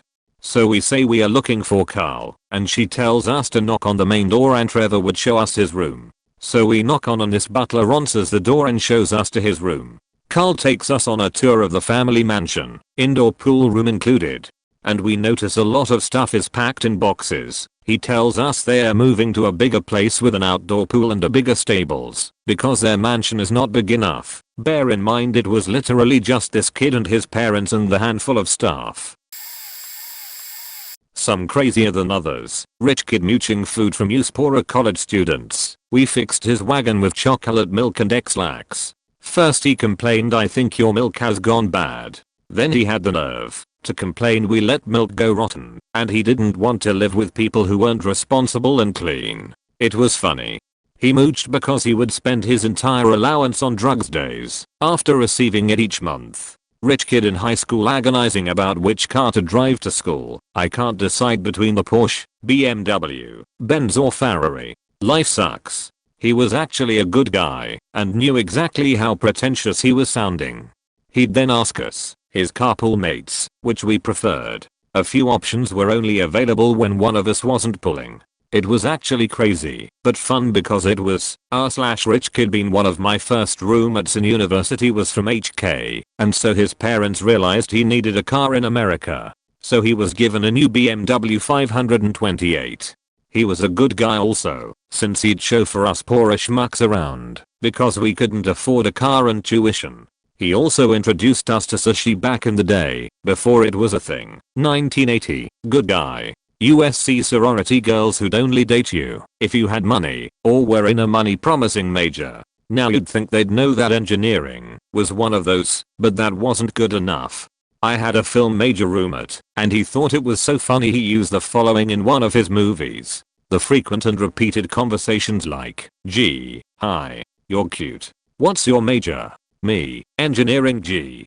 I'll learn to lie to give the correct answer, which was pre-law, pre-med, business or accounting. Then after doing that for a while, I finally realized anyone so stupid to think these were rich husband majors was probably not my type. Gold diggers. What's up with that? Single wealthy mom with 2 daughters in my hometown. Oldest daughter is the brat. She's my age. Mom is wealthy doctor and often buys her daughters random crap. Oldest daughter has a history of being this way. When she started college, she went to the same university as me, and she had a full ride same as me. It's a great scholarship, pays for literally everything. She left for a bigger school after 1 semester for that college experience, banking on the fact that her mom would pay for it. Mom is already stretched thin paying for this girl who doesn't live with her anymore. Now oldest daughter goes to France for a semester abroad on her mom's money. Mom is really struggling now back home with her other daughter, who is still in high school. Oldest daughter doesn't care that she's making her family's lives harder while in France on her mom's money. Last week her new foreign friends want to take a trip to Rome. Girl asks her mom for money. Mom says sorry, none left. So girl takes out a ton of student loans to pay for it. Mom begs her not to because she doesn't want her daughter to have to deal with that debt. Daughter goes anyway because she's an idiot. Now mom and daughter both in debt because of daughter's stupid decisions, and daughter is ungrateful through it all. Younger daughter back home is dealing with the real consequences of her sister's actions. This girl went from get a free degree with this full ride scholarship to in debt and crippled family's finances because I don't want to seem poor in 2 years. What a ride. Classmate from high school. Kilangan na corner for maids Miller and may Sarali silang air-conditioned basketball court. May mini fridged in siya patty little sister niya sarooms nila because the main ref is apparently too far. Another classmate, Chinese seller and businessman father niya. She can speak Chinese, Japanese and French. Nalibaniya gaming classmates niya sa field trip 1.5k each kid a 40 plus kami sa isang class kakle senji pinsan ko pero same school kami, 1 year high lang sila. Every other month may isang weekend nanakalan for traveling abroad. Mostly Asian countries, pero every month, ex-student of mine. Parents niya may ng isang moldito. May sariling driver and ball siya bumba ng kots kahit magpapahuli lang ng migdo fries or coke float. Her mom offered to buy me new shoes before, when I broke my heels and sprained my ankle. Siampa, ball. Gave me a beautiful LV handbag as a Christmas gift. Another ex-student of mine. British dad. Mars Malaki pool swimming pool nila sa bahay namin. And may slides and fountains pa. And may fountain sa entrance ng bahay nila and puro ko young stream nila. Was invited there kasi birthday and I student. Bangang banga. I work at a public library. Come say hi, and from time to time I'll see patrons who have racked up hundreds and hundreds in fines. Usually it's from stuff like robberies or house fires that destroy books/DVDs/whatever, and we generally forgive those. We like forgiving fines. Sometimes, I run into rich kids who think the late fees are actually extended loan fees, which is code for I can keep it as long as I want if I pay for it. So this one smug kid comes in after returning somewhere close to 50, the maximum we allow, and they have something in the neighborhood of $400-450 in fines. I explain this to them, and they're like, shit. So they back off and pick up the phone. Smug kid, dad, can I use the card? Yeah. It's for library stuff. I wanna take out more books. Okay. Cool. And with a grin and not like a happy giddy kid grin, more like an I'm a little sheet grin, the kid pulls out a credit card and pays off the fine before grabbing a whole bunch of sheet off the shelves. Never saw that kid again, but I'd be amazed if they brought the stuff back on time. What gets me is that the situation could been completely avoided if they just renewed the material and paid attention like most patrons do. I'm not even glad that we got the payment because it goes into the city's general fund, which is pretty much all a wasteland right now. I worked with a guy that didn't show any of the traditional things that the rich person stereotypes might have. No expensive car, he drove a very old Toyota Corolla that was used when he bought it. No flashy watch, he was like 4 generations of iPhone behind, and he only got it used because he wanted to be able to do FaceTime with his daughter while she was in college. Sweet guy overall. My first indication he had any sort of money is when I heard him talking about his house. We live in a decently expensive area in the southeastern USA, and he was having some work done. He was having 5,000 square feet of hardwood flooring installed, which in the area he lives I know that's $1 million home at least. Over time it starts getting pieced together. His dad is a co-founder of a fairly well-known construction group in the region and loaned his son the money, interest-free, to buy the house that he himself, his dad, built with his crew. He is paying a $800K mortgage, actual cost of material, land, and labor, not value of the house, over 40 years interest-free. His dad has to be in his 70s or 80s, so I don't think my coworker will ever actually pay it off. It's my coworker's daughter. In the 4 years I worked with him, she crashed no less than 6 cars. The whole time she was in college, and didn't actually progress a single year because she kept switching majors and failing classes and being forced to take time off. Every time she got into an accident, always her fault, hitting trees, not paying attention, and flying into a ditch. Just shit like that, though amazingly never actually drunk. He first panicked she was hurt, and then got really angry realizing she wasn't, but instead was just reckless, like he turned red, and started mumbling to himself. Then he'd call her, tell her she was done, no more cars, and then each time the following Monday would come into work, and would mention to someone in the office I got his daughter's name, a new car this weekend when someone asked him what he got into. Plus he gave her a healthy monthly allowance, paying all her bills including her obscene insurance. I went to a high school in an affluent district. It was the kind of school where almost everyone wore designer clothes to school. Most of the boys looked like they had stepped out of a yacht club advertisement, all the way down to the pastel sweaters tied around their shoulders and dock shoes. It wasn't uncommon for these kids to complain because daddy only gave me $80 for my shopping trip in middle school, so you can imagine high school was way worse. I was dating someone for a brief time who, at lunch, complained to me sadly about how he couldn't get anything out of the vending machine. I was no stranger to feeling hungry and not having the change to get a snack, so I reached into my bag to offer him $1. I got $20 for a week worth of school lunch, and since I was dealing with an eating disorder at the time I usually had some bills left over. I would normally save this in my secret piggy bank for purchasing my own electronics months and months down the line. He said, oh no, that's okay, the problem is I only carry hundreds and the vending machine won't take it. I think my eyes bulged out of my head when he cracked his wallet open and flipped through the stack in there. I'd never even seen that many hundreds. He was acting like it was totally normal. He also wasn't just posturing to seem cool. He regularly got new phones or shoes and was always carrying like $900 on him at a time. I have some wild stories from that school. It's also important to point out that my family was also fairly well off. It's a middle class / upper middle. My parents were extremely controlling. I honestly think my mother has some sort of untreated psychiatric disorder, and they aggressively tried not to spoil me since I was an adopted only child. So basically a pretty shitty stressful situation that faked me right up. But that's another story. It's a much lesser thing than most of the stories here, mostly because the school I went to didn't have a ton of super rich people going to it. But one of my friend's families is pretty stinking rich for our area. Like they bought her a pork for her 16th birthday, and then when she didn't properly thank them enough they returned it. They had multiple maids for their house to take care of the cleaning and laundry, despite the fact that her mom was a stay-at-home mom. And their mom made her and her siblings stay in their rooms if they had any sort of trader worker there so that they wouldn't associate with those sort of people. But even on top of all of this, the moment that really got me was when we were all hanging out at my friend's apartment on campus.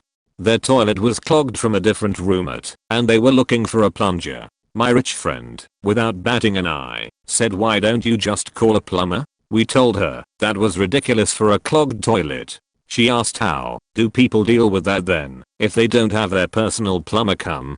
We told her that most people just use a plunger to try to unclog the toilet. She looked at us for a moment before asking, "What's a plunger?" She was so disconnected that as a 18-year-old person, she literally didn't know what a plunger was. So as a special treat, we gave her the plunger once we found it and had her unclog the toilet.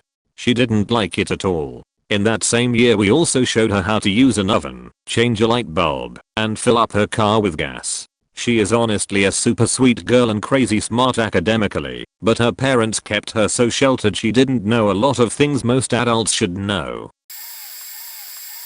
Being that the obnoxious, out of touch, spoiled rich kids is most likely my number one most despised type of human. I have a lot of stories I could share. These are the ones that stand out. Rich kid #1. He's a nice enough guy on the surface, but doesn't take long to realize he's used to getting everything and having it his way, and goes into a pseudo tantrum manipulation fit if he doesn't get it.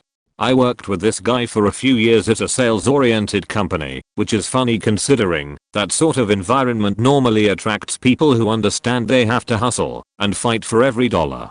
This guy's dad owned a large company that, coincidentally, was a big customer of our company. This guy played football for a large secondary school. However, upon further research, we all found out he actually never really played much, if at all, and rumor has it there was a large building named after his dad at that school.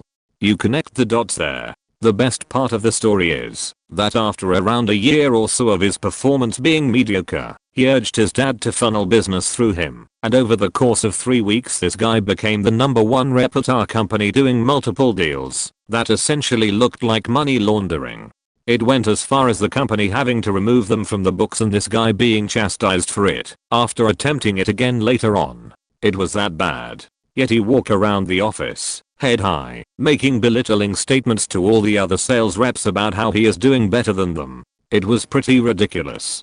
He eventually quit because he couldn't get his way. I have never seen someone handed so much and have such little appreciation for it. My uncle is a self-made millionaire. Major respect to him. His kids, on the other hand, spoiled brats who have never had to lift a finger for themselves. They're great and I love them, but man, it is frustrating as hell watching them go through life with no consequences and flaunting materialistic things that most established adults can't afford. Their oldest, the only girl, gets everything. I remember in high school she went through about 3 BMWs that she either crashed or destroyed. The first one was flipped over into a ditch. I believe the second one had mechanical problems due to her not knowing how to drive a clutch, but insisting that she had a car with a manual clutch. If I didn't know better, I would assume she destroyed that one because it wasn't a convertible. Moving on into adulthood, she now lives in her parents' house that I would guess is worth around $600k plus. They gave her the house. They bought her a new Cadillac Escalade next. Actually, I think she's on number 3 of those in the past 4 or 5 years. Somehow it came up around my grandparents about how she has all of these things and doesn't even have a job. They said she has a hard time paying the utilities for the house and it really bothers her, something she complains about frequently. Her husband, great guy from humble origins, had a service job making little money and the dad decided to start a company for him and is now funneling all of his prior customers from the company he sold a few years back into this new company. Needless to say, they are doing very well for themselves despite never actually working a real job. Really quirky, interesting and controversial Argentinian guy I went to college with. Apparently his dad was a huge agricultural business tycoon in Argentina. He would send him $10,000 in cash all the time. It was really weird. This guy eventually got deported for multiple DUIs. Which sucks because I don't wish that on anyone. However, he did it to himself because he literally had the mentality that police officers or anyone else had no right to bother him. The same guy would throw huge house parties and invite everyone, then stand at the door and tell certain people they couldn't come in for no reason. Strange guy, really strange background story. Kid that went to a neighboring high school of ours had very wealthy parents. He would basically buy all the alcohol for parties when we were underage, and everyone would hang out with him and kiss his ass, even though he was a major dick. From my perspective, sadly enough, it seemed like he knew he had to pay for his friends. In his 20s, his dad gave him money to start a classic car shop. It looked to me that his dad essentially gave him a bunch of cash so he could buy all the cars he liked and drive them until he got tired of them, then put them in his showroom and eventually sell them. He had fuck you money. He bought a brand new $10,000 Suzuki GSX-R 750 and wrecked it almost immediately, trying to show off by doing wheelies in a parking lot. I don't think he had ever ridden a bike before he let the bike sit in his garage for who knows how long, and, honestly, I don't think he even cared. I eventually talked him into selling it to me, and it was a mangled mess. One night he was out at a bar getting plastered, then decided to drive home with his friend in the passenger seat. People at the bar tried to get him to stay so they could put him in a taxi, but he fought his way out of there and jumped in his car. Cop attempted to pull them over almost immediately and he ran, eventually running off the road, jumping a fence, and hitting a tree. I believe that's how he passed away, even though I vaguely recall that it was another similar incident. Regardless, the arrogance of this guy was his ultimate demise, and he was a major train wreck to watch. Really faking sad. You would imagine his parents would have intervened before something like this happened. So I was in broadcasting school 10 years ago. Part of the program was to intern at a radio or TV station. Anyway, at this time in my life my financial situation wasn't good.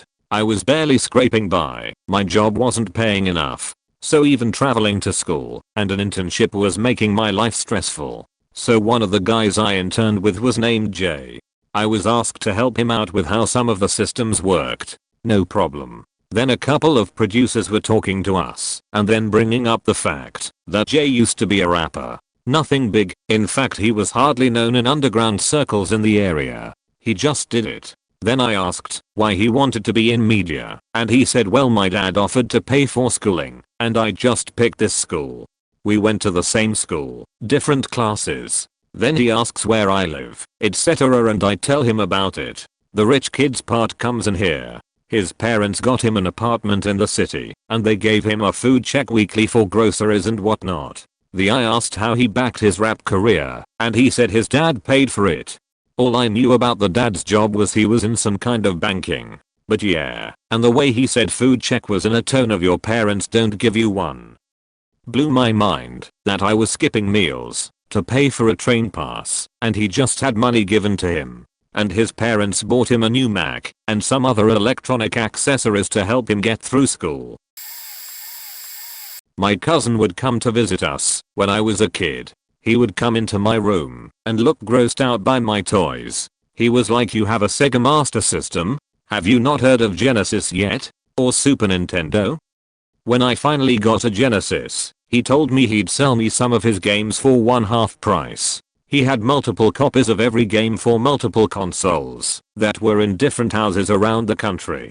You see, my cousin's dad had designed some of the most recognizable amusement park rides and structures in the US. They were mega rich. When they'd leave our shabby lower middle class home, he'd loudly beg his dad, can we go home to San Fran? I don't want to go back to Miami, shit like that. I visited him many years later, when I was in my 20s.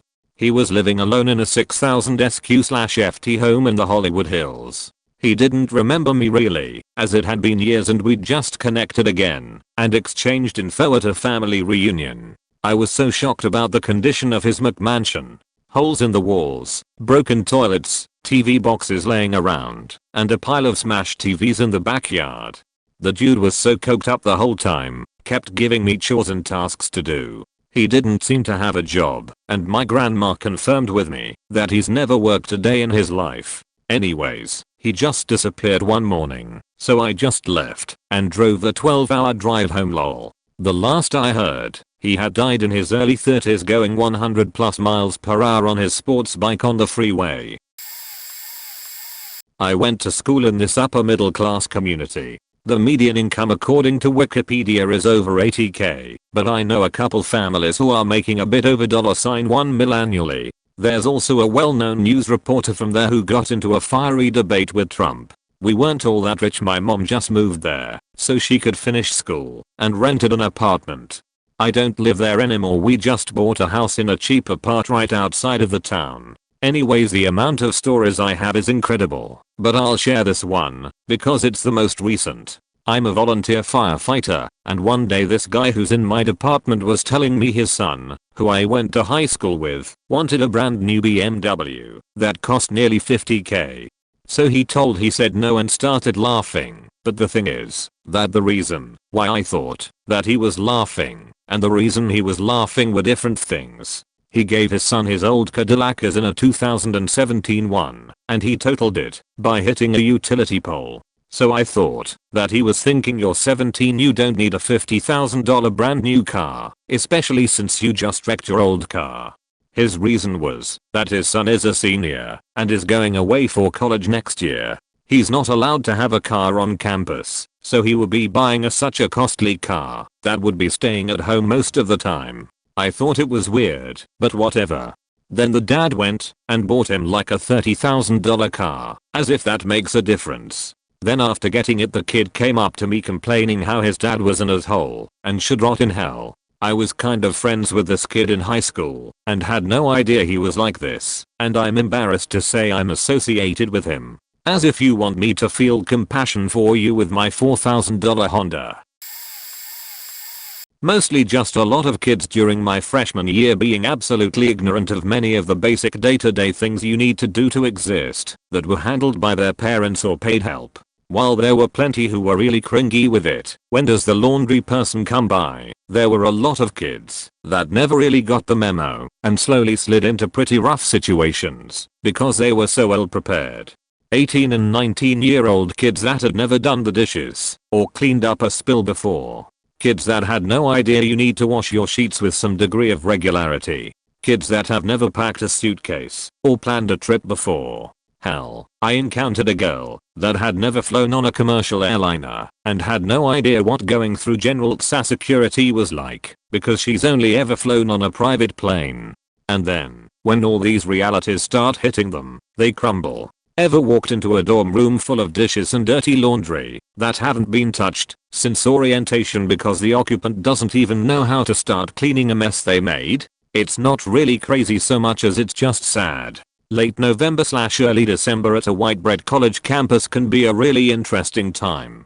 I did see a guy put all his dirty laundry and about a quart of detergent in the dryer one time though, because he'd never done laundry before. That was a fun one to watch unfold. And airplane girl eventually realized her situation was incredibly unique and is now a fairly level-headed and successful person. I've had a lot of encounters, but off the top of my head, went to high school with a girl who totaled 10 Range Rovers. She also paralyzed a girl while driving impaired and had the audacity to stop hanging out with said girl because she can't walk or party anymore and she's boring now. I also caddy at a club that costs $500,000 to join. Use of golf courses not included in the basic membership. So if you wanna golf it's closer to $1 million a year to be a member there. One day I had to caddy for this dude and his son who started their own club, but they were such dicks the bored Steve Jobs bed them. Anyways, due to a rain delay I had to be on the course with these guys for 6 hours, and at the end of the day the dad pulls out his wallet to tip me, and his wallet is stuffed with $100 bills. Looks at me, says gonna need to make change. He only tipped me $5. Not pretentious, but just an asshole.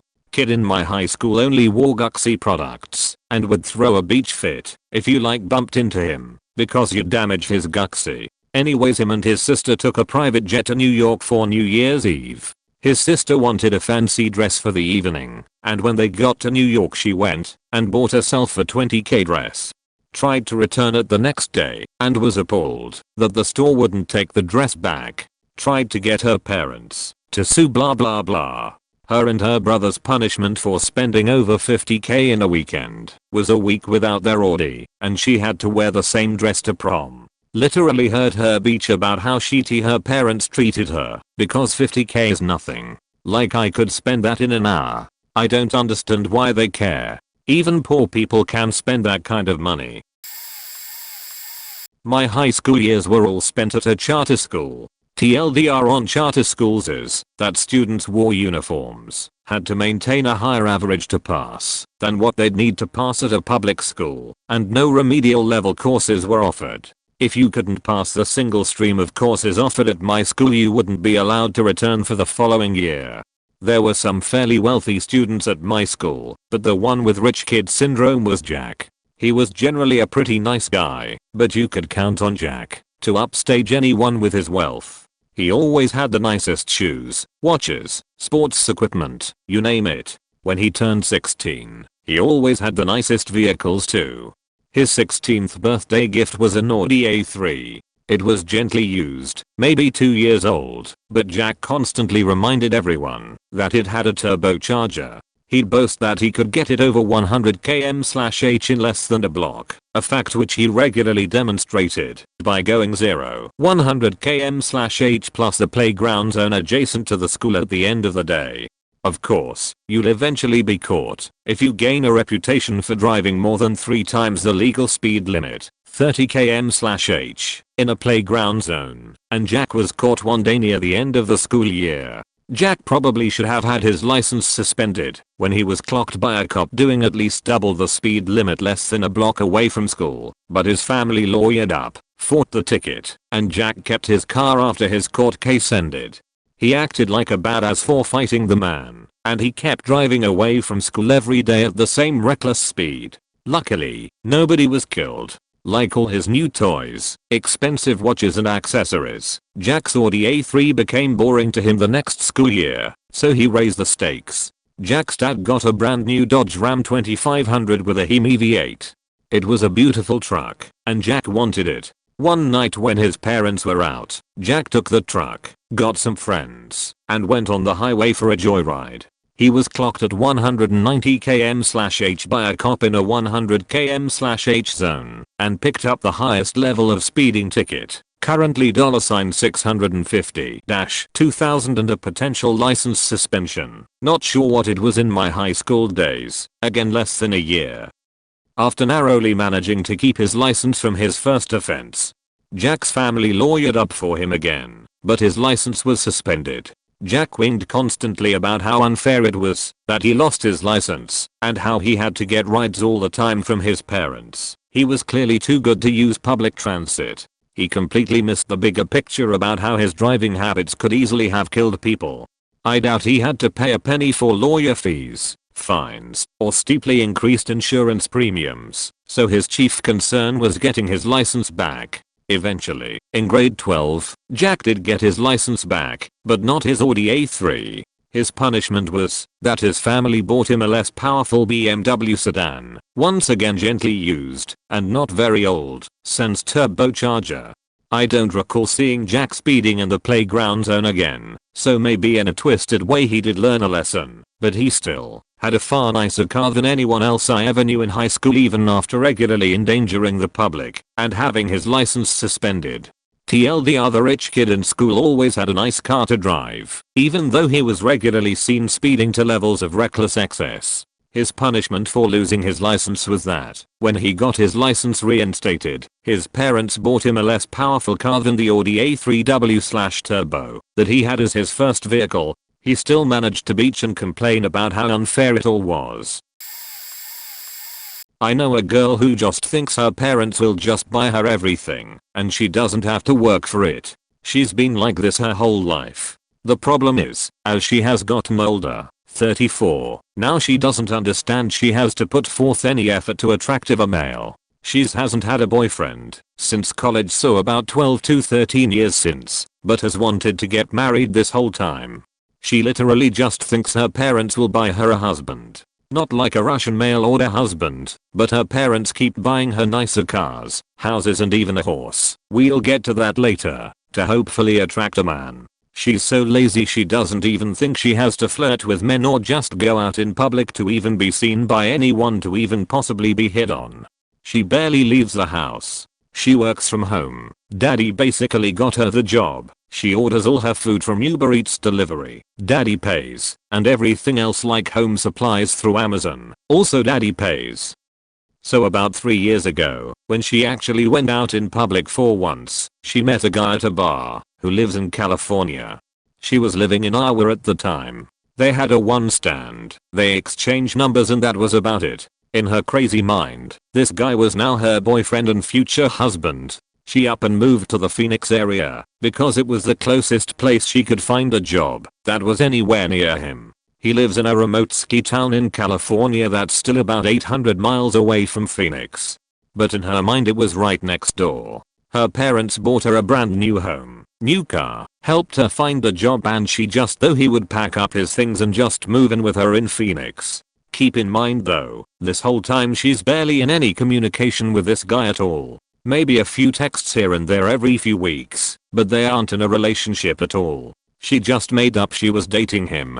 She then completely changed her hobbies to match his. He's an outdoorsy, hunter, rancher, horse riding, ski bum type. She's an avid indoors woman who is the palest person you have ever seen in Arizona and I think has watched every one on Netflix possible, twice. So she gets her parents to buy her a horse they shipped down from Oregon, just so she can pretend to ride it and take pictures with it, so she can post them on Instagram in the hopes he will see the horse. She thinks he'll just suddenly fall in love with her because of this horse. Of course the parents pay for the boarding of the horse as well. Long story short, she spent the next 3 years just taking photos of the horse hoping he would contact her. Nothing ever happened at all. But he will like a post of hers on Instagram or Facebook, and she thinks it's a sign he's going to contact her any day and they get married. The whole thing is insane. She's even convinced her parents they are dating this whole time, but they have never met him. Her parents are paying about $10K a month to keep her afloat with the mortgage, car payments, horse costs, and online shopping. She actually makes around only $50K in her job.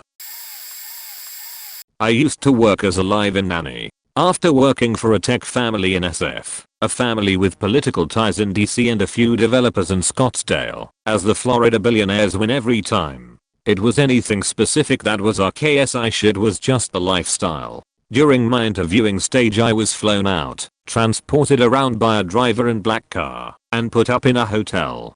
I then waited around to be summoned. I met them at a sporting event. The team playing was a team owned by the family. Private security, straight up to a private suite filled with snacks, games, etc. things set up specifically by the family. It was a stressful interview because it wasn't one. Another nanny and a personal assistant were present. I didn't know how to act. I decided to just blend into the background, be in the same area as the child, offer snacks, etc. join a game every once in a while. That seemed to work. I moved to Florida at the cost of the family and lived in a house down the street from the family. After moving to Florida I came to realize many unspoken rules. For example, I was child one's nanny, therefore I could not interact with child two on any level to avoid jealousy issues. There was a hierarchy in the house and nannies were above the assistants, so was the full-time housekeeper, but not the weekend housekeeper. This hierarchy came into play a lot. But the most important thing I came to realize was that child one was the boss. The big boss. And made decisions that I as an average adult don't even have the privilege of making. For example, C1 decided to give me the job as their nanny, like completely. While it is important the child likes you and has a say, it is not typically their sole decision. Child 1 was just another level. I was not allowed to ask C1 to clean up after themselves, or even to wash their hands after going to the restroom. I worked when C1 asked for me, which became a thing because there were other nannies to ask for, and became a form of manipulation. C1 switched preschools, extracurricular classes, ECT based off of how they felt about attending or the teachers. It might not come across as very RKSI-ish, but so many things in that household were based off of whims of a small child. It ended for me after during a trip to the West Coast. When we traveled the parents flew on one jet, we flew on their second. During the traveling the kid just wasn't into me. I don't know what I did but ridiculed me, didn't listen to anything I said, etc. I had just had enough. I mean the lifestyle was insane. The parents were so highly respected and treated so well, which I received some perks from that. But I started getting anxiety around this child. I had to leave. A friend in university dragged me out to a party in a fancy part of London, where we were studying at university at the time. She brings me to this house party. Beautiful 3-floor house in the city center with a pool in the basement. I had been around the mega rich before, most of whom were very calm and nice people, but I instantly knew this wasn't the place for me. As soon as we walked in, other than the typical rich people setup, there was heaps of designer drugs on near every surface. There were many stories from my short stay there as I watched near tranquilized people function, but one struck me to this day. The owner of the house, a pretty fashionable girl talking about her selfish prick cunt father. Because despite giving her a luxury house in the core of a world elite city, tuition to attend a prestigious art school, and full coverage of her expenses and luxuries, he asked her to get an average grade enough to earn the degree she was failing. Not straight A's, just enough to pass. He said he'd take away the house and make her move back to their, still very central, mansion in another amazing part of town until she got her grades up. This wouldn't have shocked me as much as it did. I understand people have different lives, challenges, privileges and all that, but it hit home for me as I was struggling to work full-time and study full-time to make the tuition for my university program. I chose to study abroad to escape my neglectful home life. It was one of the most difficult times of my life, but I loved my university and the bright future it was setting me up to, but I couldn't physically do it. I lost so much weight from working full-time and studying. I spent all my savings trying to stay enrolled and pay fees, ultimately leading to a very heartbreaking dropout. I couldn't help but daydream that, if I had at least even the tuition paid, I would have been able to finish and get the most out of my dream course. Broke my heart that someone so privileged had no appreciation for how fortunate they are. My roommate isn't as bad as most of these, but his life is basically set. He'll partially take over the family company and push a 6-figure salary, maybe 7 at some point. For now he's slightly in the red every month, but his spending habits are abysmal and doesn't really make too much. His grandfather is obviously trying to teach him to earn his raise, but he hasn't caught on yet. His dad helped him get a relatively nice house, then paid for the full renovation. Now he just pays the mortgage and utilities. Nice car. And that's about all he has going for him. He can't figure out why girls don't want him and it's his family's for now, money, but he has zero worthwhile passions. He went through a bit of an excessive depression after a breakup. 6 months from a year and a bit relationship is excessive despite any circumstances, but whatever, and constantly complained about not having any distractions. The massive to-do list for the new to him house doesn't mean anything. I'll just pay someone to have that done. Bro, it'll take 10 minutes to do that, or the lawn will take a weekend. One of our best friends is a landscape architect and offered his guidance. I'll help wherever. Nah, he'll just pay, his parents will, a shit ton to have it done, and will wait on the couch playing video games or binging something, and drinking. Like many have said, he also has that superiority complex too. It's not enough that he's right, but that you're wrong, and he better than you as a result.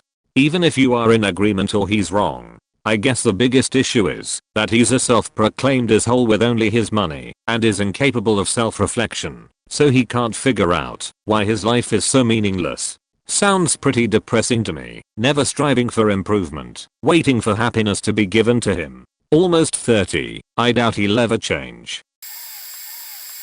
I used to teach English to international students at a fairly expensive language school in the States, so I spent a lot of time with very wealthy 1824-year-olds. For example, I had one lesson planned to teach vocabulary for doing chores around the house, only to find that no one in the 30-ish student class did chores at home, because they all had maids. It was an especially weird experience, because the teachers were barely surviving on our salary. My old car died, and I couldn't afford to repair it, so I'd bike to work on an old used bike, while my students passed me in the convertible sports cars that they rented for the couple months they were there. One student in particular was a Saudi student who, according to him, was literally the son of a Saudi princess.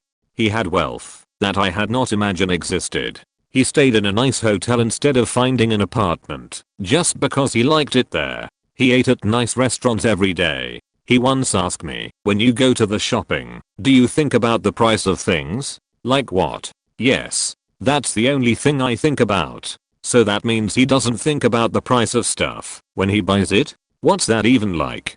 Anyhow, he told me that when he was a teen and learned to drive, his dad bought him a Rolls Royce, a kind of car that I just had to look up how to spell. He said within the first week of owning it, he was speeding on the highway and totaled the car, so his dad bought him another one. Edit. Wow. After reading through the thread, this is a super common occurrence with rich kids. Kid that went to the exclusive private school across town probably has the worst one I've seen in terms of spending. When he passed his driving permit test, his parents bought him a brand new bright yellow Dodge VIP and let him have at it. He totaled it pretty quickly. Their solution was to buy him a new, black one. He totaled that one. So his parents said, here, have a Hummer. You can't total these things. He then proceeded to drive it into the ocean to show off how cool it was. Didn't have it fitted with a snorkel or anything. And all of this while still 16 or 17 years old. Nothing compared to other stories but best I can come up with. In terms of the syndrome in adults, I had an employee that got her first job at 42 to prove to her dad that she didn't need him. All of her bills were still paid by him, but she was proving she could make it on her own despite not earning anything relatively close to pay for her lifestyle that he was paying for. She also threatened to sue, and the company took her seriously because they knew daddy would pay for it. The reason she wanted to sue? She didn't want to work nights or weekends despite working at a hotel. I play video games with a group of diverse people from a Discord server I'm active in, and oftentimes we just chill out and have conversations about our lives in between our online death matches. Well, there's this one teenager from California who grew up in a very privileged environment. He often doesn't understand normal everyday things that all of us middle class folks talk about. Every now and then we'll be talking about something seemingly mundane, and a term will come up in conversation, and he will interrupt and ask us what we are talking about. For example, last week someone in the voice chat was talking about running an errand to the drugstore, and he stopped the conversation to ask what the hell a drugstore was. Because he literally thought that a drugstore was a place to get illegal drugs rather than a pharmacy that often sold everyday items. He also was unaware that drinking water could be considered a luxury item, as he had only ever drank sparkling water his entire life. When we asked him if he ever drank regular water, he bemusedly asked us, "But why? I drink sparkling water." For this kid, our median income was 6 figures, and his small median income house he lived in was a multi-million-dollar property. I've never met someone so detached from reality who does not understand the concept of the middle class. No offense to him, because I honestly think he's been brought up in a luxurious environment that sheltered him from the real world, but I seriously wonder how this guy will survive if calamity ever prevents him from living the lush lifestyle he's accustomed to. TLDR rich kids SMH. So, I was working in a restaurant, cook, and my colleague and I were talking with a boy in internship with us. I say internship because that's not actually one. The boy was one of those you can call problem children. He had been dropping school while still in age of mandatory scholarship and was apparently in conflict with his parents. As a result, he was temporarily in social services care, and they put him with us for a 2-week internship. From a legal POV, that's all they had without forcing him in school, where he'd bring troubles, in order to convince him to at least take an apprenticeship, half school half internship scholarship. Well, he technically was 1 too young for that, but they were already working towards an exemption, but that's besides the point. Now, we were having a chat with him after a shift, casually asking if he liked what he was doing with us, stuff like that. He'd tell us that yes, and that he'd like to continue. We follow a bit on the subset of his father, happens to be one of the boss acquaintances. He tells us he still see him, and that he buys him stuff regularly. And that's when he continues, saying he's looking forward to the apprenticeship, so that he could buy with his wage all the stuff his father refuses. He start talking about lots of brand clothes, and finally how he'd buy the last iPhone. We had already noticed he wears brand clothes, but we didn't judge, because we thought it meant nothing. Fake stuff and cheat. My colleague politely pointed that all that stuff cost quite a bit, and that maybe that was a bit much to ask to his father. And then he says, nah, it's not that expensive. My cousin even changed his iPhone yearly, it's cheap. My colleague blanked and I intervened. Bro, just the iPhone is our monthly wage.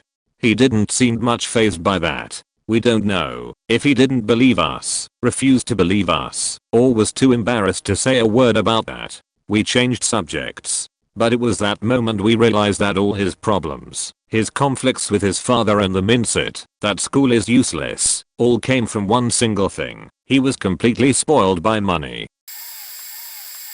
My friends and I went out drinking one night and ran into this guy who knew one of the friends in our group.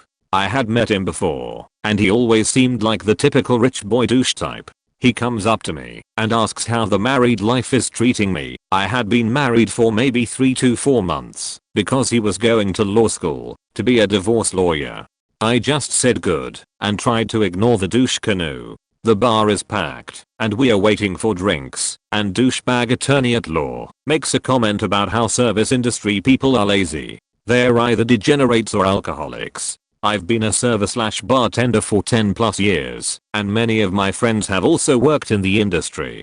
My first reaction was to clock him, but I knew better. I told him it's because he's an asshole and no one wants to serve him. And to prove it, I bet him $50 that we could walk into the bar next door and I would have a drink in my hand in less than 5 minutes, while he would have to wait at least 20. What he didn't know is that next door were 2 friends I worked with at a previous restaurant. I walked in, flagged my friend down, and ordered my drink, and informed him of what Rich Boy said. He of course spreads the word to the other bartenders, and he waited at least 30 minutes. Needless to say he paid for my tab, and a nice tip for the bartender. My favorite are the stories of my rich friends trying to one-up our richer friends. I was in a friend group that was very diverse, and ranged everywhere from the ultra wealthy to the poor. I wasn't rich by a long shot, but I was very comfortable. I miss those days. There were a lot of friends who were comfortably in the 1% of the top 1%, but we also had a friend who was a bona fide multi-billionaire, the top 0.001%. The thing is though, she was insanely humble. There was no point in trying to compete, but that's exactly what rich kid syndrome is all about. If she took her jet to Dallas for lunch, the other kids would get pissed that they might be upstaged, so they would charter a flight and fly them and their entourage to New York for dinner. We would be at the lake, and they would pull up in their big $80,000 ski boats blasting rap music. She would quietly try to sneak in on her $150,000 wooden cigar boat looking like Jane Fonda from Monster-in-Law. They would get irate and leave feeling upstaged yet again. The kids would complain about dropping $20,000 on a first-class flight to China to have their business meetings. It was such a hassle. Her complaint was how it was a hassle to have to upgrade all of their family jets in order to meet the international aviation requirements to fly a plane overseas. Each equipment box was around $20-30K. Her mom would say, exhaustedly, "Honey, just take the jumbo jet and be done with it." The kids would stomp out and cry to their parents, finally making them break and pay to charter a jet to China. Eventually Mary caught on and stopped hanging out with them because she felt bad that grown kids would try to compete and it wasn't fair to their parents. It's honestly fucking pathetic. My cousin was a personal chef, a jack of all trades, for a rich family out of Australia. They like to winter in the States and have a multi-million-dollar estate in the Adirondack Mountains. One day the father of the family asked my cousin where he could get a really nice guide boat, think a large canoe, that you propel using oars rather than paddles, locally. My cousin, knowing that this guy doesn't go on the water at all, takes him to a local outfitting store for a basic boat. The father hates everything there and wants something better. He then starts asking the store manager if anyone in the area makes classical style canoes/guide boats. He gets a name and address for a local artisan. They just show up to the guy's place and he basically demands a boat from the guy. But since all the orders are custom, the man doesn't have one in stock and isn't willing to sell someone else's boat. They eventually settle on a rushed order for a custom guide boat for quite a bit higher than he normally charges. The father writes the man a check on the spot for like $30,000. 2 weeks later the boat is all done and ready for pickup. My cousin is again tasked with picking the boat up, and it is beautiful. Wish I had a picture to link. They bring it back to the house and the father is like, hey, now I need someone to hang it for me. He calls a local renovation company and has some guys come out and hang the new boat above the family fireplace. $30,000 just to put the boat above his fireplace and never take it out on the water. 19 years old kid home from college for the summer brings a trunk full of booze to the event. I'm working at a private beach club. Spends the whole night bragging about his booze, about college parties, antagonizing the staff. Kid is visibly intoxicated, yet still fully intends to drive off the lot at the end of the event. Staff informs the detail cop on duty. It's a small town. Super rich. Very insular. Always talking about how people from my neck of the woods are trouble. Always making excuses for their own. Cop ignores our warning about the underage drunk kid with open containers in his car. He drives off the lot with no consequences to keep partying somewhere else. Less than half a year later, kid is home from college again. Goes out partying with his friends and gets thrown through the windshield of a car driven by his blacked out drunk friend, also 19, and dies from severe physical trauma 5 minutes from his house. That dude would probably still be alive today if that cop had done his job. Ditto his family and his community. His death was totally preventable. But not to these people. I've been back to that same neighborhood in the years that have passed since. The parents are still giving the underage kids booze, still letting them drive drunk, still blaming anything bad that happens on every town and every neighborhood but their own. I know the owners of one of the most successful restaurants in my city, but just as casual familial acquaintances, but enough to get my girlfriend a job at his restaurant. He has a son and daughter who I didn't really know too well, just knew that they were incredibly spoiled, especially the daughter, so here's a few little tidbits about them. Daughter just turned 25. Daddy bought her a brand new Mercedes, not sure which model, but easily a 60-70k car. Daughter becomes hysterical, wildly sobbing and yelling because it wasn't the color she wanted, and she didn't even have prior knowledge she was going to be getting a new car anyway. Already had a new Range Rover as well, and made daddy buy her a new one in the color she wanted. And another story about them, the father owns multiple restaurants/bars, all of which are on the higher end and all in fantastic locations in our city. So, now that his kids are around 30, he decided to give them one of the restaurants to own and manage and basically just create in their image. His son is a really cool dude and we have become pretty good friends since my girlfriend started working there, but he has serious anger issues and a serious on and off drug problem. Anyway, the restaurant/bar he gave them control of was the spot for rich people to go out to and spend tons of cash and buy the multi-$1,000 bottles of wine and champagne and eat their tapas. It was very highly rated and had a fantastic reputation and was turning a huge profit, and on top of that the servers and bartenders were making amazing money on tips. So his children, who are now in charge, decide to completely reimagine the entire restaurant. They had a complete renovation done, changed the name, and turned it into a casual hipster type bar with sheety cover bands on the weekend. The place is barely turning a profit, if it is at all, lost all of its loyal, deep-pocketed clientele, and if it wasn't for the location it would be dead. Literally within a month after all the renovations and the big plans to have their own bar how they want it, they both decided they didn't want to own and manage a restaurant anymore, and both just bailed on it and threw it all right back to daddy. Yep, they turned his upscale, fine dining, very well loved establishment into a clone of every other bar in the area, and then immediately bailed as soon as they got bored with it. I was from a rural town in the Midwest going to an uppity, private art school. I've seen and heard so many things, but this one girl takes the cake. She made a few odd comments here and there that hinted she was well off. Slowly over the semester her comments unraveled, and we found out she is from a family that is very prominent in a certain business. Anyway, she was actually very nice, and also kind of a ditz. However, she was aware of her ditziness, so it made it more enduring than annoying. All of these things were said innocently. My class was developing film by hand and using our phones to time things out. Our teacher asked us if we cooked, because if we did we'd know how to keep time without looking at a clock. I have a chef, she said without missing a beat. She also casually said one day, have you ever been stepped on by an elephant? It hurts. She also owns giraffes. One day during class we were joking around and said we should ditch class and travel to Europe. I could fly us all there. She said, "Why do you have a jet?" A different kid asked. She responds, "Well, it's not a jet." Also during class we got on the topic of presidents and she chimes in, "Have you guys ever met Bill Clinton? He's a cool dude." Obviously all of us were like, "What the fuck?" And she said, "What? I've been to his Christmas parties." I'll also throw this one in here. This other kid in my class hung a portrait on the wall of his friend sitting on a very ornate couch surrounded by various gold items in front of a giant gold-laced fireplace. The teacher asked where the heck he took that picture, in a palace or something? The kid responds, "That's his house."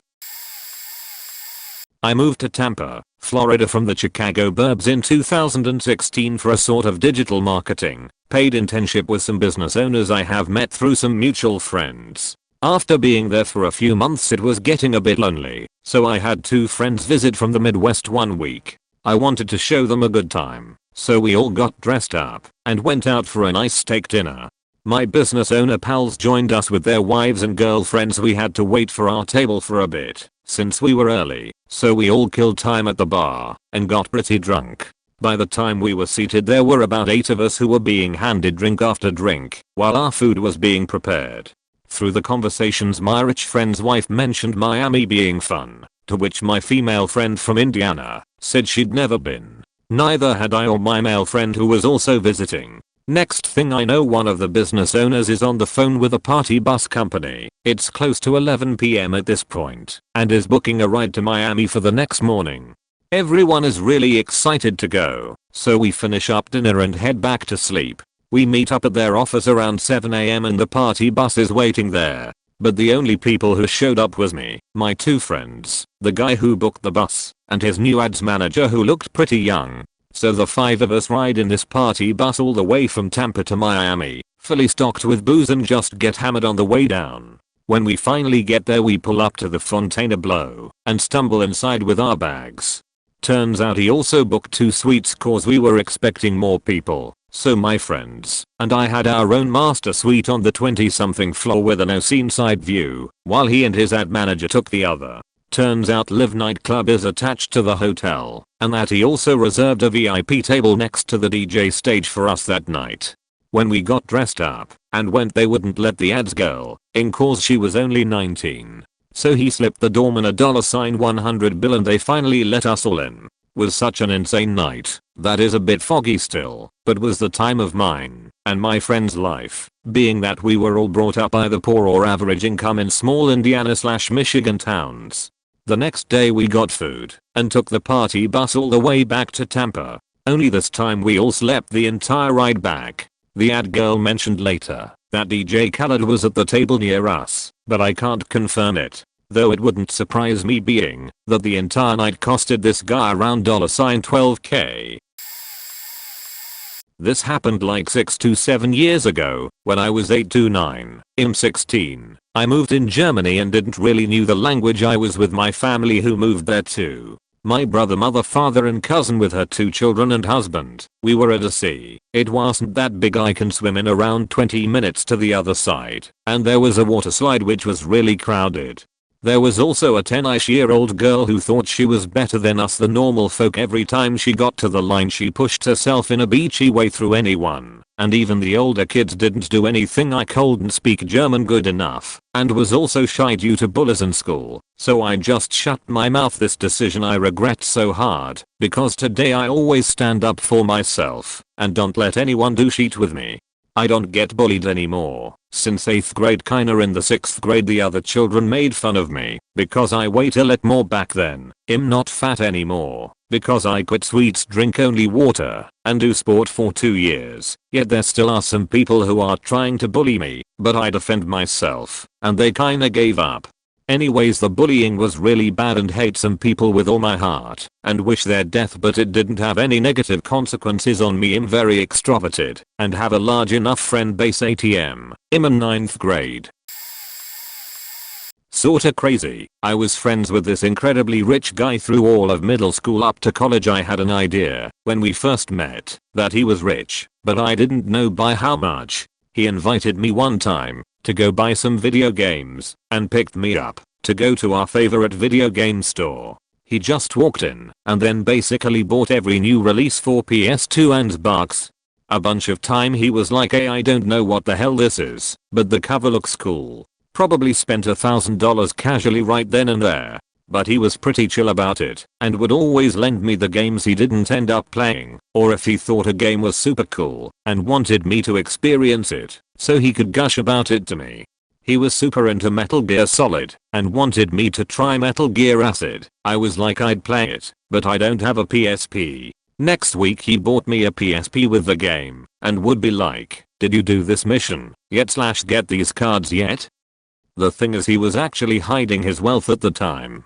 I grew up in the Middle East, so over there it's pretty frowned upon to show off your wealth. So he always kept it under wraps sort of. After we had hung out for more than maybe 2 years is when he started to stop by and pick me up in his Lamborghini or Ferrari. All in all, he was a cool guy, even though he was obscenely rich. I'd like to get in touch with him again, but after I moved to the US I lost touch with him.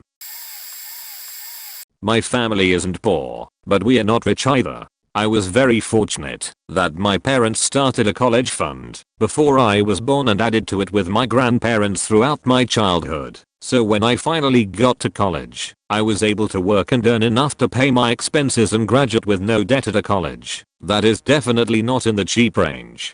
One of my friends I met in college was the son of an oil executive and also an international student, so he was paying almost double what I paid in tuition. This kid was very friendly and bright when he made an effort, but that was rare. His freshman year at our college essentially consisted of spending money, eating out, and wasting time. I remember getting back to my dorm room after class on a Thursday evening and seeing him in his pajamas, as usual, walking back from the bathroom. I asked him if he went to class this week. He said no. I asked him if he was going to class tomorrow, Friday. He said probably not. That was an average week. I remember one time when he ordered the biggest pizza in town just to say he tried it. He couldn't fit the pizza through his door. He ended up eating one slice and throwing the rest away. Could have given it to other students or the homeless or something, but just tossed it. So eventually, not caring about school caught up to him and he was put on academic suspension. He dropped out and re-enrolled at a university in his home country and never told them that he had spent a year at a different school because it would have ruined his average. Now he's graduated and living in a house his father owns in the mountains somewhere in Europe. One of my ex-sex partners, actually. This girl had it bad and was totally, completely oblivious to it. I'm just a humble old redneck boy raised in a trailer on fried chicken and secondhand smoke, so the differences were starkly apparent to me. We only met thanks to the internet. It's hard to summarize just how privileged and attached this girl was. Honestly, that word, privilege, annoys me nowadays, but she was the epitome of ignorant white privilege, if it ever existed. 100% reliant on parents' money and nary a clue. Wasteful behavior, completely self-serving, disrespectful towards parents and authorities. The list just went on and on. What stood out the most to me was how her parents set her up during college. They didn't pay for her dorm, or an apartment, or even just her tuition. No, in addition to paying for her schooling, they rented her an entire house just for her. An entire house. Huge living room, top security features, full-assed kitchen, lavish master bathroom and bedroom, a backyard, the whole 9 yards. She had nothing to worry about but going to school on seldom occasions, and literally nothing else, never mind the stuff they also bought her. And at this time, she wasn't even going to school in our city. She had another man on the other side of the country who she stayed with and went to school there. I'll let you form your own assumptions about that situation. It was what it sounds like. Oh, and did I mention, she was a drug dealer and an addict and had been drinking since her mid-teens? She was practically a low-level gangster, had a pistol sitting on her counter at home. Her parents lived in a huge mansion on an island nearby, paid for literally everything she could ever need, and she sold drugs for some reason. She was also rude as hell to servers in restaurants, I might add, and had very little moral fiber to speak of. I could go on and on. Her whole chubby rich girl existence blew my mind. Here I am, working my ass off for every quasi nice thing I have, and trying to remember my grandma's advice about not being an asshole to people. Meanwhile she has her life on easy street, and abused every facet of it as much as she could. Edit. Oh, and she also tried to pass as feminist. Told me straight up, laughing, she was using a local feminism rally, just as an excuse to get out of some job she barely cared about going to. I don't know why, or when she got one. Plot hole in my story. Sorry. I wanted to tell her she didn't know a goddamn thing about women's struggles. I'm a sponsored gamer at a local PC gaming cafe in Texas. Basically I play Fortnite in tournaments on their dime, and help out around the lounge. Every Wednesday and Sunday, we get to deal with the Fortnite kids. The Fortnite kids are a group of about a dozen kids/young adults ranging from 21 to 13 years old. They are escorted around town by a driver with a large minivan, presumably paid for by their parents. They play exclusively Fortnite for around 6 hours. They are the rudest, most obnoxious and self-entitled group of kids I have ever seen. Instead of coming up to the desk to ask for help, they will sit at their computers and holler, "Mister, I need your help," until we come to them, no matter how busy it is. They piss on the toilet seats and leave it. They don't flush when they sheet. They will make ramen or popcorn, spill it on the keyboards, pus, and mouse pads and leave without cleaning it up. They are loud. And no matter if there are young kids playing on the consoles near them or not, they constantly swear at the top of their lungs. They are constantly roughhousing and wrestling around expensive equipment. The only reason they have been banned is that they are whales, financially. We have different rates per hour. Based on how many you buy, you get a discount for buying 3 hours, or 5 hours, or a day pass. They will only buy 1, 2 hours at a time, and just constantly come up to the desk and refresh it. They buy tons and tons of sodas and energy drinks, and never finish them. Half of them don't even get opened. If they would get less than $2 in change, they leave without taking it, and not like in a polite way. I've seen a kid hand me a 5 for a 1.50 candy bar then walk away wordlessly while I'm making change. We recently had to give them a 1-month ban for breaking a keyboard and pretending it wasn't them, and changing the background on all the computers to Bourne. I wish they would stay gone forever. I work as a touring audio engineer for an artist. One of our shows happened to be at Hangout Festival in Gulf Shores, Alabama. We had already finished our performance in the late afternoon. Once we were finished loading out, we are free to do whatever we want and take advantage of things like the free artist bars and whatnot. Needless to say, our crew likes to drink and have fun at these festivals once we are done with our work. Fast forward to that evening, and we are a borderline walking shit show. Again, our AA credentials get us anywhere, since we are there working with an artist. So we decided to take advantage of a VIP area to watch Kendrick Lamar's set, since he was headlining that night and this was the best place to watch it from out front. To preface the situation, we are pretty drunk, but always still respectful to concert goers as they are. Why we are there and able to do what we do. We are partying and having a good time in this massive VIP area out front and getting a little wild during the show. That is about the time when we have a group of younger college kids come up to us and ask to see our wristbands. They then had the audacity to tell us to leave when we blew them off. These are festival goers asking us this, like they are security and own the place. I guess it turns out they didn't like how much fun we were having, just like the rest of the crowd, and noticed we didn't have wristbands, but didn't notice our AA credentials hanging by our sides. Keep in mind, to get into these VIP areas, it can cost several $100s to get into these areas on top of your festival ticket. Total spoiled rich kids own at this festival. Again, just didn't pay attention to them and blew them off. They then decided to go crying to a group of security in the VIP area, which ultimately lead them to walking back over with security to check out the situation. One of my crew guys noticed and got our attention. They were about 10 feet away when we realized what was going on. All 4 to 5 of us immediately at the same time hold up our AA credentials and kind of dangle them to be seen. Security immediately shrugs and laughs, realizing what is going on and that we are just having a good time like the rest of the folks in that area, and then proceeds back to their station. We then look at the group of kids right after, and one of these guys is completely red-faced and literally crying with anger. Quite an embarrassing moment for them, as this has now captured the attention of others around us. Sorry you didn't get your way, bud. I know you aren't used to that. Previously posted in r/Talus from retail. As I was coming back from my last break today, I heard the operator over the PA system announce, "Would the owner of the black Cadillac license plate 30th, please report to your vehicle." Not an uncommon page, so I just ignored it and went about my work, trying to finish up a few loose ends before the end of my shift. About 15 minutes later, the page repeated, "Would the owner of the black Cadillac license plate 30th, please report to your vehicle." The operator sounded a little firmer this time.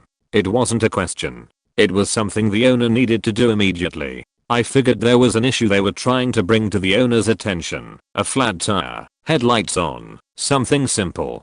Again, I just shrugged it off. A little while later, maybe an hour after the original page, I hear it again. "Would the owner of the black Cadillac license plate 30th, please report to your vehicle. You are blocking a fire exit." There it was. Safety and fire code issues are taken much more seriously. I finished up my work and went to clock out. As I swiped my badge, I heard the store manager's voice over the PA. "Attention customers, to the owner of the black Cadillac license number 30th, your car has been towed. Please see a member of management at the customer service desk." Well, that covered that problem, right? I had to pick up a few things for supper tonight and noticed a low quantity item that I thought a perfect birthday present for my son, who will be 10 in May. The item wouldn't be on shelves until then. I went to make my purchase and was exiting the store, maybe 20 minutes after the page about the car being towed, when I encountered a customer screaming at the cart attendant. The customer was probably in his early 20s and dressed in high-end apparel. Everything about him screamed affluenza subject. "Where is my faking car? I parked it right faking there an hour ago. Where is it? Did you see who stole it?" The customer pointed angrily at a spot of wall in front of a fire exit, clearly marked as an emergency vehicle only zone. The cart attendant shrugged and replied, "Nobody. It was towed off. Go in and talk to management." I didn't stick around to hear the rest, but I'm pretty sure he had to call mommy and daddy to get his car out of impound. And given his attitude, they probably didn't bother to teach him a damn thing from it. Well, when I was working as a receptionist in a luxurious resort with a golf course, an annoying little brat, no more than 12 years old, asked me if he could drive a golf car. We used some of those to get visitors across the gigantic resort, but only the reception bellboys could drive. But this little brat really wanted to drive one. Then he asked me, "I want to drive that. How much?" I replied that he couldn't as a guest, but if he truly wanted to drive, he could go with his father to the golf course and drive one, but it would be $300 to drive there. It's not that price. I just said a higher amount, so he would give up, but then that little douche said, "Okay, I'll want it." I was like, "What the fuck, are you serious? You can't be that spoiled to freely waste $300 just to drive a golf cart around." I said I can't let him do it. I just couldn't. He then just stared dead into my eyes and said, "Call my father." I called, already fumming, and requested him to come to the front desk. His dad just said this, "I'm coming, don't give him anything." 5 minutes later the father arrived. The brat told his version and I explained mine. Then the dad just said, which I laughed hard after, "You will drive nothing, go make some friends. Haven't seen you walking with someone since we arrived." It was savage, but the father did not have better manners. He did not apologize and just kept walking with some friends after. The kid did not bothered me anymore, but he was really insistent to drive that golf car. I felt bad for the kid after, but not very much. Here's a fun perspective from the middle class. My immigrant father, who left Eastern Europe in the 70s during the rise of communism, came to America at the age of 17, married when he was 22, and was a successful small business owner by the time he was 32. I had a rather comfortable upbringing, but I had to deal with some really obnoxious ashalish rich kids with a penchant for casual racism. Wow, for an uneducated foreigner who can't speak English, your father has done well for himself. She says this with total lack of self-awareness. You drive that. Why doesn't your father buy a Range Rover? I convinced my father to buy me a $2,000 '94 Ford Taurus in exchange for working one summer in his company. I figured it would be better to have my first accident in a cheap car. You work for your dad. Why doesn't he just give you money? I don't need college when I'm 22. I'll take my inheritance and become a billionaire at the age 26. He pissed away his entire inheritance through gambling. My personal favorite. I don't understand why poor black people exist. They can easily become rich through basketball. Said by a white Jewish kid wearing FUBU clothing, whose dream was to be a hardcore gangster rapper. But I have to say, holy fuck, the fact that kids today obsess over wealth and fame like it's a status symbol blows my mind. I was taught success was being able to own your own home, car, and have financial stability, not buy multiple mansions, hoes, and become internet famous. Quick backstory. In elementary school I was really good friends with a kid, I'll call him Sam here, who came from a crazy rich family, but being as young as we were I don't think he actually realized it. When we got into middle school he finally understood just how rich his family was. It went to his head, and our friendship ended around that time. Anyway, one day during woodshop, we were making technical drawings and Sam's pencil broke. He didn't have another pencil, so naturally he asked if anyone else had one he could borrow. The kid sitting next to Sam, we'll call him Jake, handed Sam a pencil and went back to work. Sam held the pencil in his hand, turning it over and examining it thoroughly for a while before loudly exclaiming, "I don't use poor person pencils," and hurling the pencil back at Jake.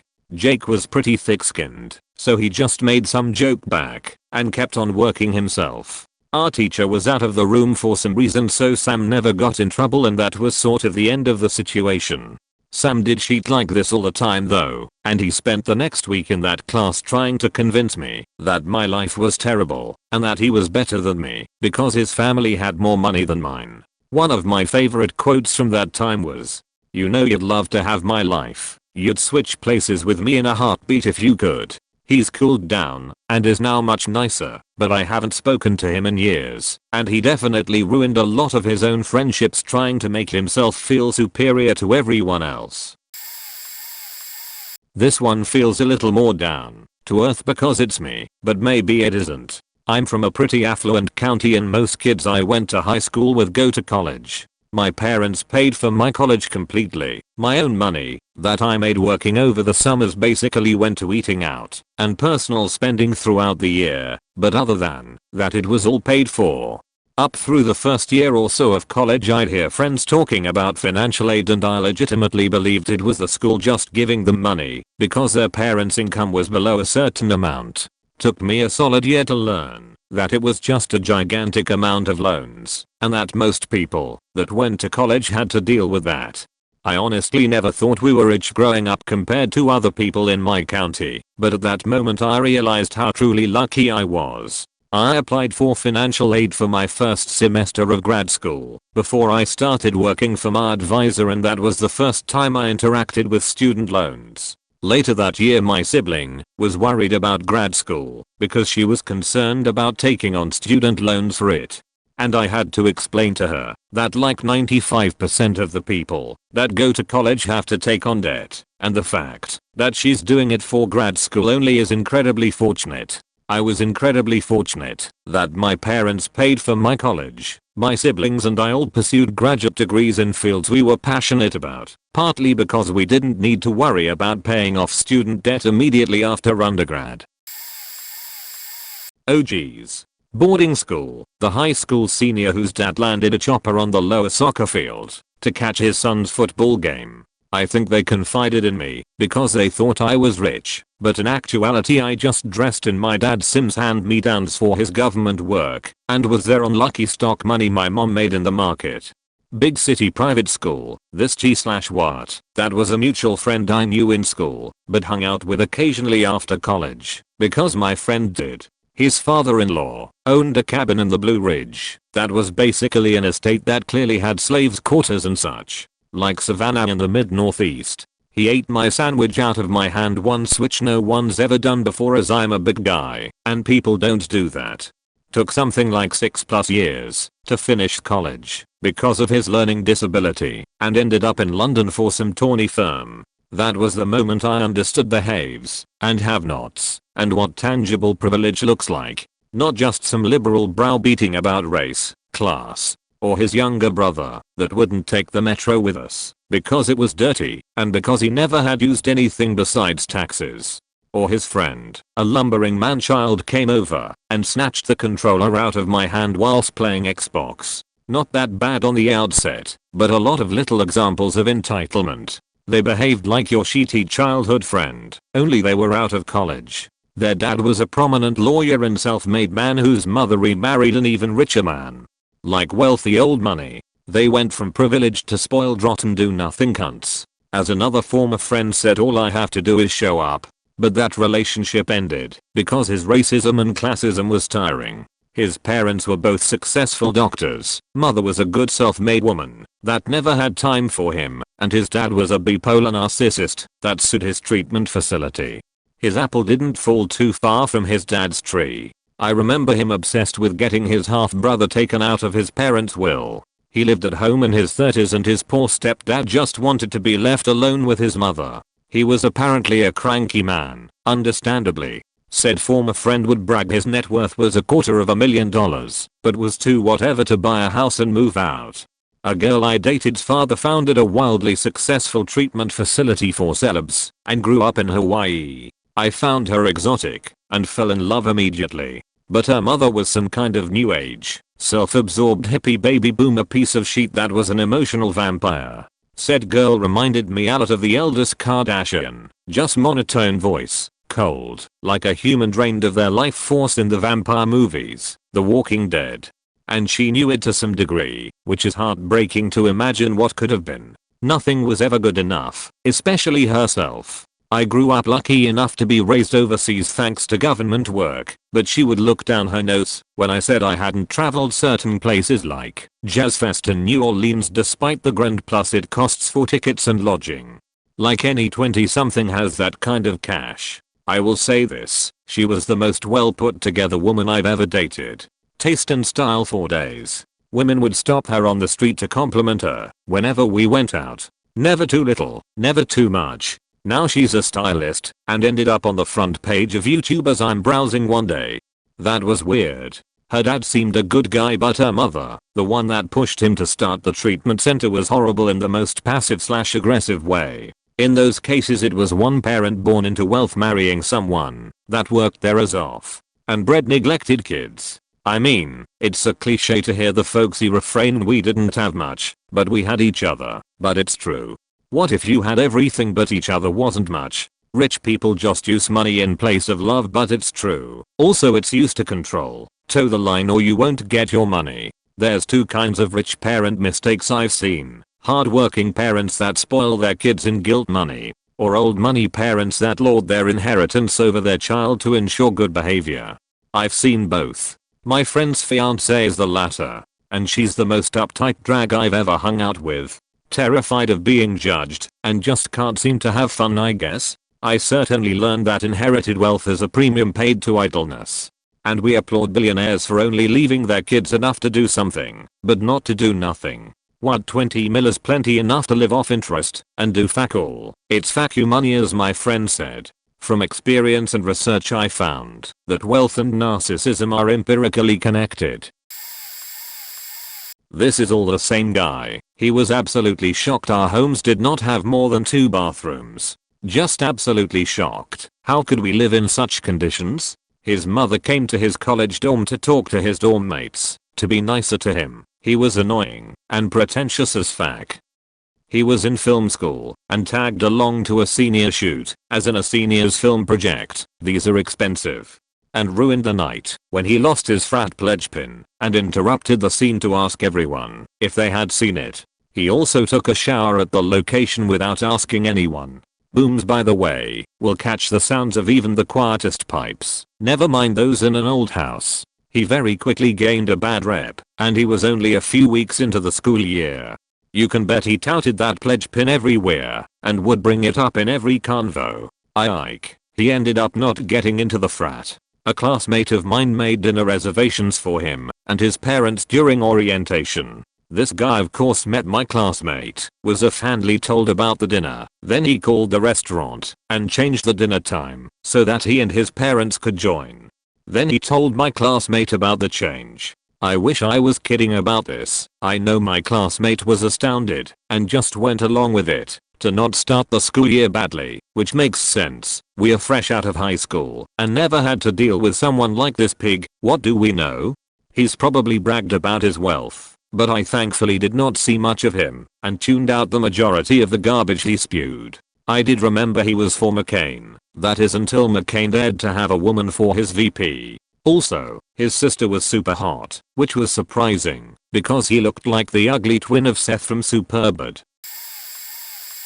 My parents sent me to private Christian school despite not really being able to afford it. I didn't fit in the greatest because most of the kids were from upper middle class families. Most of the kids weren't bad and would give me stuff from time to time. But there were a few that fit the rich spoiled kid reputation that you assume go to private school.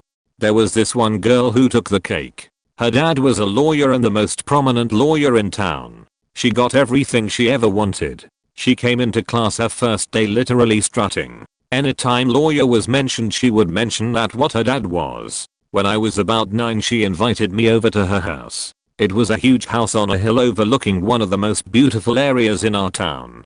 She had taken over the master bedroom while her parents built a whole new one for themselves. She spent most of the time showing me all the different things she had and how much they cost. Dolls that cost $100 plus and that sort of things. Then showing me just how nice her home was and how expensive everything was there. She later went to a birthday party that I also attended when we were in our early teens. She basically brought a bag full of expensive clothes and perfume. A couple of girls got mad at her constant snobby behavior and hung all of her thongs she brought with her, who brings like 5 thongs to a sleepover, and hung them up in the bonus room we were sleeping in, and sprayed one of her perfumes. She brought like 3. All over the room. A bunch of us didn't agree with it, but we couldn't talk them out of it. She lost her sheet and went on to tell all of us how much everything was and how we would all pay to replace it. We all just laughed at that point. Someone asked why she cared if she could so easily replace them, since she had so much money, and she just huffed and pouted for a while. She used snobby rich kid. When I was young, my family didn't have a lot of money, no cable, dial-up internet until we moved houses, etc. But we always had enough for small things here and there, very middle class overall. I wanted to play football, and my dad suggested I play through our church program. I said sure, and I did it. Lo and behold, the kids at this Catholic private school were rich beyond belief. The coaches were dentists and doctors and financiers, as they were the boys' fathers. They'd all show up in their Escalades and Hummers and all. I don't remember many specific instances, but I played with and knew these guys for about 7 years, and throughout that whole experience, the amount of blatant waste and greed I witnessed have left a lasting impression on me to this day.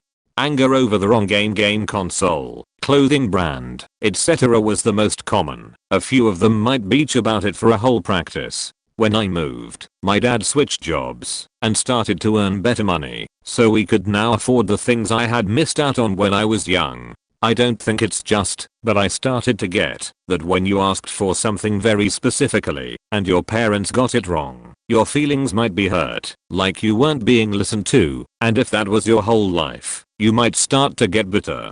Having seen a little bit of both sides of the coin, I think I understand why people act the way they do sometimes. I'm not defending the behavior, but I think most of the time, these meltdowns tend to go beyond, it's in the wrong color, wah. Nothing is owed to you in life, but if your parents ask you if you want something, and then you tell them very specifically what you want, several times, and they still get it wrong, every time, it would start to weigh on you. When someone grows from adolescence to young adulthood, they lose that pass, so from 14 down, I give the benefit of the doubt. I don't know if that kid is getting the attention it needs or not, and if this is how they get that attention, however unhealthy it is, I won't stand in judgment. However, from 15 and up I start to hold them accountable. If you've accrued that much experience, you either have the humility you should, or you have been extended the opportunity to grow that quality. If you choose to act like a child past that point, it's on you, and you're a dick.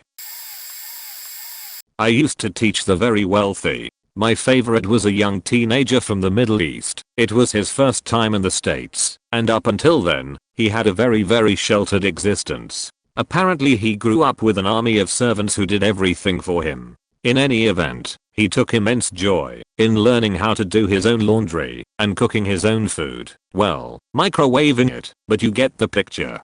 He was also incredibly bright and hardworking. Even at his young age, he felt he had a responsibility to be successful for his country. What makes this story crazy was that towards the end of my teaching gig, he asked what I would like as a farewell gift. So I told him that I generally preferred a heartfelt thank you letter than some sort of small trinket. Unfortunately, he took that to mean that I wanted a letter and something big. He gave me a lovely letter and a freaking car, which I could not accept because of complicated reasons. To this day, I have no idea how a 16-year-old kid from Kuwait managed to buy a car. My least favorite were these diplomats twins who wanted to attend an Ivy League graduate program, but literally did not know their multiplication tables. I had to somehow get their GRE scores up to 1000. This was over a decade ago, which was well below the average applicant score. Apparently their daddy promised a rather substantial donation to the university if his daughters were accepted.